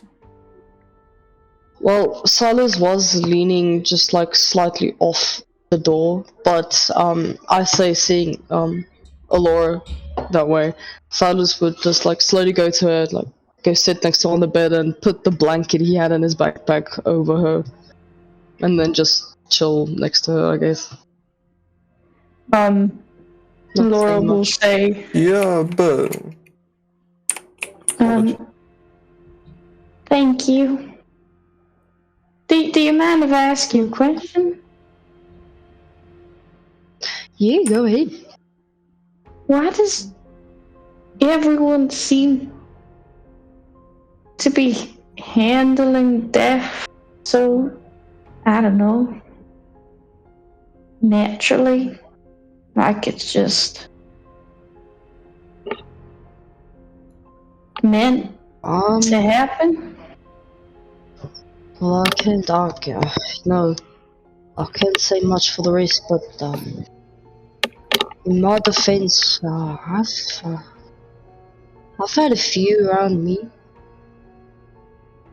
and it's people that I really did know, and so that I didn't really know him. So I guess that's why I'm not crying, but it's still sad, you know. But for me, it's just I've had a lot of it, I guess.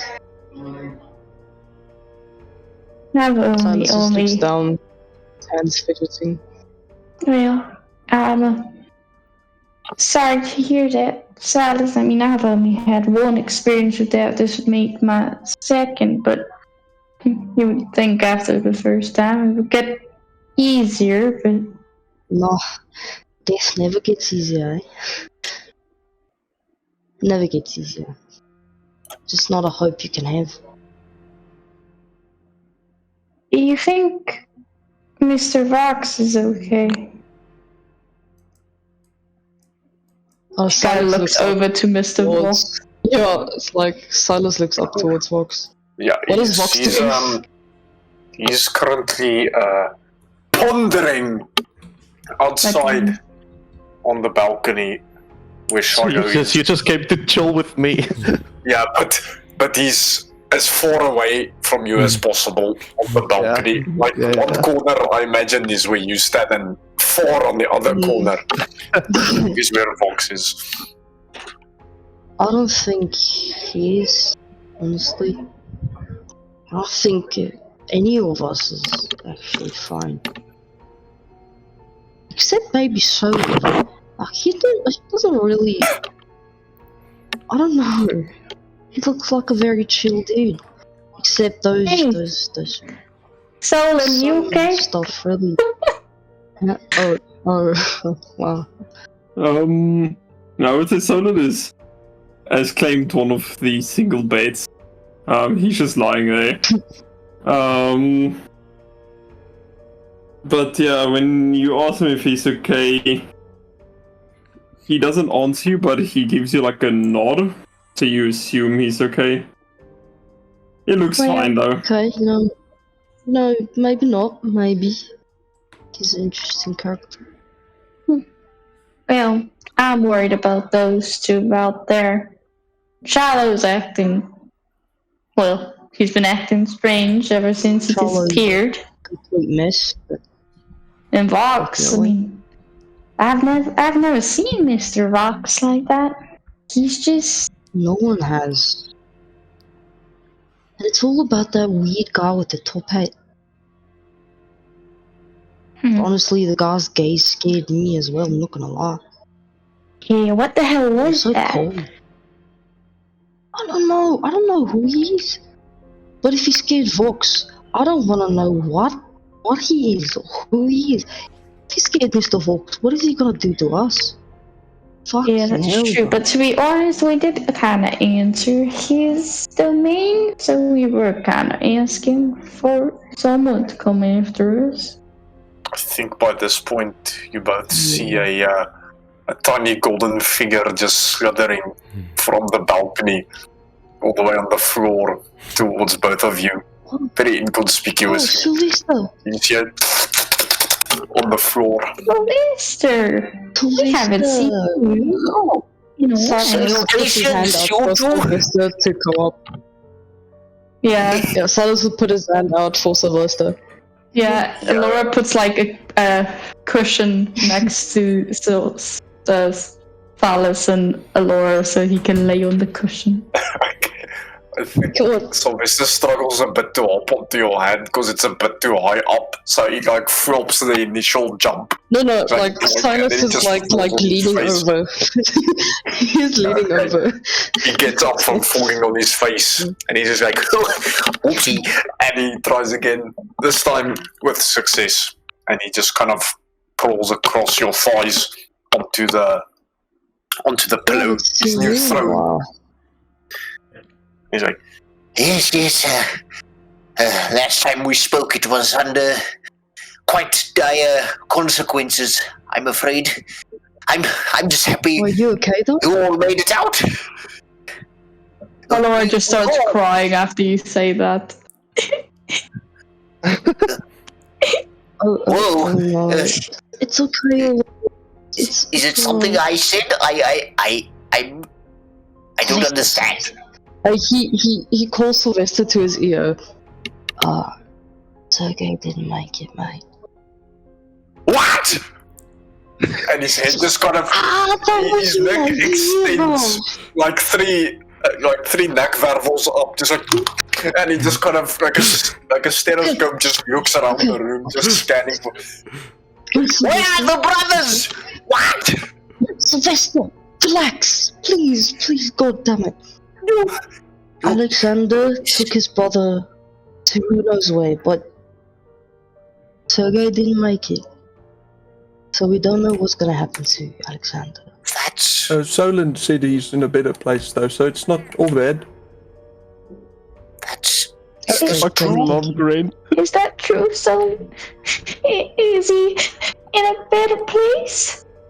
is. I think Sylvester whispers back to Silas and just asks him, "Is this really true?" Silas whispered back. Unfortunately, yeah. One of the nobles' men killed him. Well, we killed him back, luckily. But Sergei's dead, yeah. That's horrible. And I think Sylvester will just. Is Aurora still Yeah. crying? I think Sylvester will like a puppy just kind of go to sit on your lap and just kind of. She grabs him and like squishes him almost like his temperature gets red and she just starts crying. He struggles to grasp for air, but he tolerates it.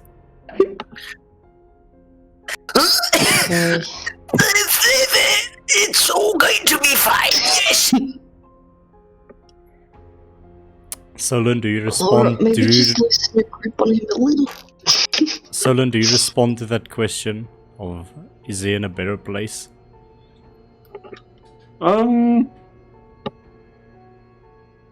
Yeah, he will say, when Alora said that, he'll just say, I believe so. On the outside, he might have looked tough, but he had a kind soul. I'm sure he's with the gods now. Solon, you hear a very loud snicker coming from the outside from Shiloh. But don't you believe he's went to a good place? Silas's eyes just narrow towards the balcony. Oh yes, well, not to change the subject, but what's going on with that goggly boy outside? Why is his heart made out of an orb? You really miss a lot, so where have you been? Doesn't even have a heart. What are you talking about? Evidently so. To answer your question, Laura, I was kind of blown up, so I don't really recall what happened in the past few hours. That's true. Well, what frightens me is the state in which Vox is. I couldn't get anything out of him. He was just. He told me nothing. I had to force him to tell me what's going on, but it was just mindless rambling. It's the first time we've seen Vox that way. It was really weird. It's the first Like, time really we've seen Vox with any emotion. It was very frightening, like his hands were shaking the whole time.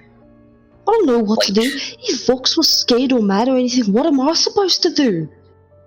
Did you say he was shaking? Yeah, his hands were shaking. Constantly. But he did have a near-death experience. Again.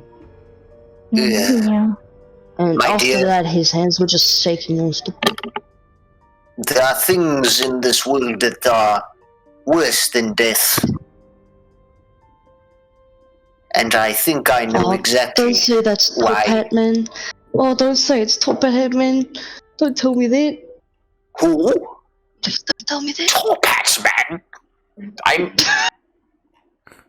Oh. Yeah? Top Hat Man. Oh. His eyes fill a bit with dread. You can see he's in thought. I see. Or what did you gonna say was worse than death? If it's not Top Hat Man, that would be great. That means that there's something worse than death, and Sergei got the second. I don't know. I'm trying to make it better. It's okay. It's okay. Oh dear, it's best not to think about it. But Death is a peace of mind, you know. It's anyway. Yeah, you were saying, Sylvester. there's only one thing that makes Vox like that. And since you mentioned the top hat, then it most certainly has to be, dare I say his name, curse him, Byron. It's Kirron? Do I Byron. recognize this name? Yes, Alora, from your studies and being in the presence of nobility, you know the name Baron Byron Valborn, leader of the Valborn estate. He is extremely powerful, influential, and he and his estate deal with the defense of Zchester. They were the founders of the electrical ion cannons that defend Zchester. And family-wise, my family would not have liked them at all, probably. Probably not. They are magic users. Yeah. Okay.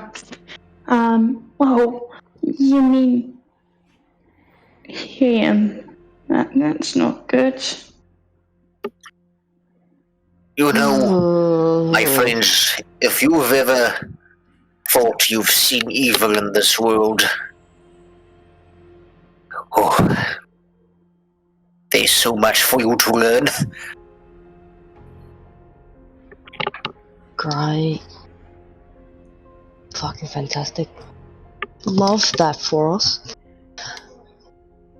But yes, now's not the time for pointless nihilism. Let's focus on the good, shall we? I mean, we're all... Before we go on and do that, I'm just gonna go look for Cedar. We need to get the room situation. Alright, Silas just stands up and just like goes to the door. Okay, Sylvester, before, can I just ask Sylvester quickly something? Yes. While Silas is walking away. Hey, Sylvester. Yes, dear? I really think Fox needs to, pick me up, smile or something. Do you know what he likes? Wait, can you repeat the Do question? you know what he likes? Well, If he likes something. like might be a strong word. I don't think he's ever used it in his entire life, specifically, but I do know he has an affinity for classical music. Yeah, that's true. Does he And, drink? no. That's my job.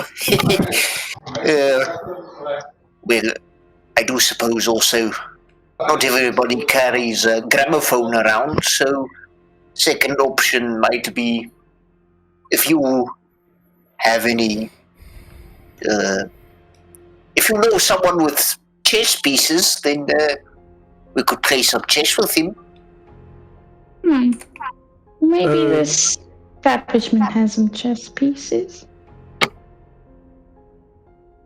Speaking of Vox, I must go. Let me go back to him before he jumps off the balcony. Oh no! Oh, please, I can't. Please do that. Okay. I will stay a few more minutes. Don't worry, my dear. No. And he just kind of embraces your leg. Like, Oh, he's so cute. So as Silas, you walk out of the room. We'll get to you just now. Anyone else want to chat about something? Grant wanted to say something. Oh yeah, Grant. Yeah, just never mind. I forgot that the conversation was like between Alora and Silas. It was basically you could what hear, Silas like. you can hear them, and Nah, it's okay. Grant is just sitting in the room, maybe counting his toes. Like a kid. What you doing there, Mr. Grint? Are you alright, my lad? Yeah, I'm just thinking about the better place. I wonder what it's like. Oh, my boy. I wish I could have an answer for you. Don't think about it too much. Why? Silent? Why shouldn't we think about it too much? Does it make it less better?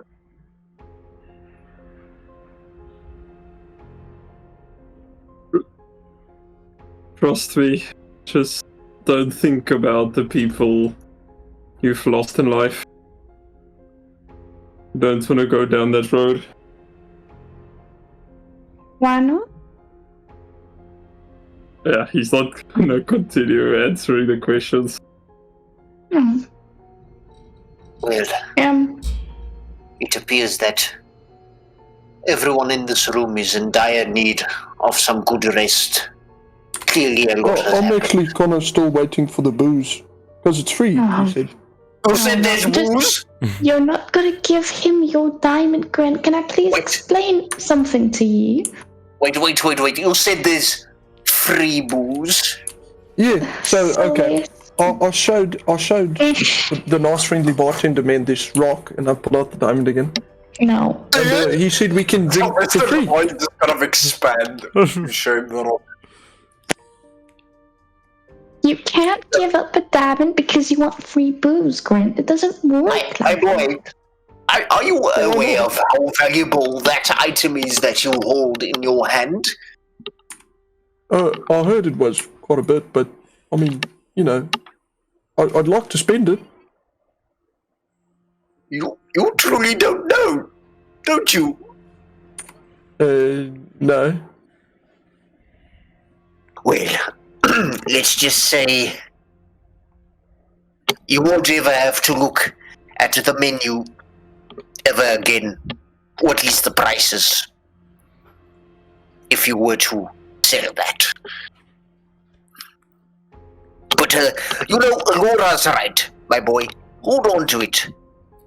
As much as I have an affinity for the alcoholic beverages, I think it would be better to hold on to that for when we need it.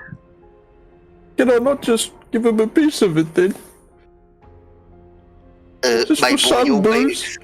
you're going to have an extremely hard time getting a piece off of that thing, may I just say.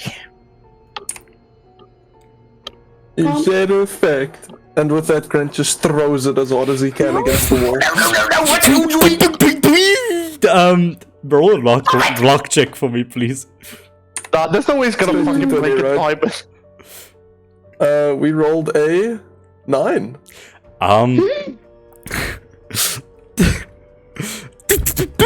Shit crashes through a window.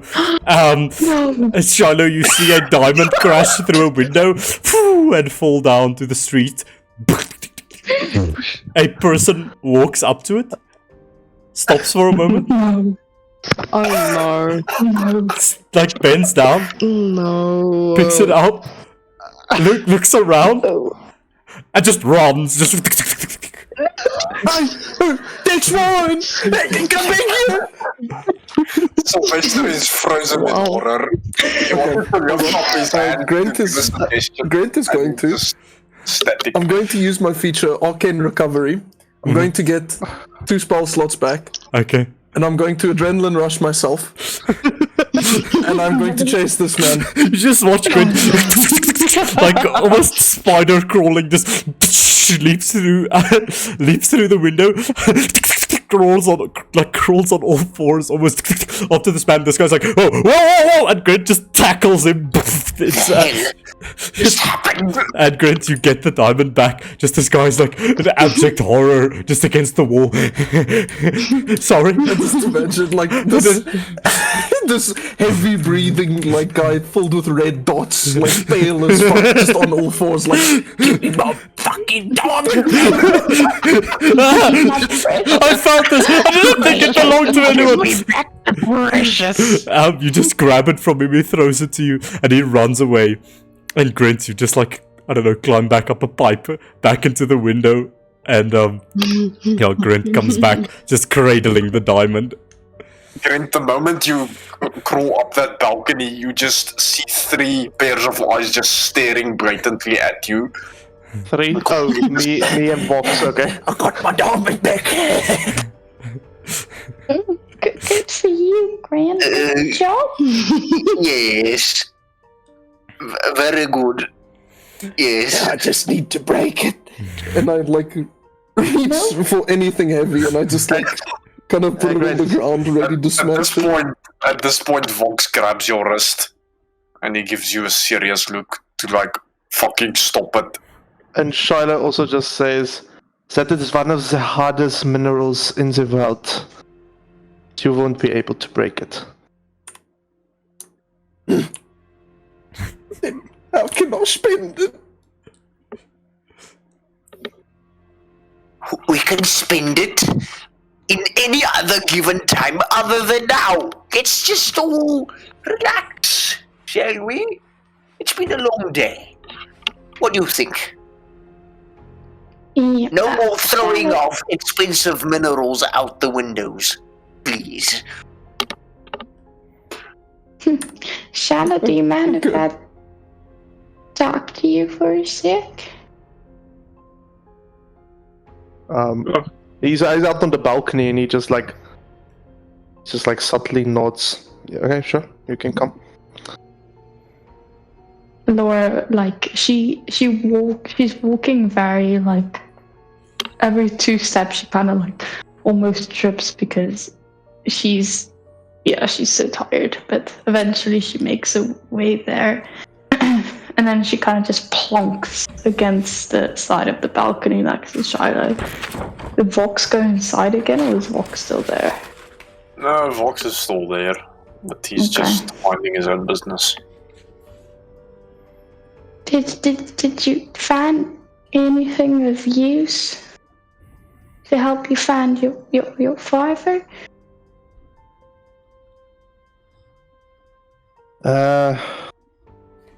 I'm sorry to say 9. That's okay. Not really anything. We'll find something, don't you worry. I'm sure of it. I'll help you. No matter how long it takes. I know how important family can be. And then she kind of looks away when she says that. Yes. Family. I think you just you bringing up the whole his dad thing is just reminded of something, and he just reaches into his bag of holding and he takes out this black box that he took, and he's going to attempt to open it. It's gonna be Puts it on the balcony like a pillow or something. What's then? We'll find out. And he will take out lockpick and attempt to pick the lock. I believe you're proficient in it, so make a lockpicking check if you have. I think you have lockpicking. Yes, I do have lockpicking. Okay. That is a 14. You struggle a little bit with it. Try to turn the tumblers, but you feel... Shit. Yeah. Does it open? Nope. What, Vox? I think Vox is... We have seen Vox lock. No. I have this. And he's going to attempt again. Go for it. Laura, you could give the help action if you'd like. Yeah, I'll help. That is a natural 19 for 22. Okay. The DC was 20. You see, I told you. the box opens up. First thing you see in there is a ring of sorts, silvery metal with a gem encrusted at the top of it. Let's see.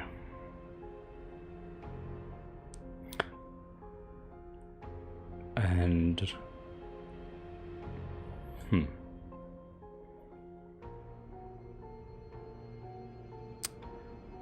there's a small letter there, and also like 10 platinum coins, equivalent of 100 gold. Whoa! Okay, I will just add 10 platinum coins. Or should I add 100 gold? What do you want me to do with that? Just add 10 platinum. Okay. You just hit the jackpot. He almost scoffs at the money, but he does take the coins and he throws it in the bag. And what the ring? It's just a normal silver ring, right? To your knowledge, yes.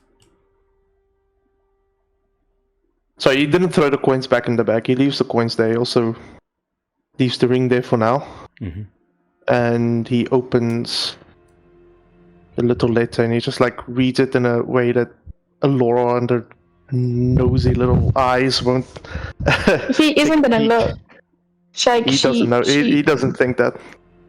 Yeah, but she like kind of turns away, and then she doesn't want to.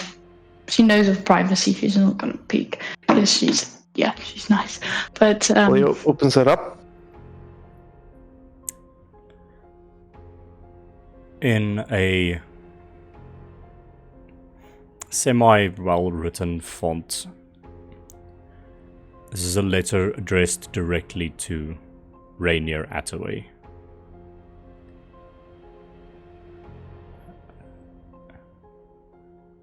Set him free. Release Thomas Tompion Machina to us. We have our arrangement. It will say, whatever terms you would like to agree upon, we can provide. If you require gold payment, this is also acceptable. Just know, should you not return him to us, we will be liable to take him by force. If you agree,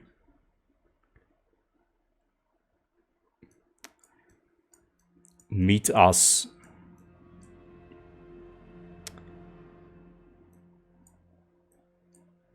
at the Bad News Bar on the edge of the Copper District.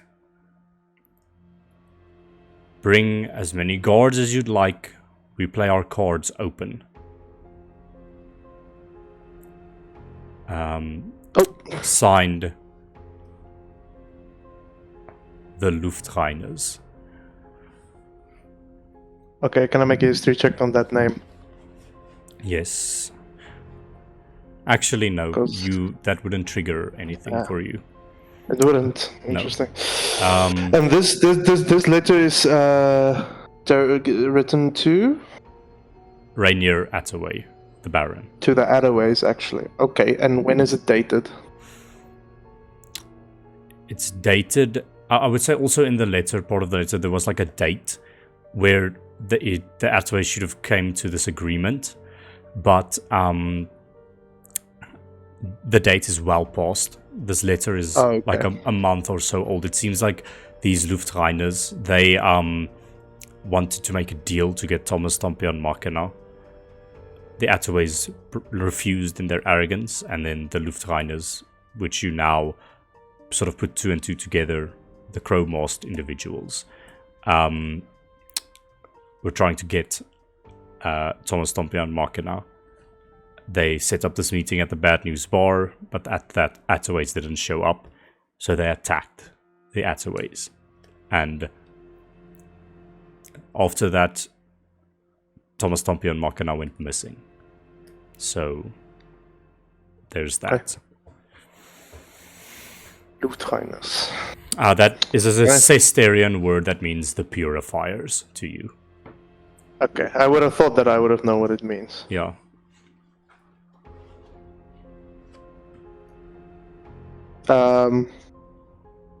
Yeah, I think he just closes the letter once again. I think he puts it back.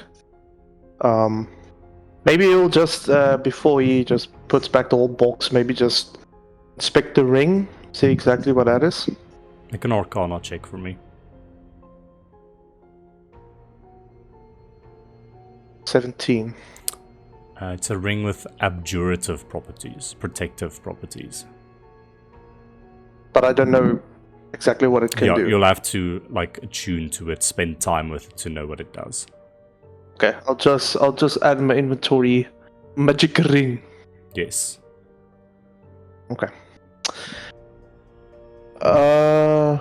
Yeah, I think that's all for. I think Silas once again goes quiet. Maybe I think he goes to the bathroom, closes the door behind him. Are you? Oh, okay.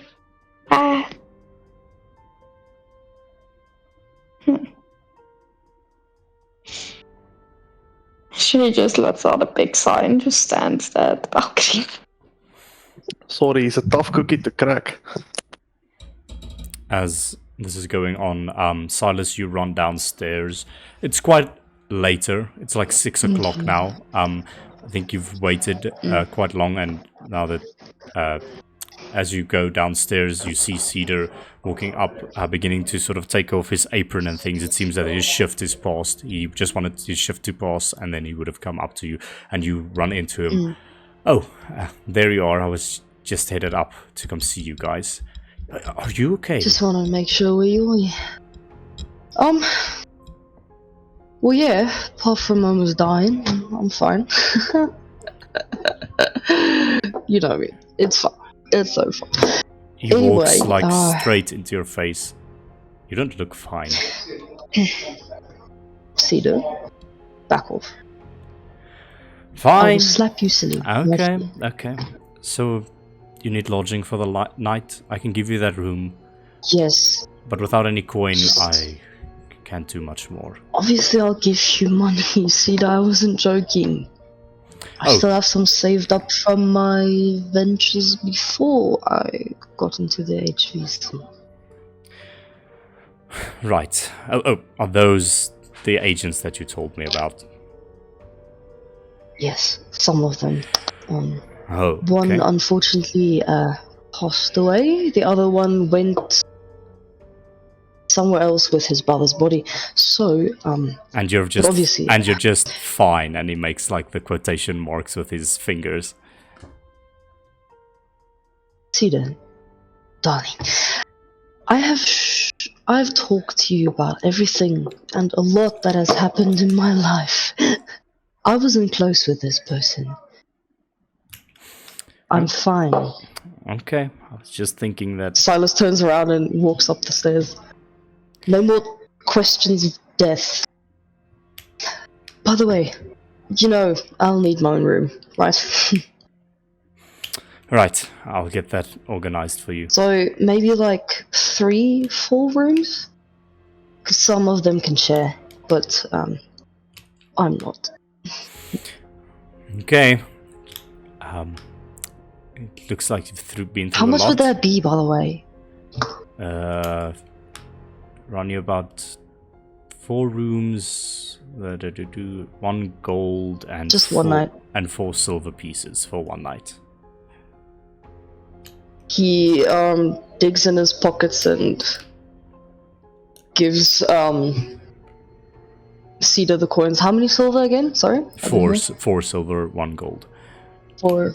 Cedar takes it. There you go. Have a nice rest. Thanks. Just hope you know what you're doing. He gives a warm smile and continues with whatever he's busy Talk with. to you perhaps later tonight, okay? Sure, Give me a second. sure. And he heads back Alright, down. cool. Silas goes back to the rooms. Alright, boys and girls, we have like 4 rooms. I have my own. I'm sorry for y'all. No one's sleeping in the room with me. Laura, here's one for you. You can pick a roommate if you want to. Solon, Attaway, Fox, a key, because I think you'd love to sleep alone. And that was 3 keys, right? Well, Grant. I have 4. So, Grant and Charlotte, pick a roommate. Well, Shiloh is Not me. still in the Sorry. bathroom. Charlotte will have to pick a roommate, Grant. You two. I don't really mind. Any is fine. Laura, who do you want as a roommate? Well, Because Vox is definitely not taking one. I wouldn't mind Annie. So I guess Charlotte Do you has really to wanna- choose who he does want, unfortunately. I think Charlotte, Silas goes Nobody to... really likes either one of us. Oh, So- never mind. Charlotte comes out of Well- the bathroom now. He doesn't really know what's going on. Charlotte, do you want to share a room with Laura or Solon? Pick. Share a room. I'm not gonna share a Yeah. room. Then buy our own goddamn room to sleep in. Silas walked out. Good night, everybody. Good night.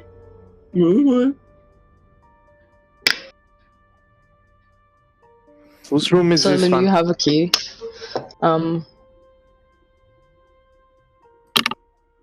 Is that room part of the Keegan? Hello. Yeah, it's this room and then 3 additional ones, so it's 4 in total, I would say. Yeah, 4 in total. Who's taking this one? Because I'm staying here. Well, there's 4 rooms. Fox has 1, Silas has 1, and Solon and Alora get to choose. The other have to sleep in that one. No, this is the big room whole that you're suite in. you guys have, this yeah. suite, yeah. So 3 people have to sleep in this suite. Well, I'll be one of those. It's between Solon, Alora, Charlo, and Grant. Because Solon has a key and Alora has a key. He didn't give it Grant or Charlo a key. I think Solon will stick in the suite. Think he's gotten comfortable in his bed. He doesn't want to get out Okay. now. He'll just Well then, stay there. Alora, you can travel to your own room if you want to. And leave Grant and Charlo. No. Shiloh takes the opportunity to get his own room. Thank you. Grabs the key. Auf Wiedersehen. But fine. It's guys not okay. taking I the like kid with? sleepovers. Please don't leave the kid with me. The kid with me. It's okay, Solon. You have me as well. I'm very good company. I don't sleep until 2 a.m. sometimes, but I'll keep you entertained. You'll fall right asleep. Oh, So by the way, let's- I'm gonna keep the door open, and then Grant just moves like a tiny table or just some piece of furniture in front of the door so it can't close. Solon, do you want to go table hunting with us? Grant, we can maybe find another diamond, huh? I'm still here as well. Oh, Sylvester. Yeah, I think Vox might need some time alone. So if you bunch don't mind, then I would also like to join your company. Oh, Poor Solon. You can sleep here, and then Grant just throws like a pillow on the floor. But I think Sylvester would prefer a pillow on the bed. Here you go, Sylvester. And then he puts the pillow like on the bed she's sleeping at, but like on the side of the bed. I mean, there's a double bed and two. My boy, Yeah. I do Single appreciate the ones, kind single ones. gesture, but I think I'll take up Laura's request. Yes. Okay. So who knows any songs? Oh my word.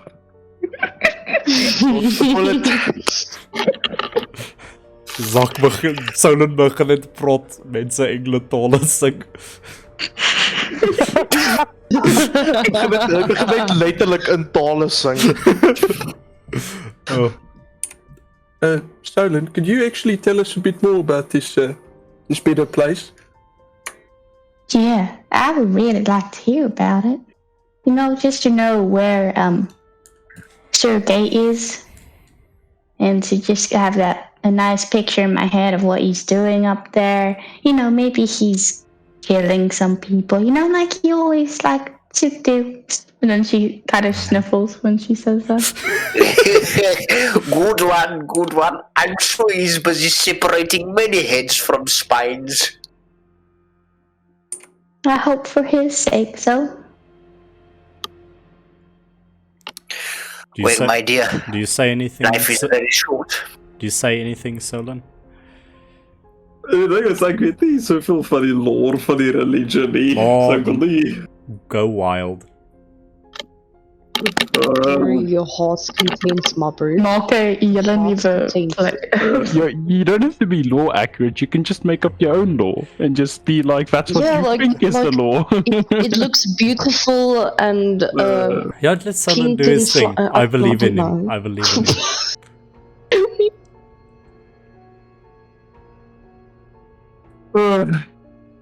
Dit klink. He just has two kids like sitting there with big eyes, like looking up at him. I can't let Shiloh miss out on this. I have to give a reason for him to come back. So Shiloh comes back in. Forgot my box. Just as you're about to speak, please go on. I just can't let Shiloh. This is just too good.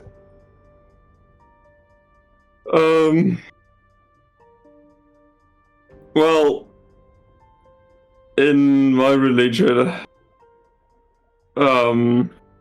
we believe in the afterlife. Basically, ek sukkel hierso. You know that the twin sons. Don't be shy, boy. The twin sons are built on righteousness, justice, and power.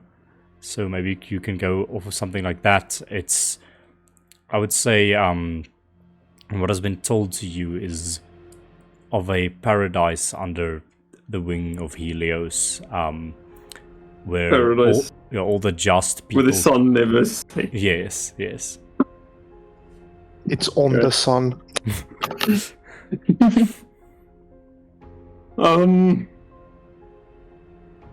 We believe in the afterlife. It's kind of a paradise. They say nothing goes bad there.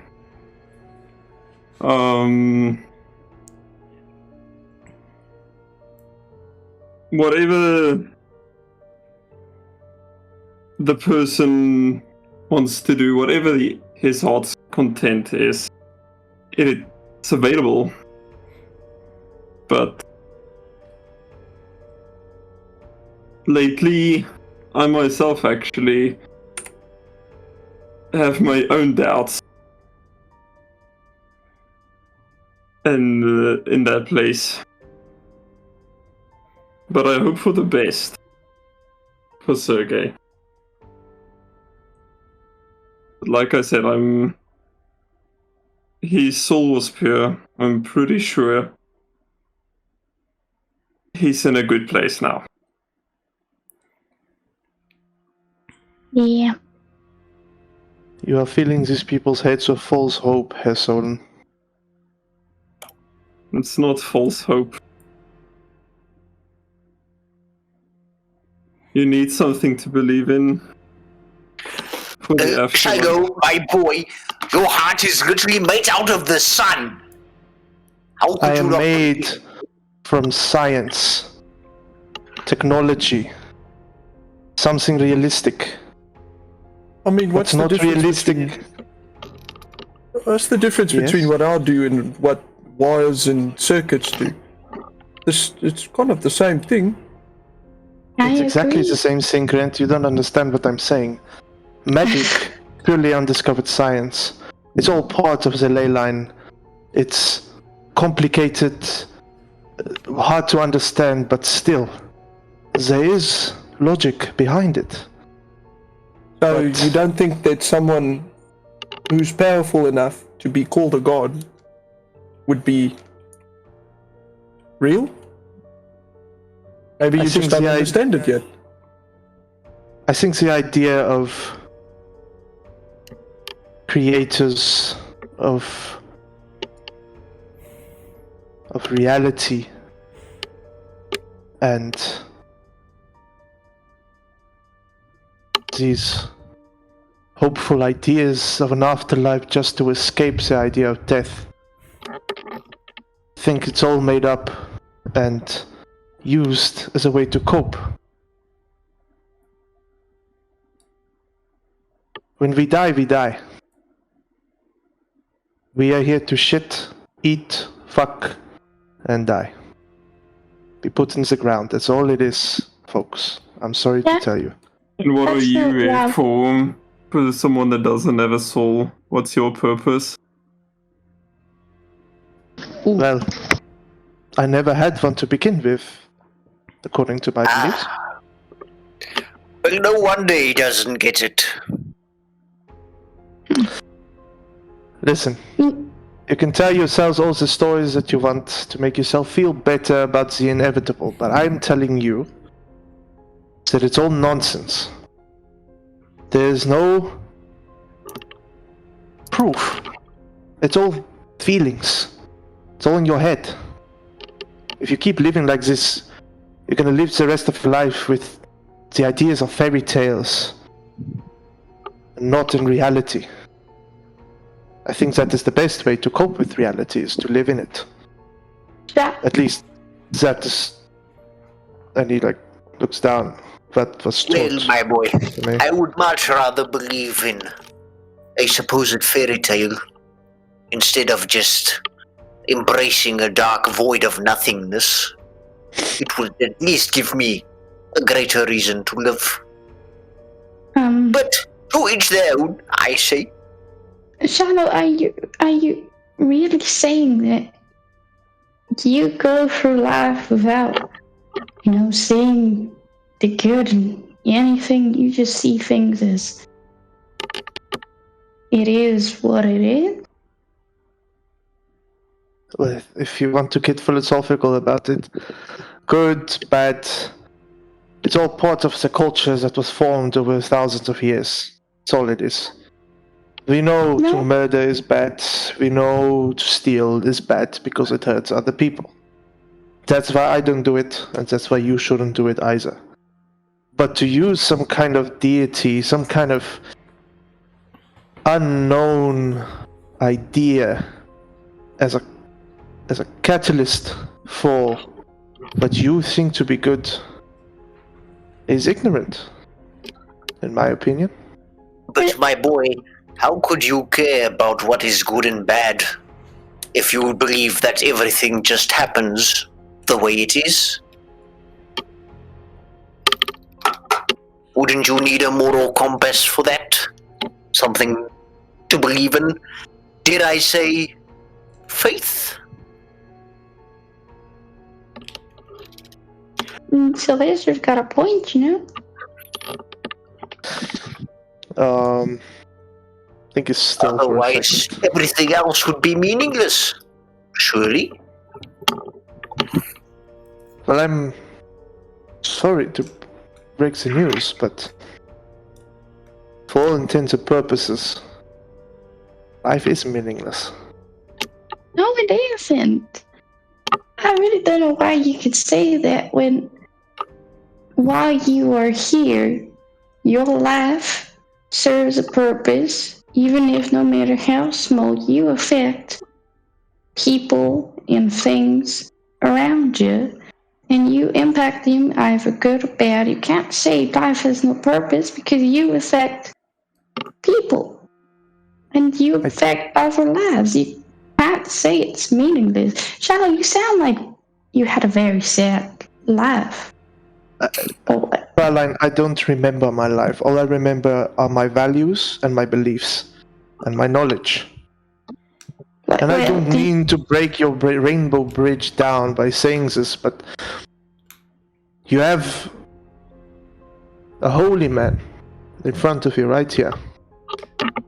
Says he follows the ways of a deity, a god, but he himself, who supposedly was surrounded by all of this supposed evidence, is having a crisis of faith. That's strange. All of us have crises. Life isn't always easy, but... And we push through, that is right, but not with the help of some invisible deity in the sky. Through our own merit, our own actions. Hello? I know Shiloh's like, he died before and then he came back and he woke up in like this other place, but did he ever tell us that? I know Hoodlon knows. You never told us that, okay, no. Y'all don't know this shit. My boy, if I may ask you, how long have you known that you he kind of looks at the crevices in your are you wearing clothes now?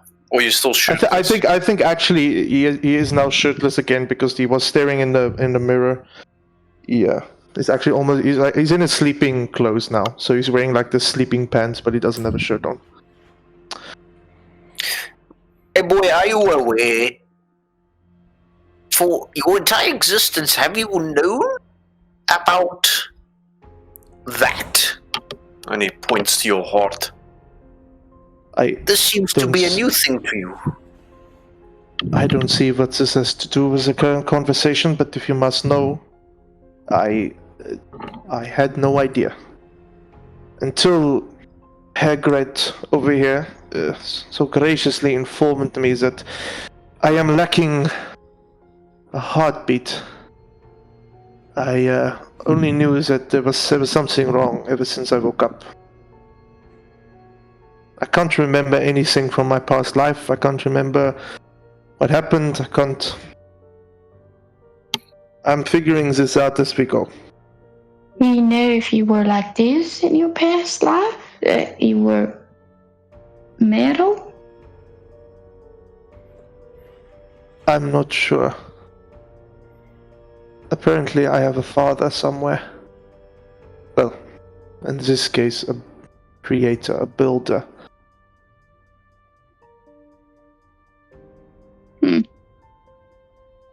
But that is my own problems, that you all need not worry about. You sound so sad, Shallow. I think you need a hug, and she's just gonna... just hold up his palm in front of him. No, she just keeps on going. No, she... But he's holding you in your face, he's stopping you. I think that would be fine, thank you, Fraulein. Just see you in your face. One day, you're gonna want a hug, and I'm not gonna be there to give you one, and then you're gonna think back on this day and regret it. And she turns around. Shadow's just about to walk out, but then he just turns around. I'm sure Mr. Shiloh gives very good hugs. He just doesn't want one. He's just too afraid that you'll be very good at it. Have you ever given a hug, Shiloh, in the time that you can remember? I wouldn't think so, no. And more the reason to get just- one then. I just have to inform you. I may look sad, I may look this way or that way, but I can promise you this much. I don't feel anything. Then he walks Well, out. well, Shadow, that's much sadder.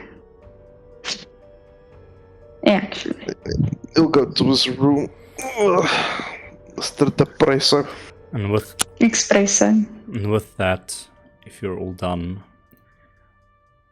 for the sake of brevity, you all chat about philosophy, your relationships with one another. You contemplate on Sergei's defeat, his death, where Alexander be right now, might be. Silas, you have the knowledge of that symbol that was carved onto the door, maybe a clue that Alexander left to you. But with that, you all find your rest for the evening. And before I continue, just hang on.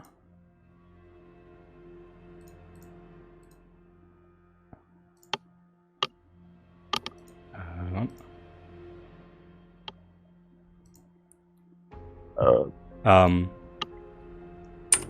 Can we end the session there, maybe? Just one moment, please. Alexander, you walk in a dark, long hallway with spotlights every 15 feet or so. As you walk into the one white spotlight, you're illuminated, carrying your brother.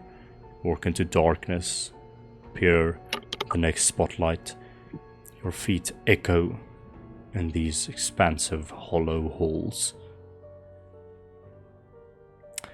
Eventually enter a larger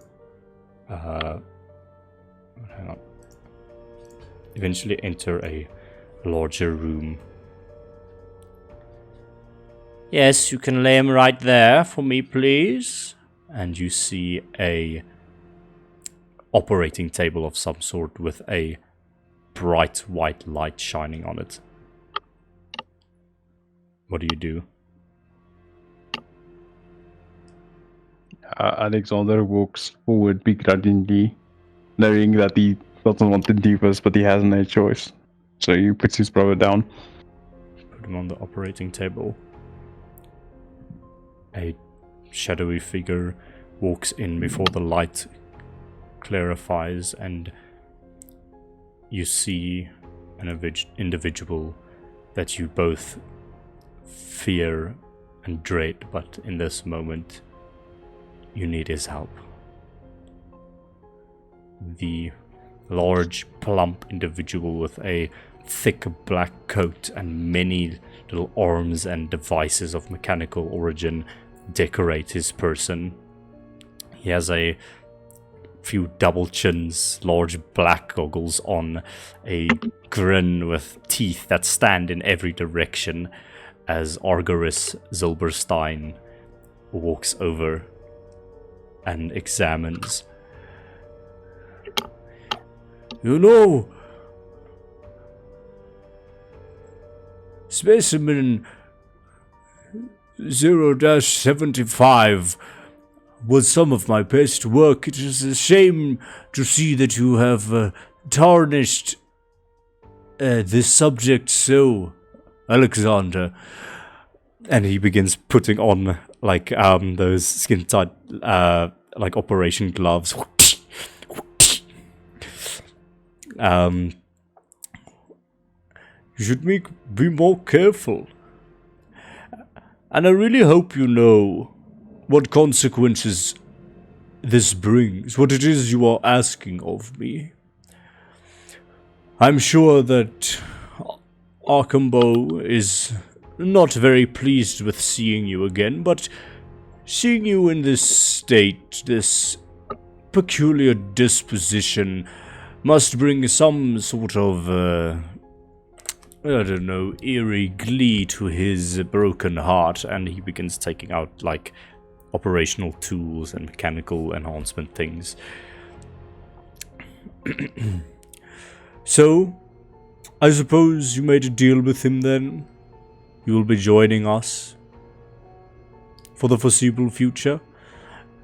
Given that we can bring Sergei back.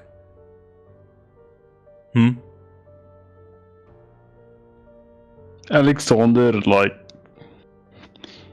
he doesn't want to speak to us, man. Like, he's a piece of fucking filth in his eyes. With that moment of silence that follows, the man just smiles, and he just smiles with his teeth that just stand in every direction. Oh, silent. That's also okay. I can't imagine what you're going through right now, but I do not really care otherwise. Another individual steps up to the side. You see a sort of youngish man with piercing red eyes, a white lab coat on, and like medium long white hair with a scar over his nose. He's also smiling at this whole situation that is going on. You don't know who he is. And Zilberstein goes, "Right, Doctor. You ready to begin?" And he says, "I was born ready for this. To be quite honest, I haven't had a specimen like this for some time. I wonder what my new version of bleed is going to do to him." And he takes out, you watch him take out green Eulerite gems. He crushes them, and you watch him take this device and sort of wave it close to them. The gems almost levitate in the air for a moment. You watch them spark and crackle with red energy as they turn from green to red, and leaves and becomes a powdery red crystalline substance that you've seen before. Puts it into a vial, adds a few liquids to it, puts it into a massive syringe, and he says, "Let's begin." And that's where we will end this session. Thank you, ladies and gentlemen, for joining us for episode 8 of the Brass Gasconade. And for a little bit of a bonus, agents of the HVC, you've experienced a lot, been through a lot. The roleplay this session was immaculate at the end. What's happening? You all do level up to level 4. Mind! Let's go! I will finally be Mage Murderer. Ladies and gentlemen, level 4 doesn't do fuck all. join us next time as we embark on this journey. What will happen with Sergei? What does the good doctor and Zilberstein have in store for him? What are the party's next moves? What will happen of the relationship between the Attaway and Valborns? And indeed, it is a long road ahead, but join us as we unravel the mysteries. See you again, ladies and gentlemen. Goodbye for now. Goodbye. Auf Wiedersehen! Cheers. Thank you for the session. Make a long rest. Bye.